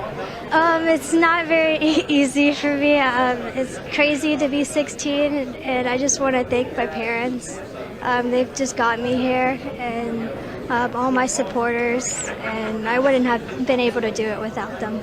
Well, I'm sure you'll have a few more supporters after this performance today. Well played, Sophia. We're going to bring you in a trophy, courtesy of our Ultimate Pool president, Jordan Chavous, who is going to present the trophy to your Kansas City Women's Open champion.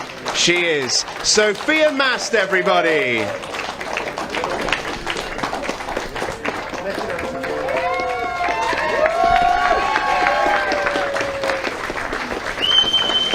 And do stay with us, folks. We have got the Kansas City Open final coming up for you very, very shortly. Chris Meling is in action against Joe Prince in an all-UK battle of 8-ball, and that comes very, very soon. Stay with us.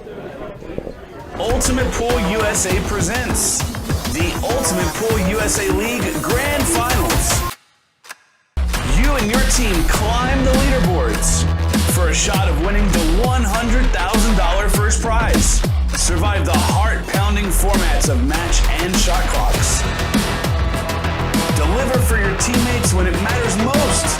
Track your progress with Ultimate Pool Score. All roads lead to the Grand Finals in October 2025, and your chance to claim a $100,000 first prize. And because our motto is for the players, all prizes are cash payouts. Begin your journey now and sign up to your local Ultimate Pool USA League. Ultimate Pool USA for the players.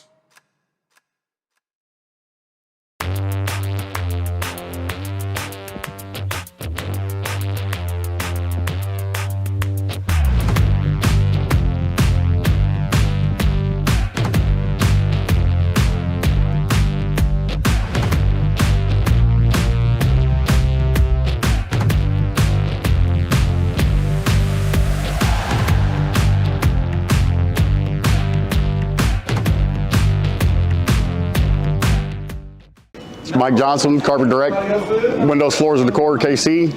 We're here fitting the carpet for the Kansas City Open here at Side Pockets, Blue Springs. Wish everybody to have a good time and good luck. My brake tip is completely different from everything that is on the market. Combines the qualities of like a playing tip with a super powerful tip. It's like a tip on the steroids. You can open with less power and still have spin and split the pack perfectly, but you can go for the power braking and you still have control. You just need to know how to do it. A lot of players that they told me that because they use so less power on braking, they can focus on accuracy and the rack always splits the way they want. And because they are not using the power, they keep that accuracy and its reliability. I believe that when you're going to buy something, you need to believe on it and buy it perfectly. And on my side, what I believe is, if I'm going to offer you something, it needs to be better than I was expecting before buying itself. The increases, it's fantastic, it's super good. And they are consistent, they still have power or more power than the normal tips, and they last. And that's what I want. It really feeds me on. When people say thanks and they like the product and they are happy, I feel joy to myself. It's not really just proud, it's just joy. I feel happy.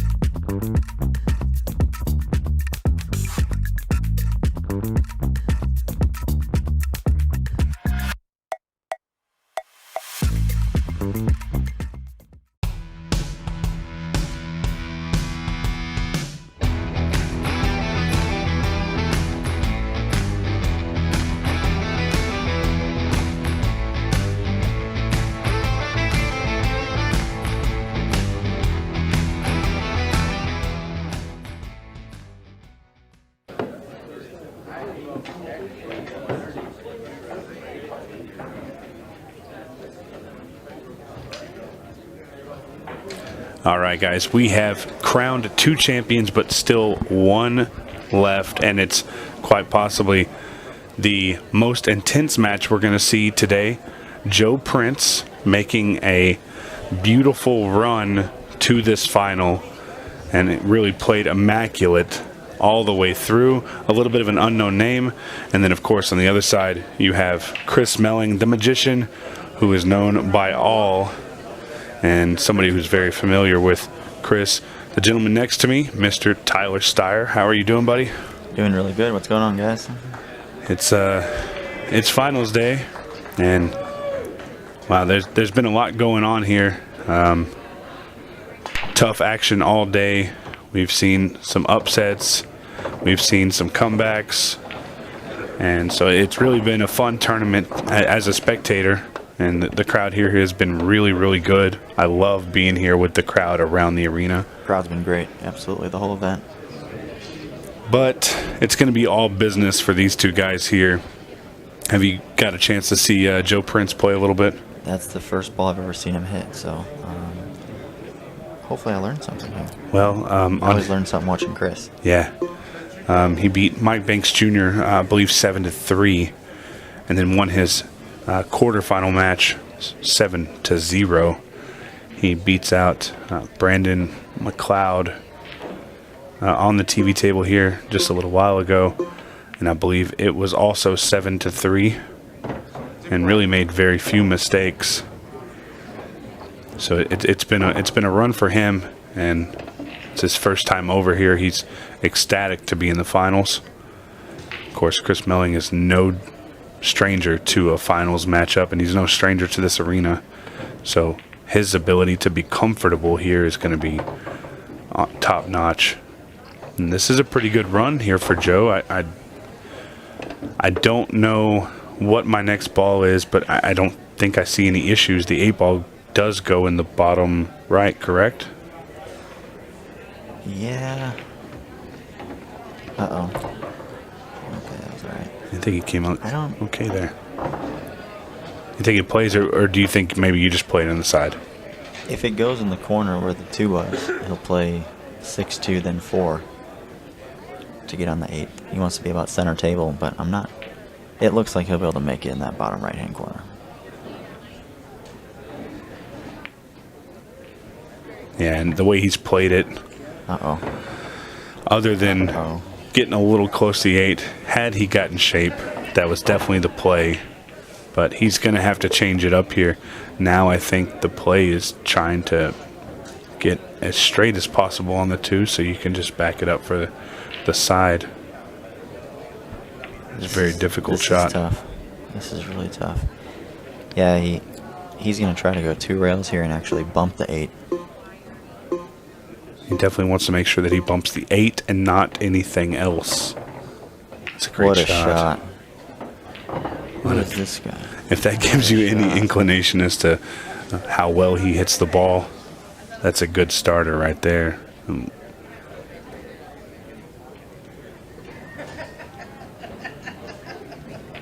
Played it nice and soft. It's got a nice touch there. A little bit of angle, but the way he's cueing the ball, I don't think he'll have an issue making this one.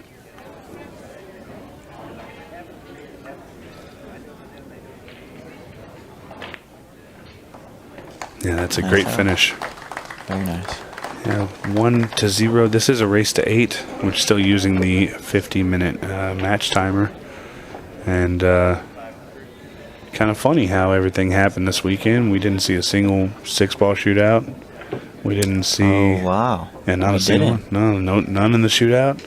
Wow. None in the regular tournament. So the only chance for a 6-ball shootout is right here, and Chris Meling at the speed he plays. So 16 players, 8 for 15 matches. There's no shootout in 15 matches. Yeah. With a 30-minute shot match clock. Well, all you guys played too fast.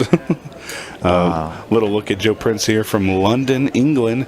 He is a UP Challenger Series champion, 2-time London Open champion, and 2-time Surrey Open champion. So wants to add Kansas City Open champion to that list of accolades. And Chris has gone back and forth with his success on the break here today. he's had a good match where he broke great and there were no issues. And then he went hill with Justin Bergman, where over and over again he had issues on the break early and found it later. So, I mean, it's really been kind of up and down for Chris on the break.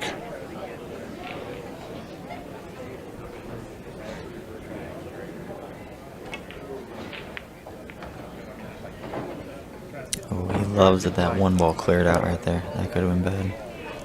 Yeah, that was a good play, and it cleared out perfectly because it didn't roll too far into the line of the 11.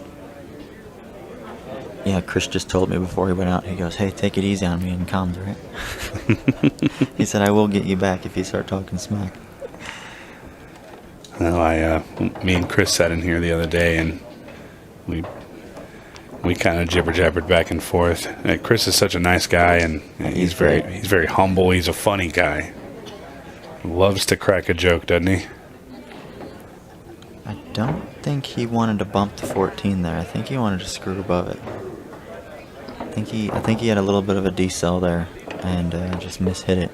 'Cause I think he wanted to play the 11, then the 14, 15, 9. So he's not going to be happy with that. So it looks a little funny to me. The 14 has no problem passing the 3 ball. You think it goes? Well, that's kind of what I'm asking you. Okay. It looks tight to me. And one camera, it looks like it goes good. Another, it looks like it's tight. I mean, he doesn't look too concerned, actually. It must go clean then. Okay, I didn't think it went. I'd be scared of the bump because the pockets are tightening up a little bit.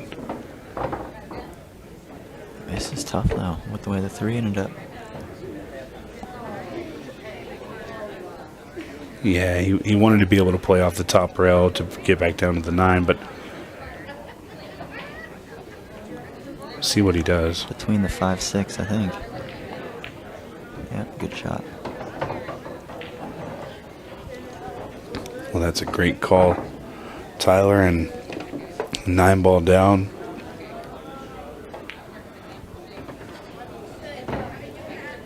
Years ago, I watched a tournament on YouTube that was 8 ball, and I believe the finals was Dennis Orcolo, and I can't remember who the other player was, but it was the perfect set.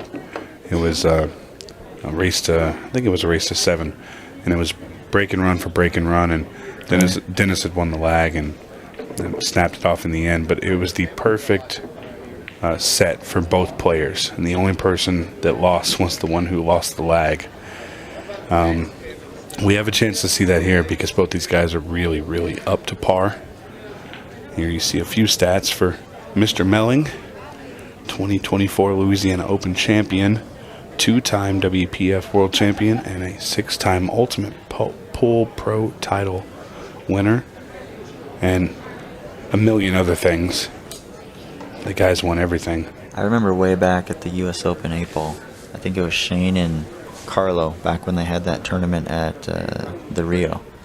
It was a race to, I want to say 10 or 11, and alternate break, like they ran out the set.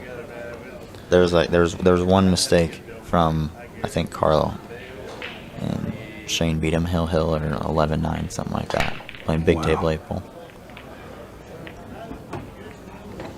Yeah, I know you can play all games well, but being not quite the player you are, I really enjoy watching high-level 8 ball because it can be so tactical, even though most of the time it's a run-out game. But especially on the bar table, it can be so tactical to watch.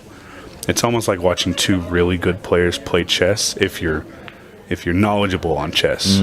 Yeah. Somebody who's not as knowledgeable about 8 ball pool may look at this and be confused. But yeah, high level 8 ball on a bar box is one of my favorite games to watch.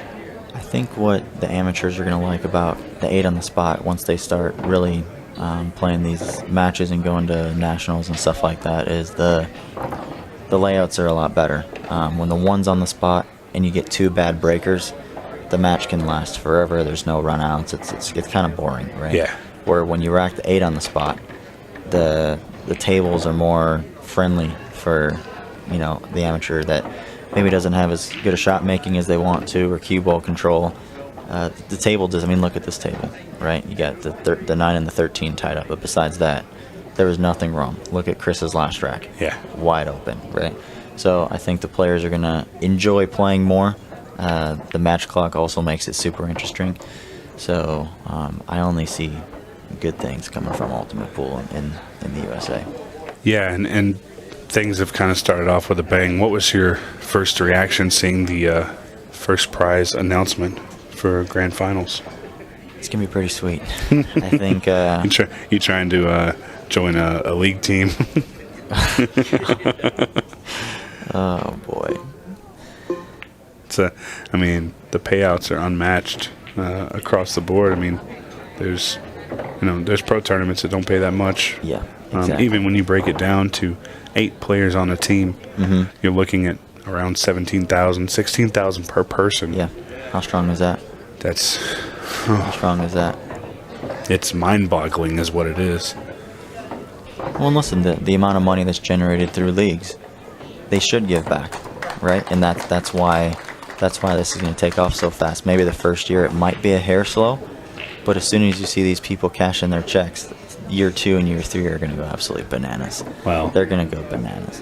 Whatever lucky individuals, not lucky, let me rephrase that. Whatever skilled individuals take that first picture with, there's no check, there's no prizes, you're not getting gift cards. No.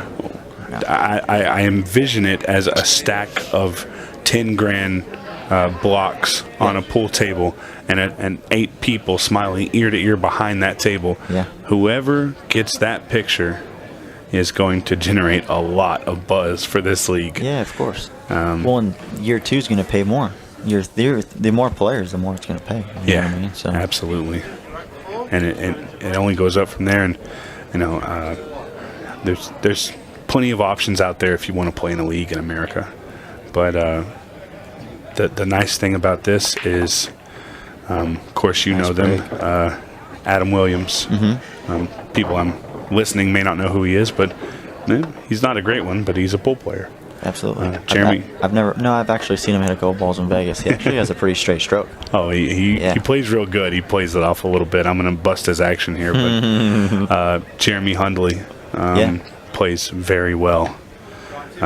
If you really want to go that far, I do commentary and a little bit of this, but I love pool and I play all the time. Everybody involved with Ultimate Pool USA is a pool player. So when things come up and you have a question about, how are the pool players going to react to it, you don't have to go far to get that answer. We're not going through a board of directors who's never touched a pool table. We are for the players, and that is the big difference. Yeah. And you hit the nail on the head. Yeah, it's going to be a no-brainer. I'm sure you're going to be there, yeah? Make the trip out to the grand finals? Maybe we'll do the comms it's for in the 2025, right? Yeah. I have no idea what my schedule is going to be like. You're going to be there. Don't worry about it. Sometimes you don't have a choice. We'll go to the Golden Steer. I've heard great things. You never been there? I haven't been there yet, no. What are you doing? No. You've hung around with Shane enough that you surely should have been there. Shane likes Morton's. He likes Morton's. Oh, yeah. He likes the Cajun ribeye. I guess Brett took us to Morton's. Golden Steer is good. It's phenomenal. Jason Weir told me really good things. Really good things about that place. Trying to think of the place that we went to with John Mars. I can't remember the name of the place, but it was really good too. Shane went there, got a wedge salad, and was just crunching through it with the knife. It was the greatest thing ever. It's kind of hard to talk about the match here. I don't want to take anything away from it. These guys are just playing really flawless pool at this point.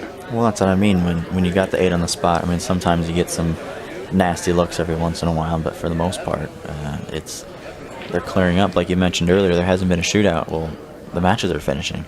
Yeah. Right. So when the table breaks well, and when I played Cleve, my first match, was that the only shootout for the whole tournament there too in New Orleans? So we had 2 more. We had Shane Thompson and Corey Deuel. Okay. Oh yeah, that's right. Corey wasn't too happy about that. And then poor Corey. One of our ladies, I believe the semifinal matches, a young lady from my area. Her name is Brittany Williams, and I cannot remember the name of her opponent, but they had a six-ball shootout in the arena, and those are the only 3 in Ultimate Pool USA history. So I think, what was Shane's time? I think you hold the fastest time in Ultimate Pool USA history. What do you expect? I got super lucky. I hit the break perfect. I'd never done one before. Like, I did a practice one in Vegas, but I thought Cleve was going to beat me for sure just because of his experience. But I'm out a good one. I'm gonna get with you on that because I was bored at home one night and I did an analysis on your 6-ball shootout. So I can see it in my head, every little thing of it. Perfect. Yeah. The break was perfect. I do think you played one shot not wrong, but I think you could have shaved off a lot of time. I guarantee I played 1 wrong, or 2 wrong, or 3 wrong. You have to find as many stop shots in a row as you can, right? That's the name of it. If the cue ball is moving, you can't shoot. So it's I guarantee I could have shot them in a different order. And that's kind of what I alluded to in my video that I did just for myself. Really, is you don't have time to think about what you're gonna do because you just don't have time. 30 seconds on the shot clock when you're in the arena, it feels like a long time. 30 seconds when you're doing a 6-ball shootout feels like it's about 10. I mean, it's wild. Yeah, it definitely feels like you clear up faster than what the time tells you because you're running around the table. You're trying to, it's different feeling for sure. It's a feeling I've never had playing pool before. Yeah, they were. They did the challenge matches over here. Our social media table, our TikTok table, had Aiden Mevlett doing the minigame, Kansas City minigame championship. They were doing a 15-ball shootout. Okay. And I think Joe Prince and another local guy were in the finals, and I think the winning time was 1 minute and 3 seconds. That's pretty strong. It's not too bad. Yeah. They'll post all the winners from the minigame competition on the Facebook page. They also get a nice little treat. So if we do end up in your area playing an Ultimate Pool USA tournament, make sure you check out Aiden Mevlett's TikTok table because there's some cool little games they do over there. And meanwhile, once again, a flawless rack between Joe and Chris here. And winning that lag is looking like it's going to pay off. For sure. I don't think we're going to see a shootout this match either. Yeah, Kansas City Open is pretty much guaranteed to be shootoutless. These guys are too quick. Patterns are too good. You're not going to see a lot of safety battles. And I'll tell you what, Joe, I don't know how much you know about their series over there, but they kind of do like a tiered system. So he won the Challenger Series. So that would be, I guess, like a semi-pro. And because he won that, he's now in the Pro Series. Okay. So you win, you get bumped up. Sure. And he just won his Challenger Series, so he's just moved up to the Pro Series. And they haven't even started the season yet. So he's super sharp right now. Oh, he's definitely super sharp, and he's moving into the Shark Tank, and this is this is like the best prep he could possibly have, I think. Yeah, of course. Just getting on the TV table some more and just being used to everything, it's gonna be good for him. And on the off chance that he does continue to break and run his racks, man, it's gonna be great. What happened here? I think he was just asking the referee something.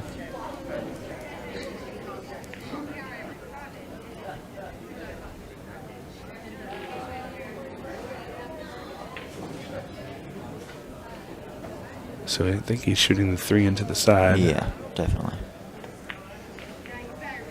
Good shot. And no foul called, so it must have been a good hit.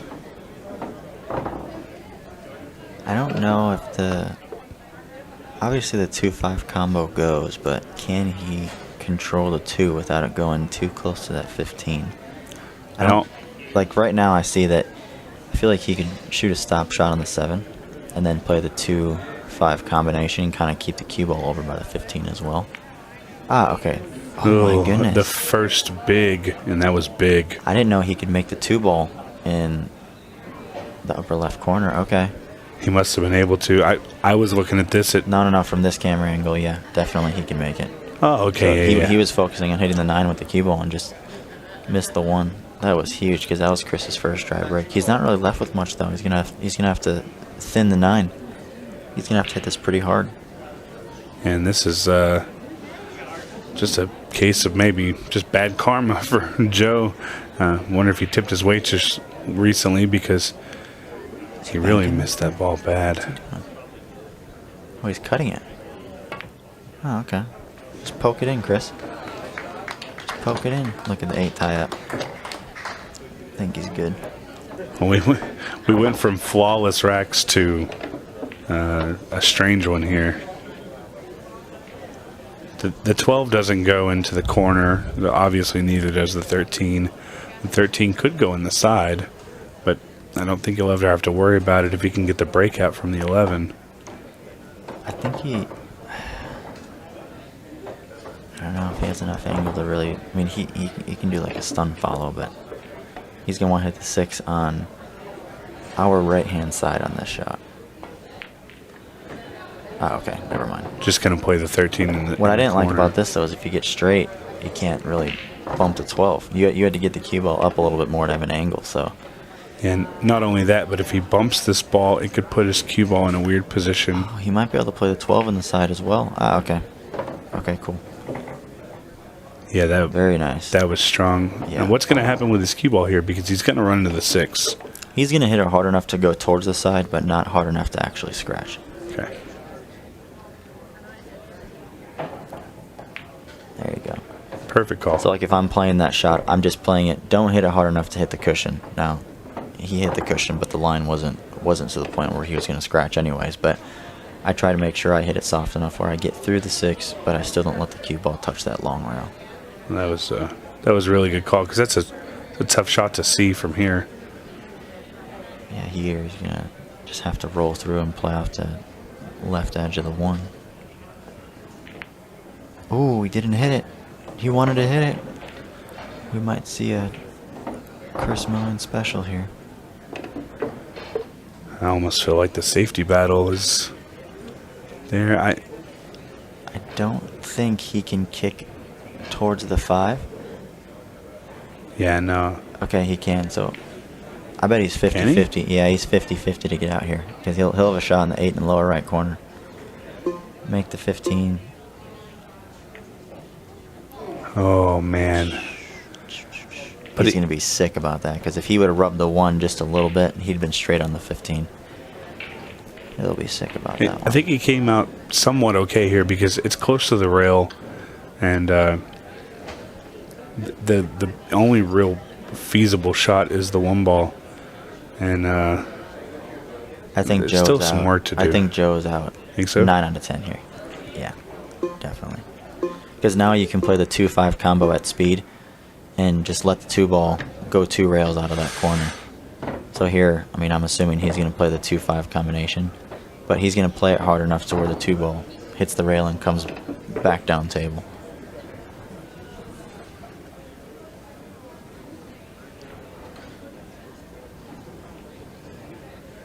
Where before, when the table wasn't open like this, if you play a combination firm, then balls can tie up and it's not good. So here he's going to hit it hard enough so the 2 ball goes down like by the 4.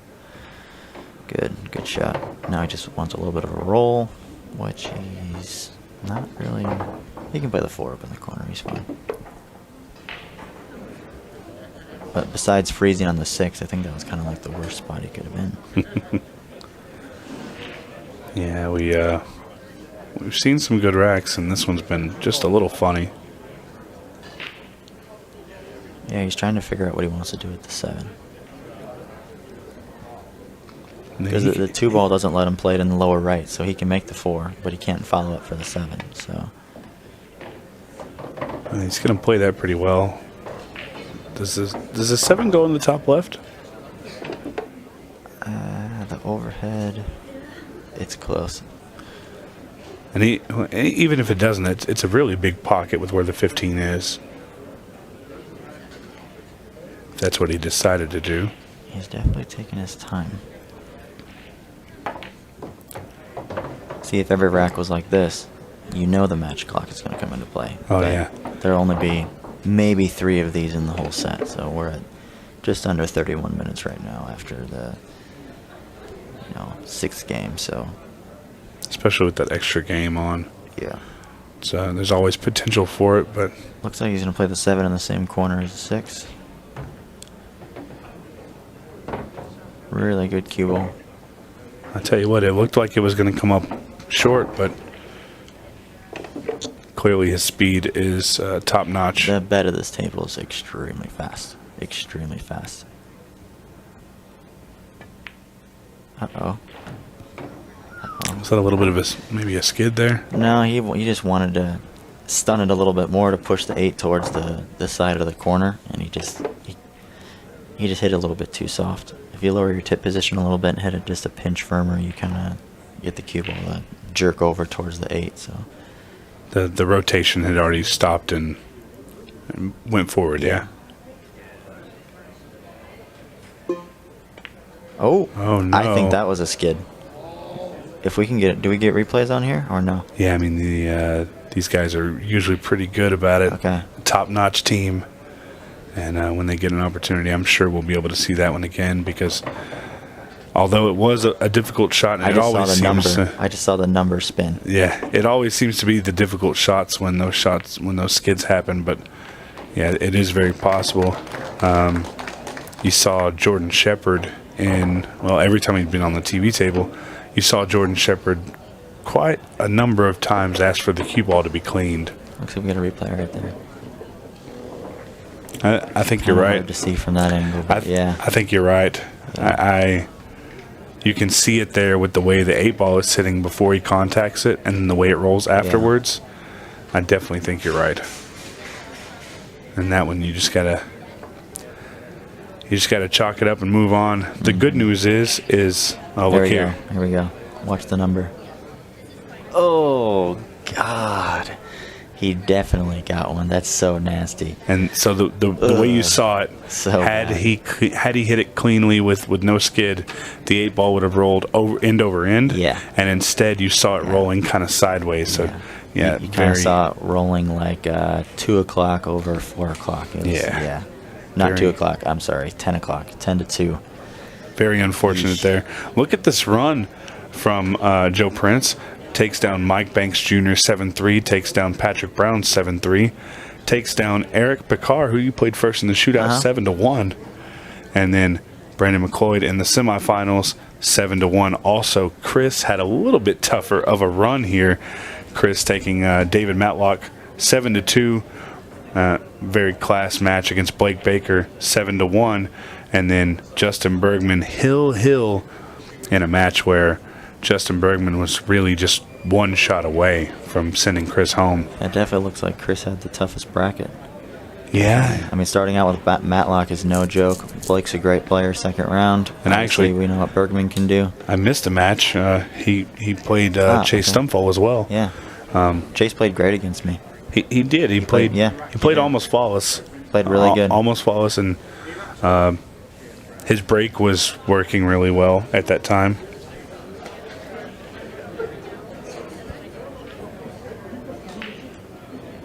All right, let's see. His cue ball's been kind of crazy, but he's made the most balls. So, yeah, I don't know if he's doing that. I mean, he seems like too good of a cueist to me to be doing that on purpose. He's spinning his cue ball 3 rails every break. I think he's trying a desired effect, and sometimes he gets it and sometimes he doesn't, because in the prior match...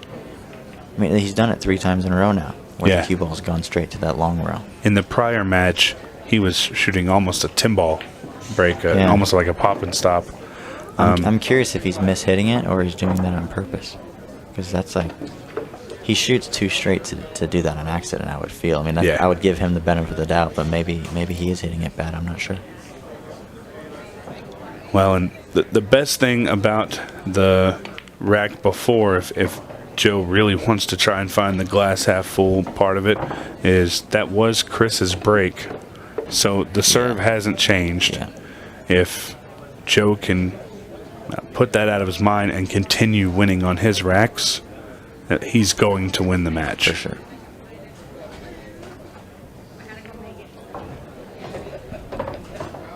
Just got a little bit weird. I think he wants to go 2, 6, 5, 7.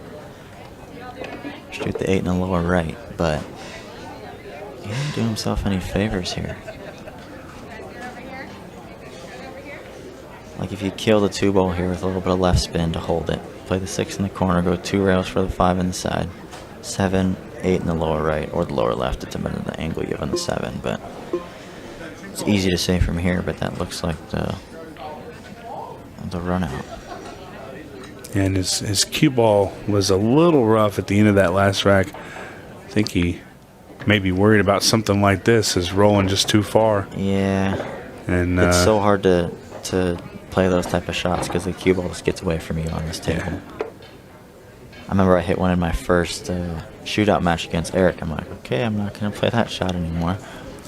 Yeah, and that's one of those things that'll get in your head. He obviously, his shape on the 8 ball was probably still dangling in his head. Mm-hmm. And so he was thinking to himself, oh man, I hope I don't run behind this 14. And he kind of willed it into fruition. His pocket got stuck on that corner. I actually saw a guy one time, you guys are going to laugh. He was in a big money game. He was walking around the table and his pocket got caught on the corner and ripped his pants wide open. Yeah, he finished the match. He had a pair of shorts on, just ripped it right off. I've see his boxers and everything. It's pretty funny.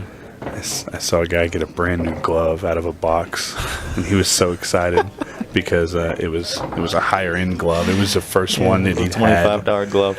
It wasn't the action gloves back in the day where that had full fingers. But he got it out. He put it on, and he breaks. And he pulls back, and it ripped straight down the middle, all the way through his middle finger. And I actually think it was in a tournament too. He had sent his wife to the car to go get it, and I want to say it was a little cheap tournament, but I want to say it was Hill, and he throws it on, breaks, rip, and he pulled his cue apart and went home.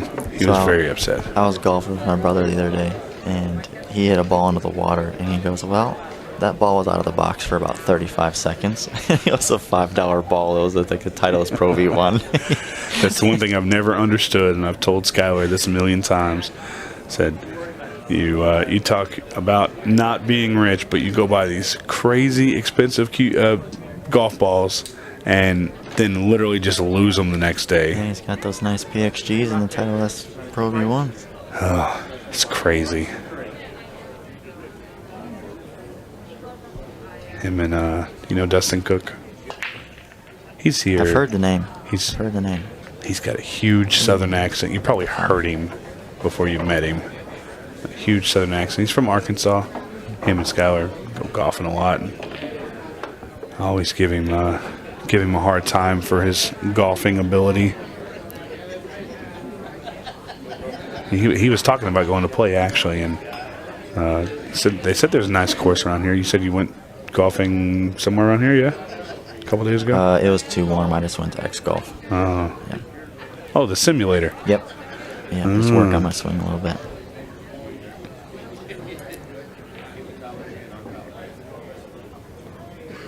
I think he might leave. That's not something you see a whole lot normally is going behind a ball like that. It's a little risky, right? Yeah. I mean, I'm assuming he wants to do 13-9 last and then play the 8 up in the corner where the 10 is. So. Does it go? The 8 ball? I think so, yeah. Okay. Because we've said balls haven't gone twice and they did. So I'm just going to say it does. I tell you what, the kick shot that Chris missed, I didn't think there was any way he could get to that ball That's cleanly. one of the shots I'm talking about, yeah. Pretty wild. So yeah, 13-9 So when he shoots the stop shot on the 13, he might want to pull it back a hair. That way he has a little bit of an angle going down towards the spot to give himself a little bit of room for that cue ball. If it doesn't go up, he'll get on the 9 to where he can bump the 3 a little bit, but you gotta get good on this though. You don't want to have an angle where your cue ball's close to the rail. Okay, you played that perfect. That was good. Some players will go 2 rails on that shot, and then you have a chance of having a back cut. So he played it to where he would never have a back cut. I think our referee Darren is playing the fly swatter game. Mm-hmm. Joe Prince got that fly there. Alright, this is what I meant. If it doesn't go... Just a little bump, yeah? Yeah, if it didn't go, he played it this way on purpose, where he just pushed the 8 towards the side here. No. Oh, wow, okay. I thought he would bump the edge of the 3 and let it move me forward. Too.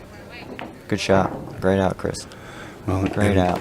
Here it is. 4-4. And a race to 8. And we talked about that we didn't think this match was going to a shootout, but the one thing that we didn't really discuss is the possibility of the 15-second shot clock. So the last 10 minutes of the match will be on a 15-second shot clock, and we're kind of on par for getting real close to it. It's 4-4, race to 8. There's 23 minutes left, and if you average 2.5, 3 minutes a rack, we're definitely getting there, unless of course somebody goes out from here. Yeah, 8-ball breaks don't count right now; they get spotted. So correct. It's only the shootout. So it's very possible that we get to that 15-second shot clock, and we can't dismiss the idea of a 6-ball shootout. All right. Is he going to spin the cue ball? 3 rails again.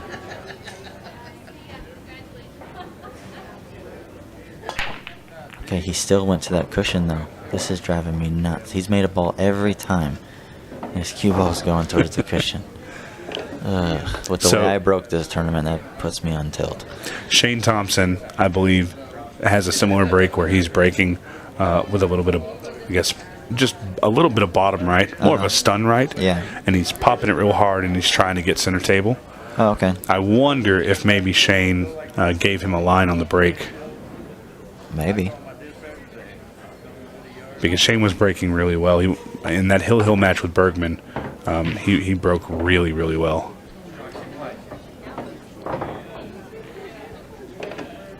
Have you played Shane Thompson at all? No. Great cue action, though. Really nice guy, too. Yeah. He's one of those guys that looks a little intimidating. Big guy. Looks super serious. He's a great guy. Yeah. This out is pretty tough. I want to give him the benefit of the doubt, but it's tough. Like, yeah, there was just too much to do there. So now this is an opportunity that Chris needs, because he needs to steal the breaking advantage. He wins this rack. It's going to throw everything off tilt. I think he wants to be aggressive and get the 2 out there, but he also wants to guarantee himself a shot afterwards. Wouldn't mind shooting the 3 if he can reach it pretty easily and feels like. I feel like if you hit the 3 or play the 3 and hit the 2 on the left side half ball and play it pretty firm, you'll have a shot on the 4 no matter what. Let's see what he does. See what he does. Unless he shoots the 3 now and goes in towards the 8 softly. That'll give him a shot on the 2, and then you just don't want to hit it hard enough where the 8 moves in front of the corner for the 6. Yeah, because the 6-ball is really what you want to line up on for the 8-ball. Yeah. I don't think the 8. He might go 5, 6, 3. Yeah, so he's looking at shooting the 3, drawing into the 8 softly. Chris is really good at letting us know exactly what he's going to do. So yeah, you're 100% right there. He definitely commentates his own runouts, for sure.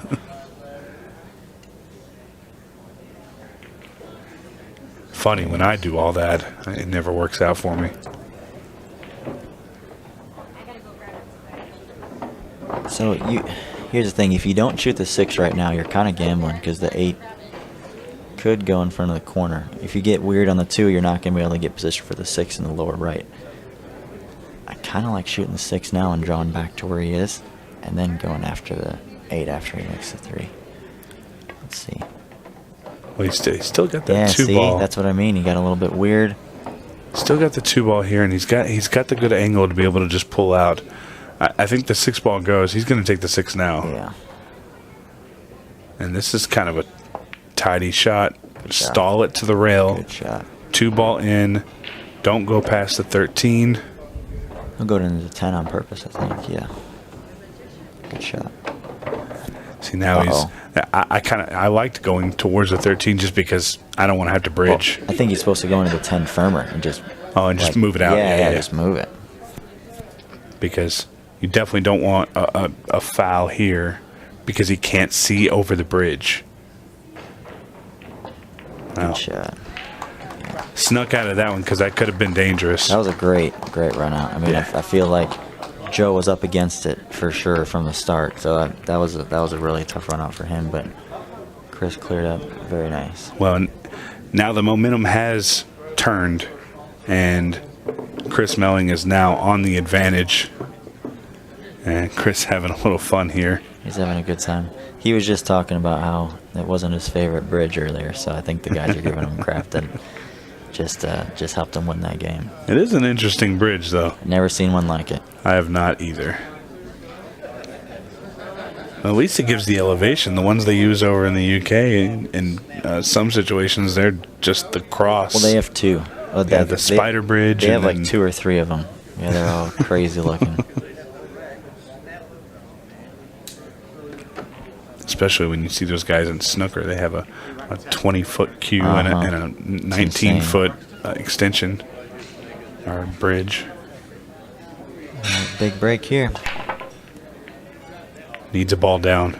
And I had a bunch of people message me this week saying, "Hey, why don't you break break head ball? You have such a good." That's why. That's why. It's a bad idea. I had this discussion with Amy Beecham. You'll go busted breaking head ball in this format. Yeah, you leave the table open.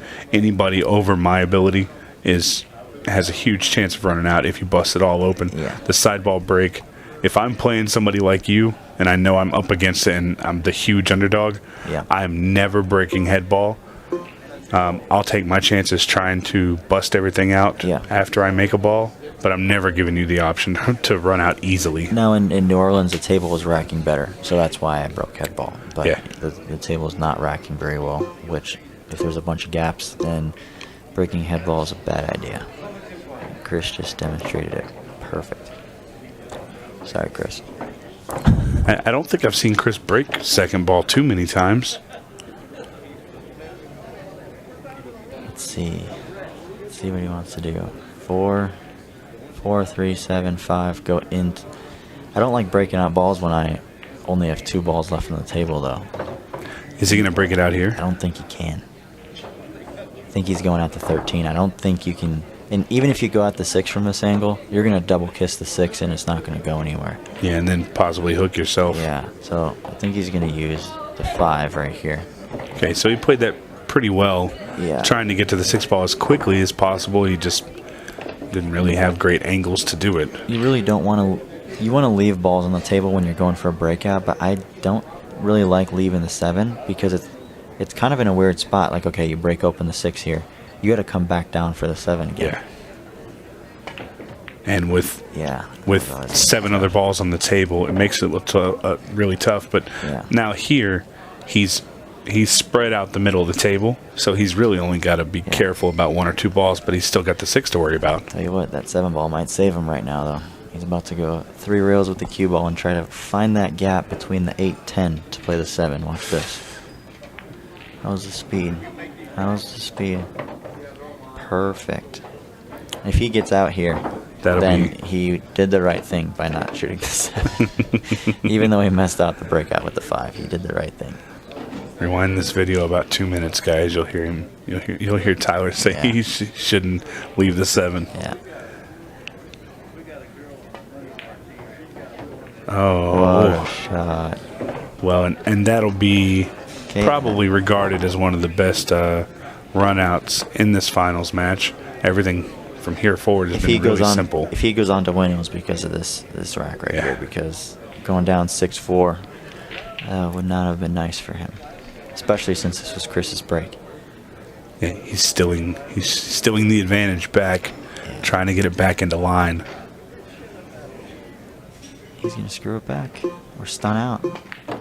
Good shot, very nice. No, and it's going to be 5-5 once Joe makes the 8 ball, and we're going to be sitting at just under 16 minutes on the match clock. So race to 3, worst case scenario, we're looking at 5 games, 2.5 minutes apiece. Unless we get into a crazy rack, I don't think we're going to see the time really come into play. But the shot clock is just on the verge of being involved.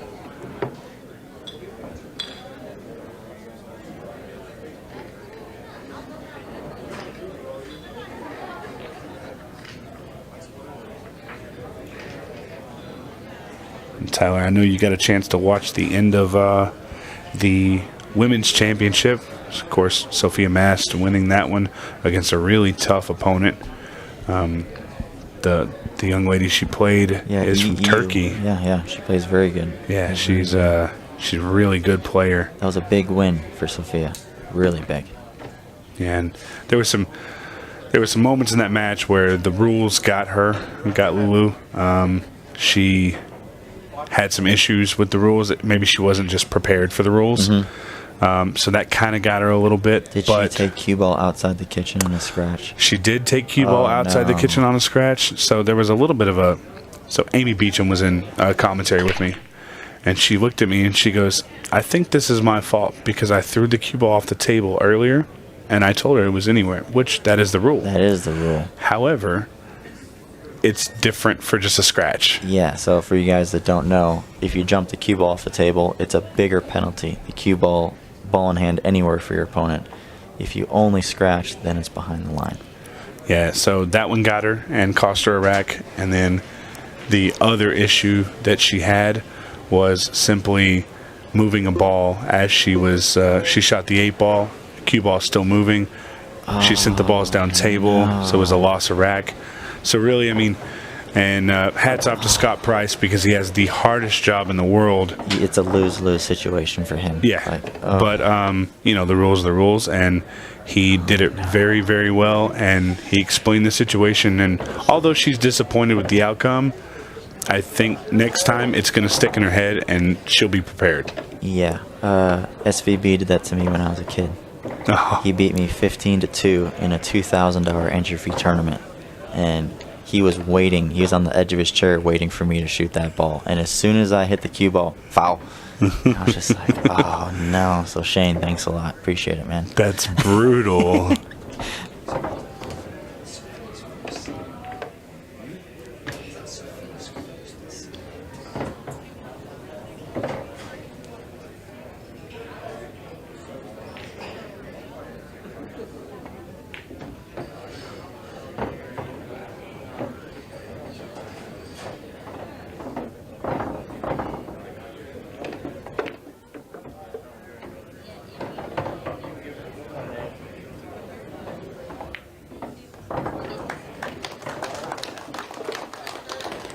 And a nice cleanup there by Chris.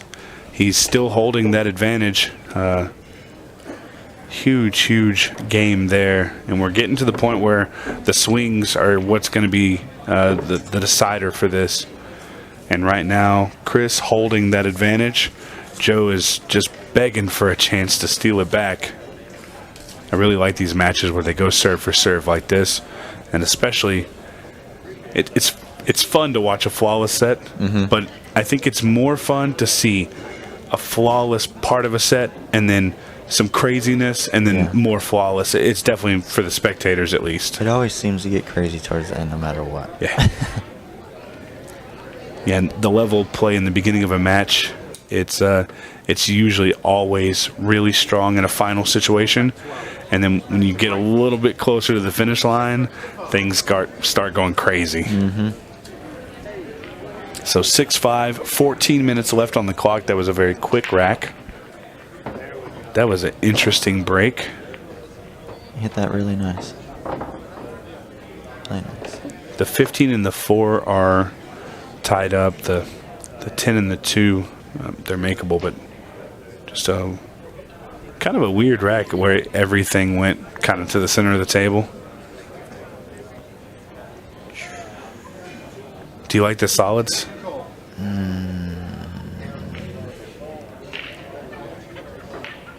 Yeah, but there's a lot of work to be done.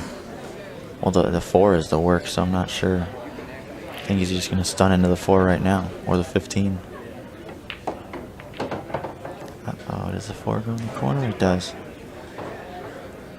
Yeah, so he's going to be able to just shoot this in the bottom left-hand corner.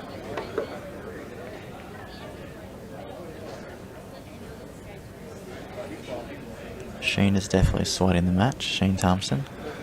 Yeah, Shane Thompson behind the Chris Meling course. Those guys, very good friends. Shane would have loved to have been in a match with Chris to be in the finals. He would have taken Justin Bergman's spot had he beat Justin Bergman and played in the semifinals against Chris, but it wasn't meant to be. So I think he joked about it. I think he's waiting on his 20% because I believe Chris is using one of his shafts. He told me, he said the going rate's got to be 20%. So the banter between those guys is just hilarious. Oh my goodness, we were listening to it earlier. They're nonstop, just jabs at each other all night long. Yeah, Chris and Shane both love to give, and I'll tell you what, Scott Price is top notch too when it comes to the banter.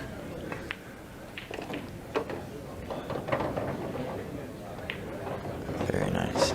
Yeah, and you feel like Chris has really got firm control of the situation now. For sure.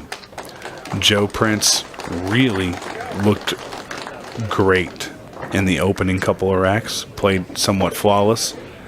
But the cracks are starting to show a little bit in Joe's game. No, I think he just tried to play that ball, was it 3 racks ago, with inside spin, and he kind of lost control from there. So yeah, and he's honest with himself. He'll flat out tell you that he butchered the shot, and that's going to be one that he looks at, and it's going to be one of those cringe shots. If it gets posted on Ultimate Pool USA's Facebook page, it's going to be one of those that he feels like he sees it all the time. It's 7-4, right? It is, I believe so. No, he's not on the hill yet, is he? 7-5. 7-5. So he is on the hill. So I mean, he only needs 1 dry break from Chris. So I mean,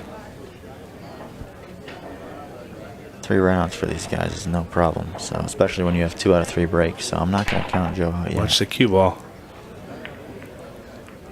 Oh, that's dry. Man, he's going to be sick about that. Stripes look pretty easy. His reaction there, you could tell that. You can put a wrap on this match, everybody. Oh, and the 15 ball, the way it just sat up, He looked at going to the 7 here, but I would just. No chance I'm going into the 7 here. I like this. You just shoot a soft screw shot. Play the 13 in the lower left. Play the 14 next. Like, don't even mess with the 7. You're just asking for trouble. That's what he's doing. I think he's listening to you. Oh, okay. Well, okay, he could miss the 7. Oh, this is kind of funny though. That's how I wanted to draw it. I think he was trying to hold for the 12. That's tough trying to hold that ball because, like you said, the bed of the table is fast. If you just draw it towards the 2, nothing bad can really happen. Well, are we going to see a Chris Meling run out? Because he's going to have to shoot the 9 now. 9 bump into the 1 with the cue ball. The 1's going to hold the cue ball for the 11. So if he makes this, it's over. Can't imagine him shooting the 13 here. No way. That's what he keeps looking at. No, you got to play the 9. Yeah, I think you're right. He's going to do that. He knows that's the shot. Bump the 1. Everything's wide open. Oh, what? Got a terrible bump here. It's not over though because he's still got the 13 in the corner. What did we just say? Things get crazy towards the end. So what are you thinking here? 13 in the corner. You'll have the 12 in this corner, not necessarily in this order. 13, 12, 10, 11, 8. 10 here? Yeah, 10 in the lower left. 10 lower left. And or he's going to go across for the 11, then play the 10 in the upper right. He might play the 10 last. Just depends on where. He's going to play shape for both balls here, and whichever one he has the better look at. So now, yeah, you definitely have to play the 10 here. Give no angle. The 15-second shot clock did just come into play, but it's too little too late, I believe. I think Chris cares about a 15-second shot clock. Hey, it's got him a couple times. If the match were different and maybe it were 6-6 instead of 7-5, but it's not. Chris Meling, the magician, is going to win the Kansas City Open Championship. What a match that was. Hats off to Joe Prince, who really played well throughout the tournament. We are going to have a trophy presentation. Tyler Sire, thank you for joining me. It's been a pleasure. I'm glad you had a good time here in Kansas City, and I cannot wait for the next Ultimate Pool USA event. Yeah, thanks for having me. It was a blast.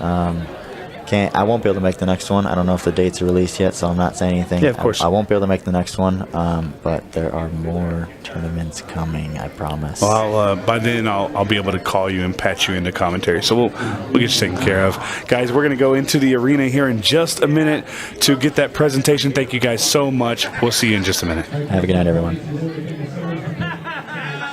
Ultimate Pool USA presents the Ultimate Pool USA League Grand Finals.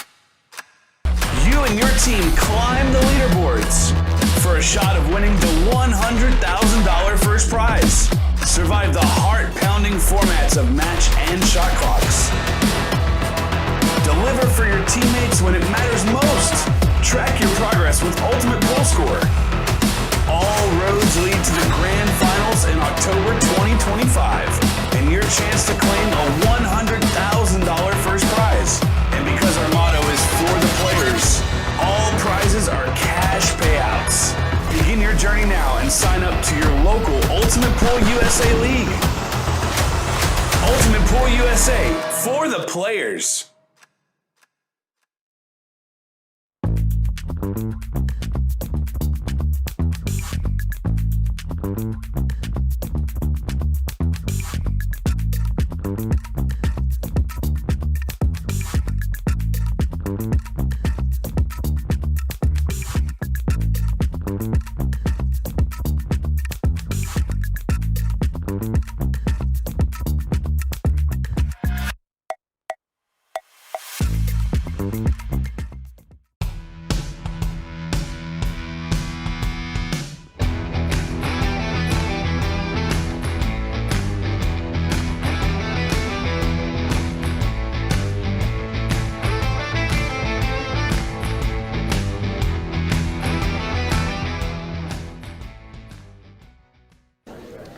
Welcome back, everybody, for the final time here at Side Pockets, Blue Springs, Missouri, for the Kansas City Open. An absolutely fabulous weekend, wrapped up in some style with the Open final. Let's hear it first for both finalists, Joe Prince and Chris Meling.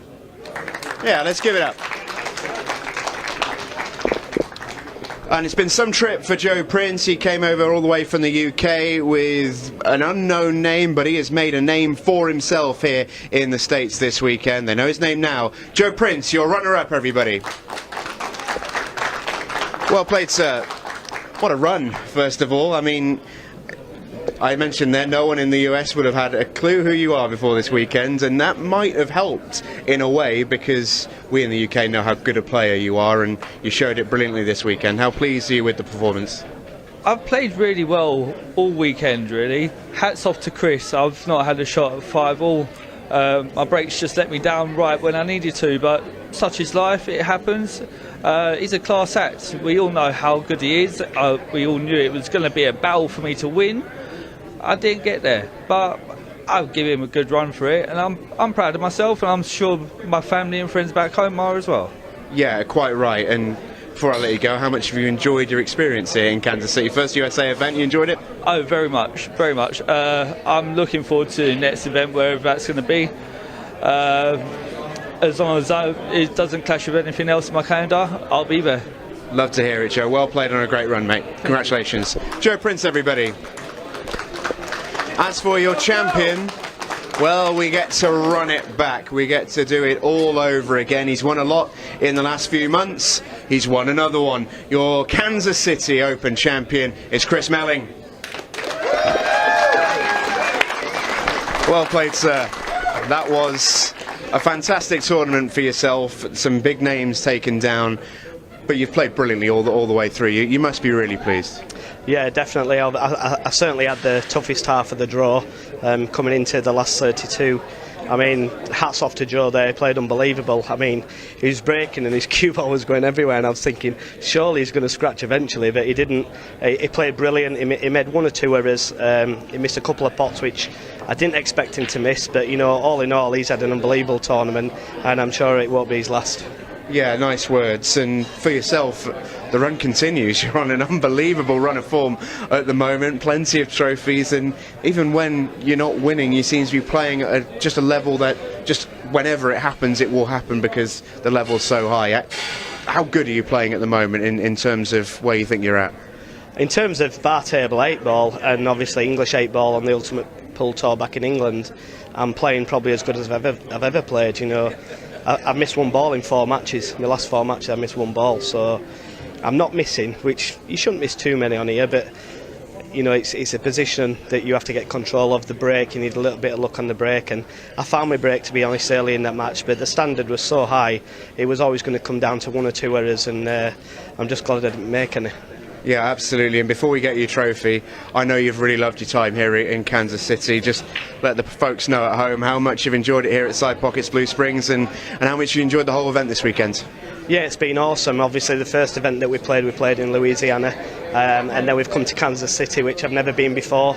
The crowd's been absolutely amazing. The club's amazing. The setup, the way that Bill's looked after us, the owner of the club, he's treated us like, you know, his own, really. Looked after us. We've not paid for anything really, and I can't appreciate it enough. It's something that we don't often have in pool or in snooker, really. But yeah, I feel on top of the world. Quite right too. Well, let's get you another trophy, mate. Hey, let's go to bring in Ultimate Pool USA President Jordan Chavous to make the presentations. Your Ultimate Pool USA Open champion for the 2nd time in a row is the magician, Chris Meling.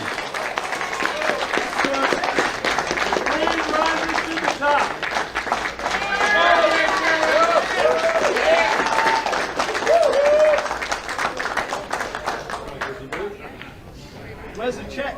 It's in the mail. That's the magic trick.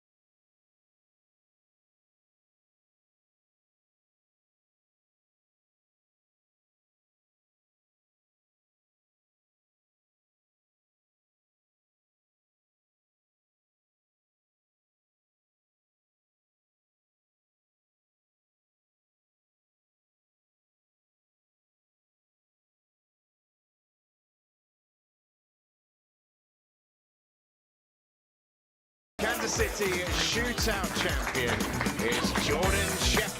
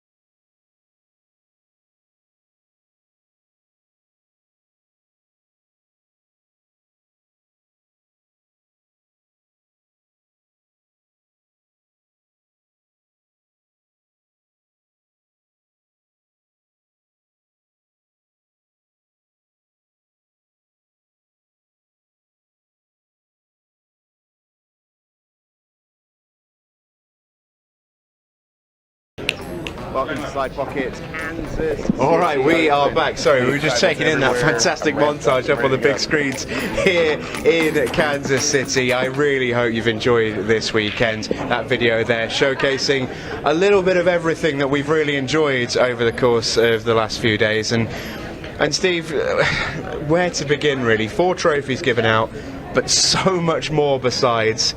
And at the end of it all, we got the same winner as we did a couple of months ago. Well, it's really hard to compile this into however long we get to talk, but the drama, the excitement, the flow of everything that we saw on this TV table, it was all immaculate. So many great players, so many unknown names that now we all know, and now 4 champions have been crowned in Kansas City. There's really no words to describe it, but it's been so much fun to watch. It really has. It's been a pleasure to be a part of, and as Chris said, the team here at Side Pockets Blue Springs could not do enough for us. Been so grateful for their hospitality for this event at the Kansas City Open, and we hope you've enjoyed it at home. Don't forget, the Ultimate Pool USA leagues are now very much a thing. If you don't have one in your area, maybe you could get on Ultimate Pool USA's Facebook to find out how. And in the meantime, we can say it now, we will see you in Denver, Colorado for September 13th through 15th. That is our next Ultimate Pool USA event. We will see you then. From myself, from Steve, from all the team here at Ultimate Pool USA, thanks for having us, Kansas City. We'll see you next year, and we'll see you in Colorado.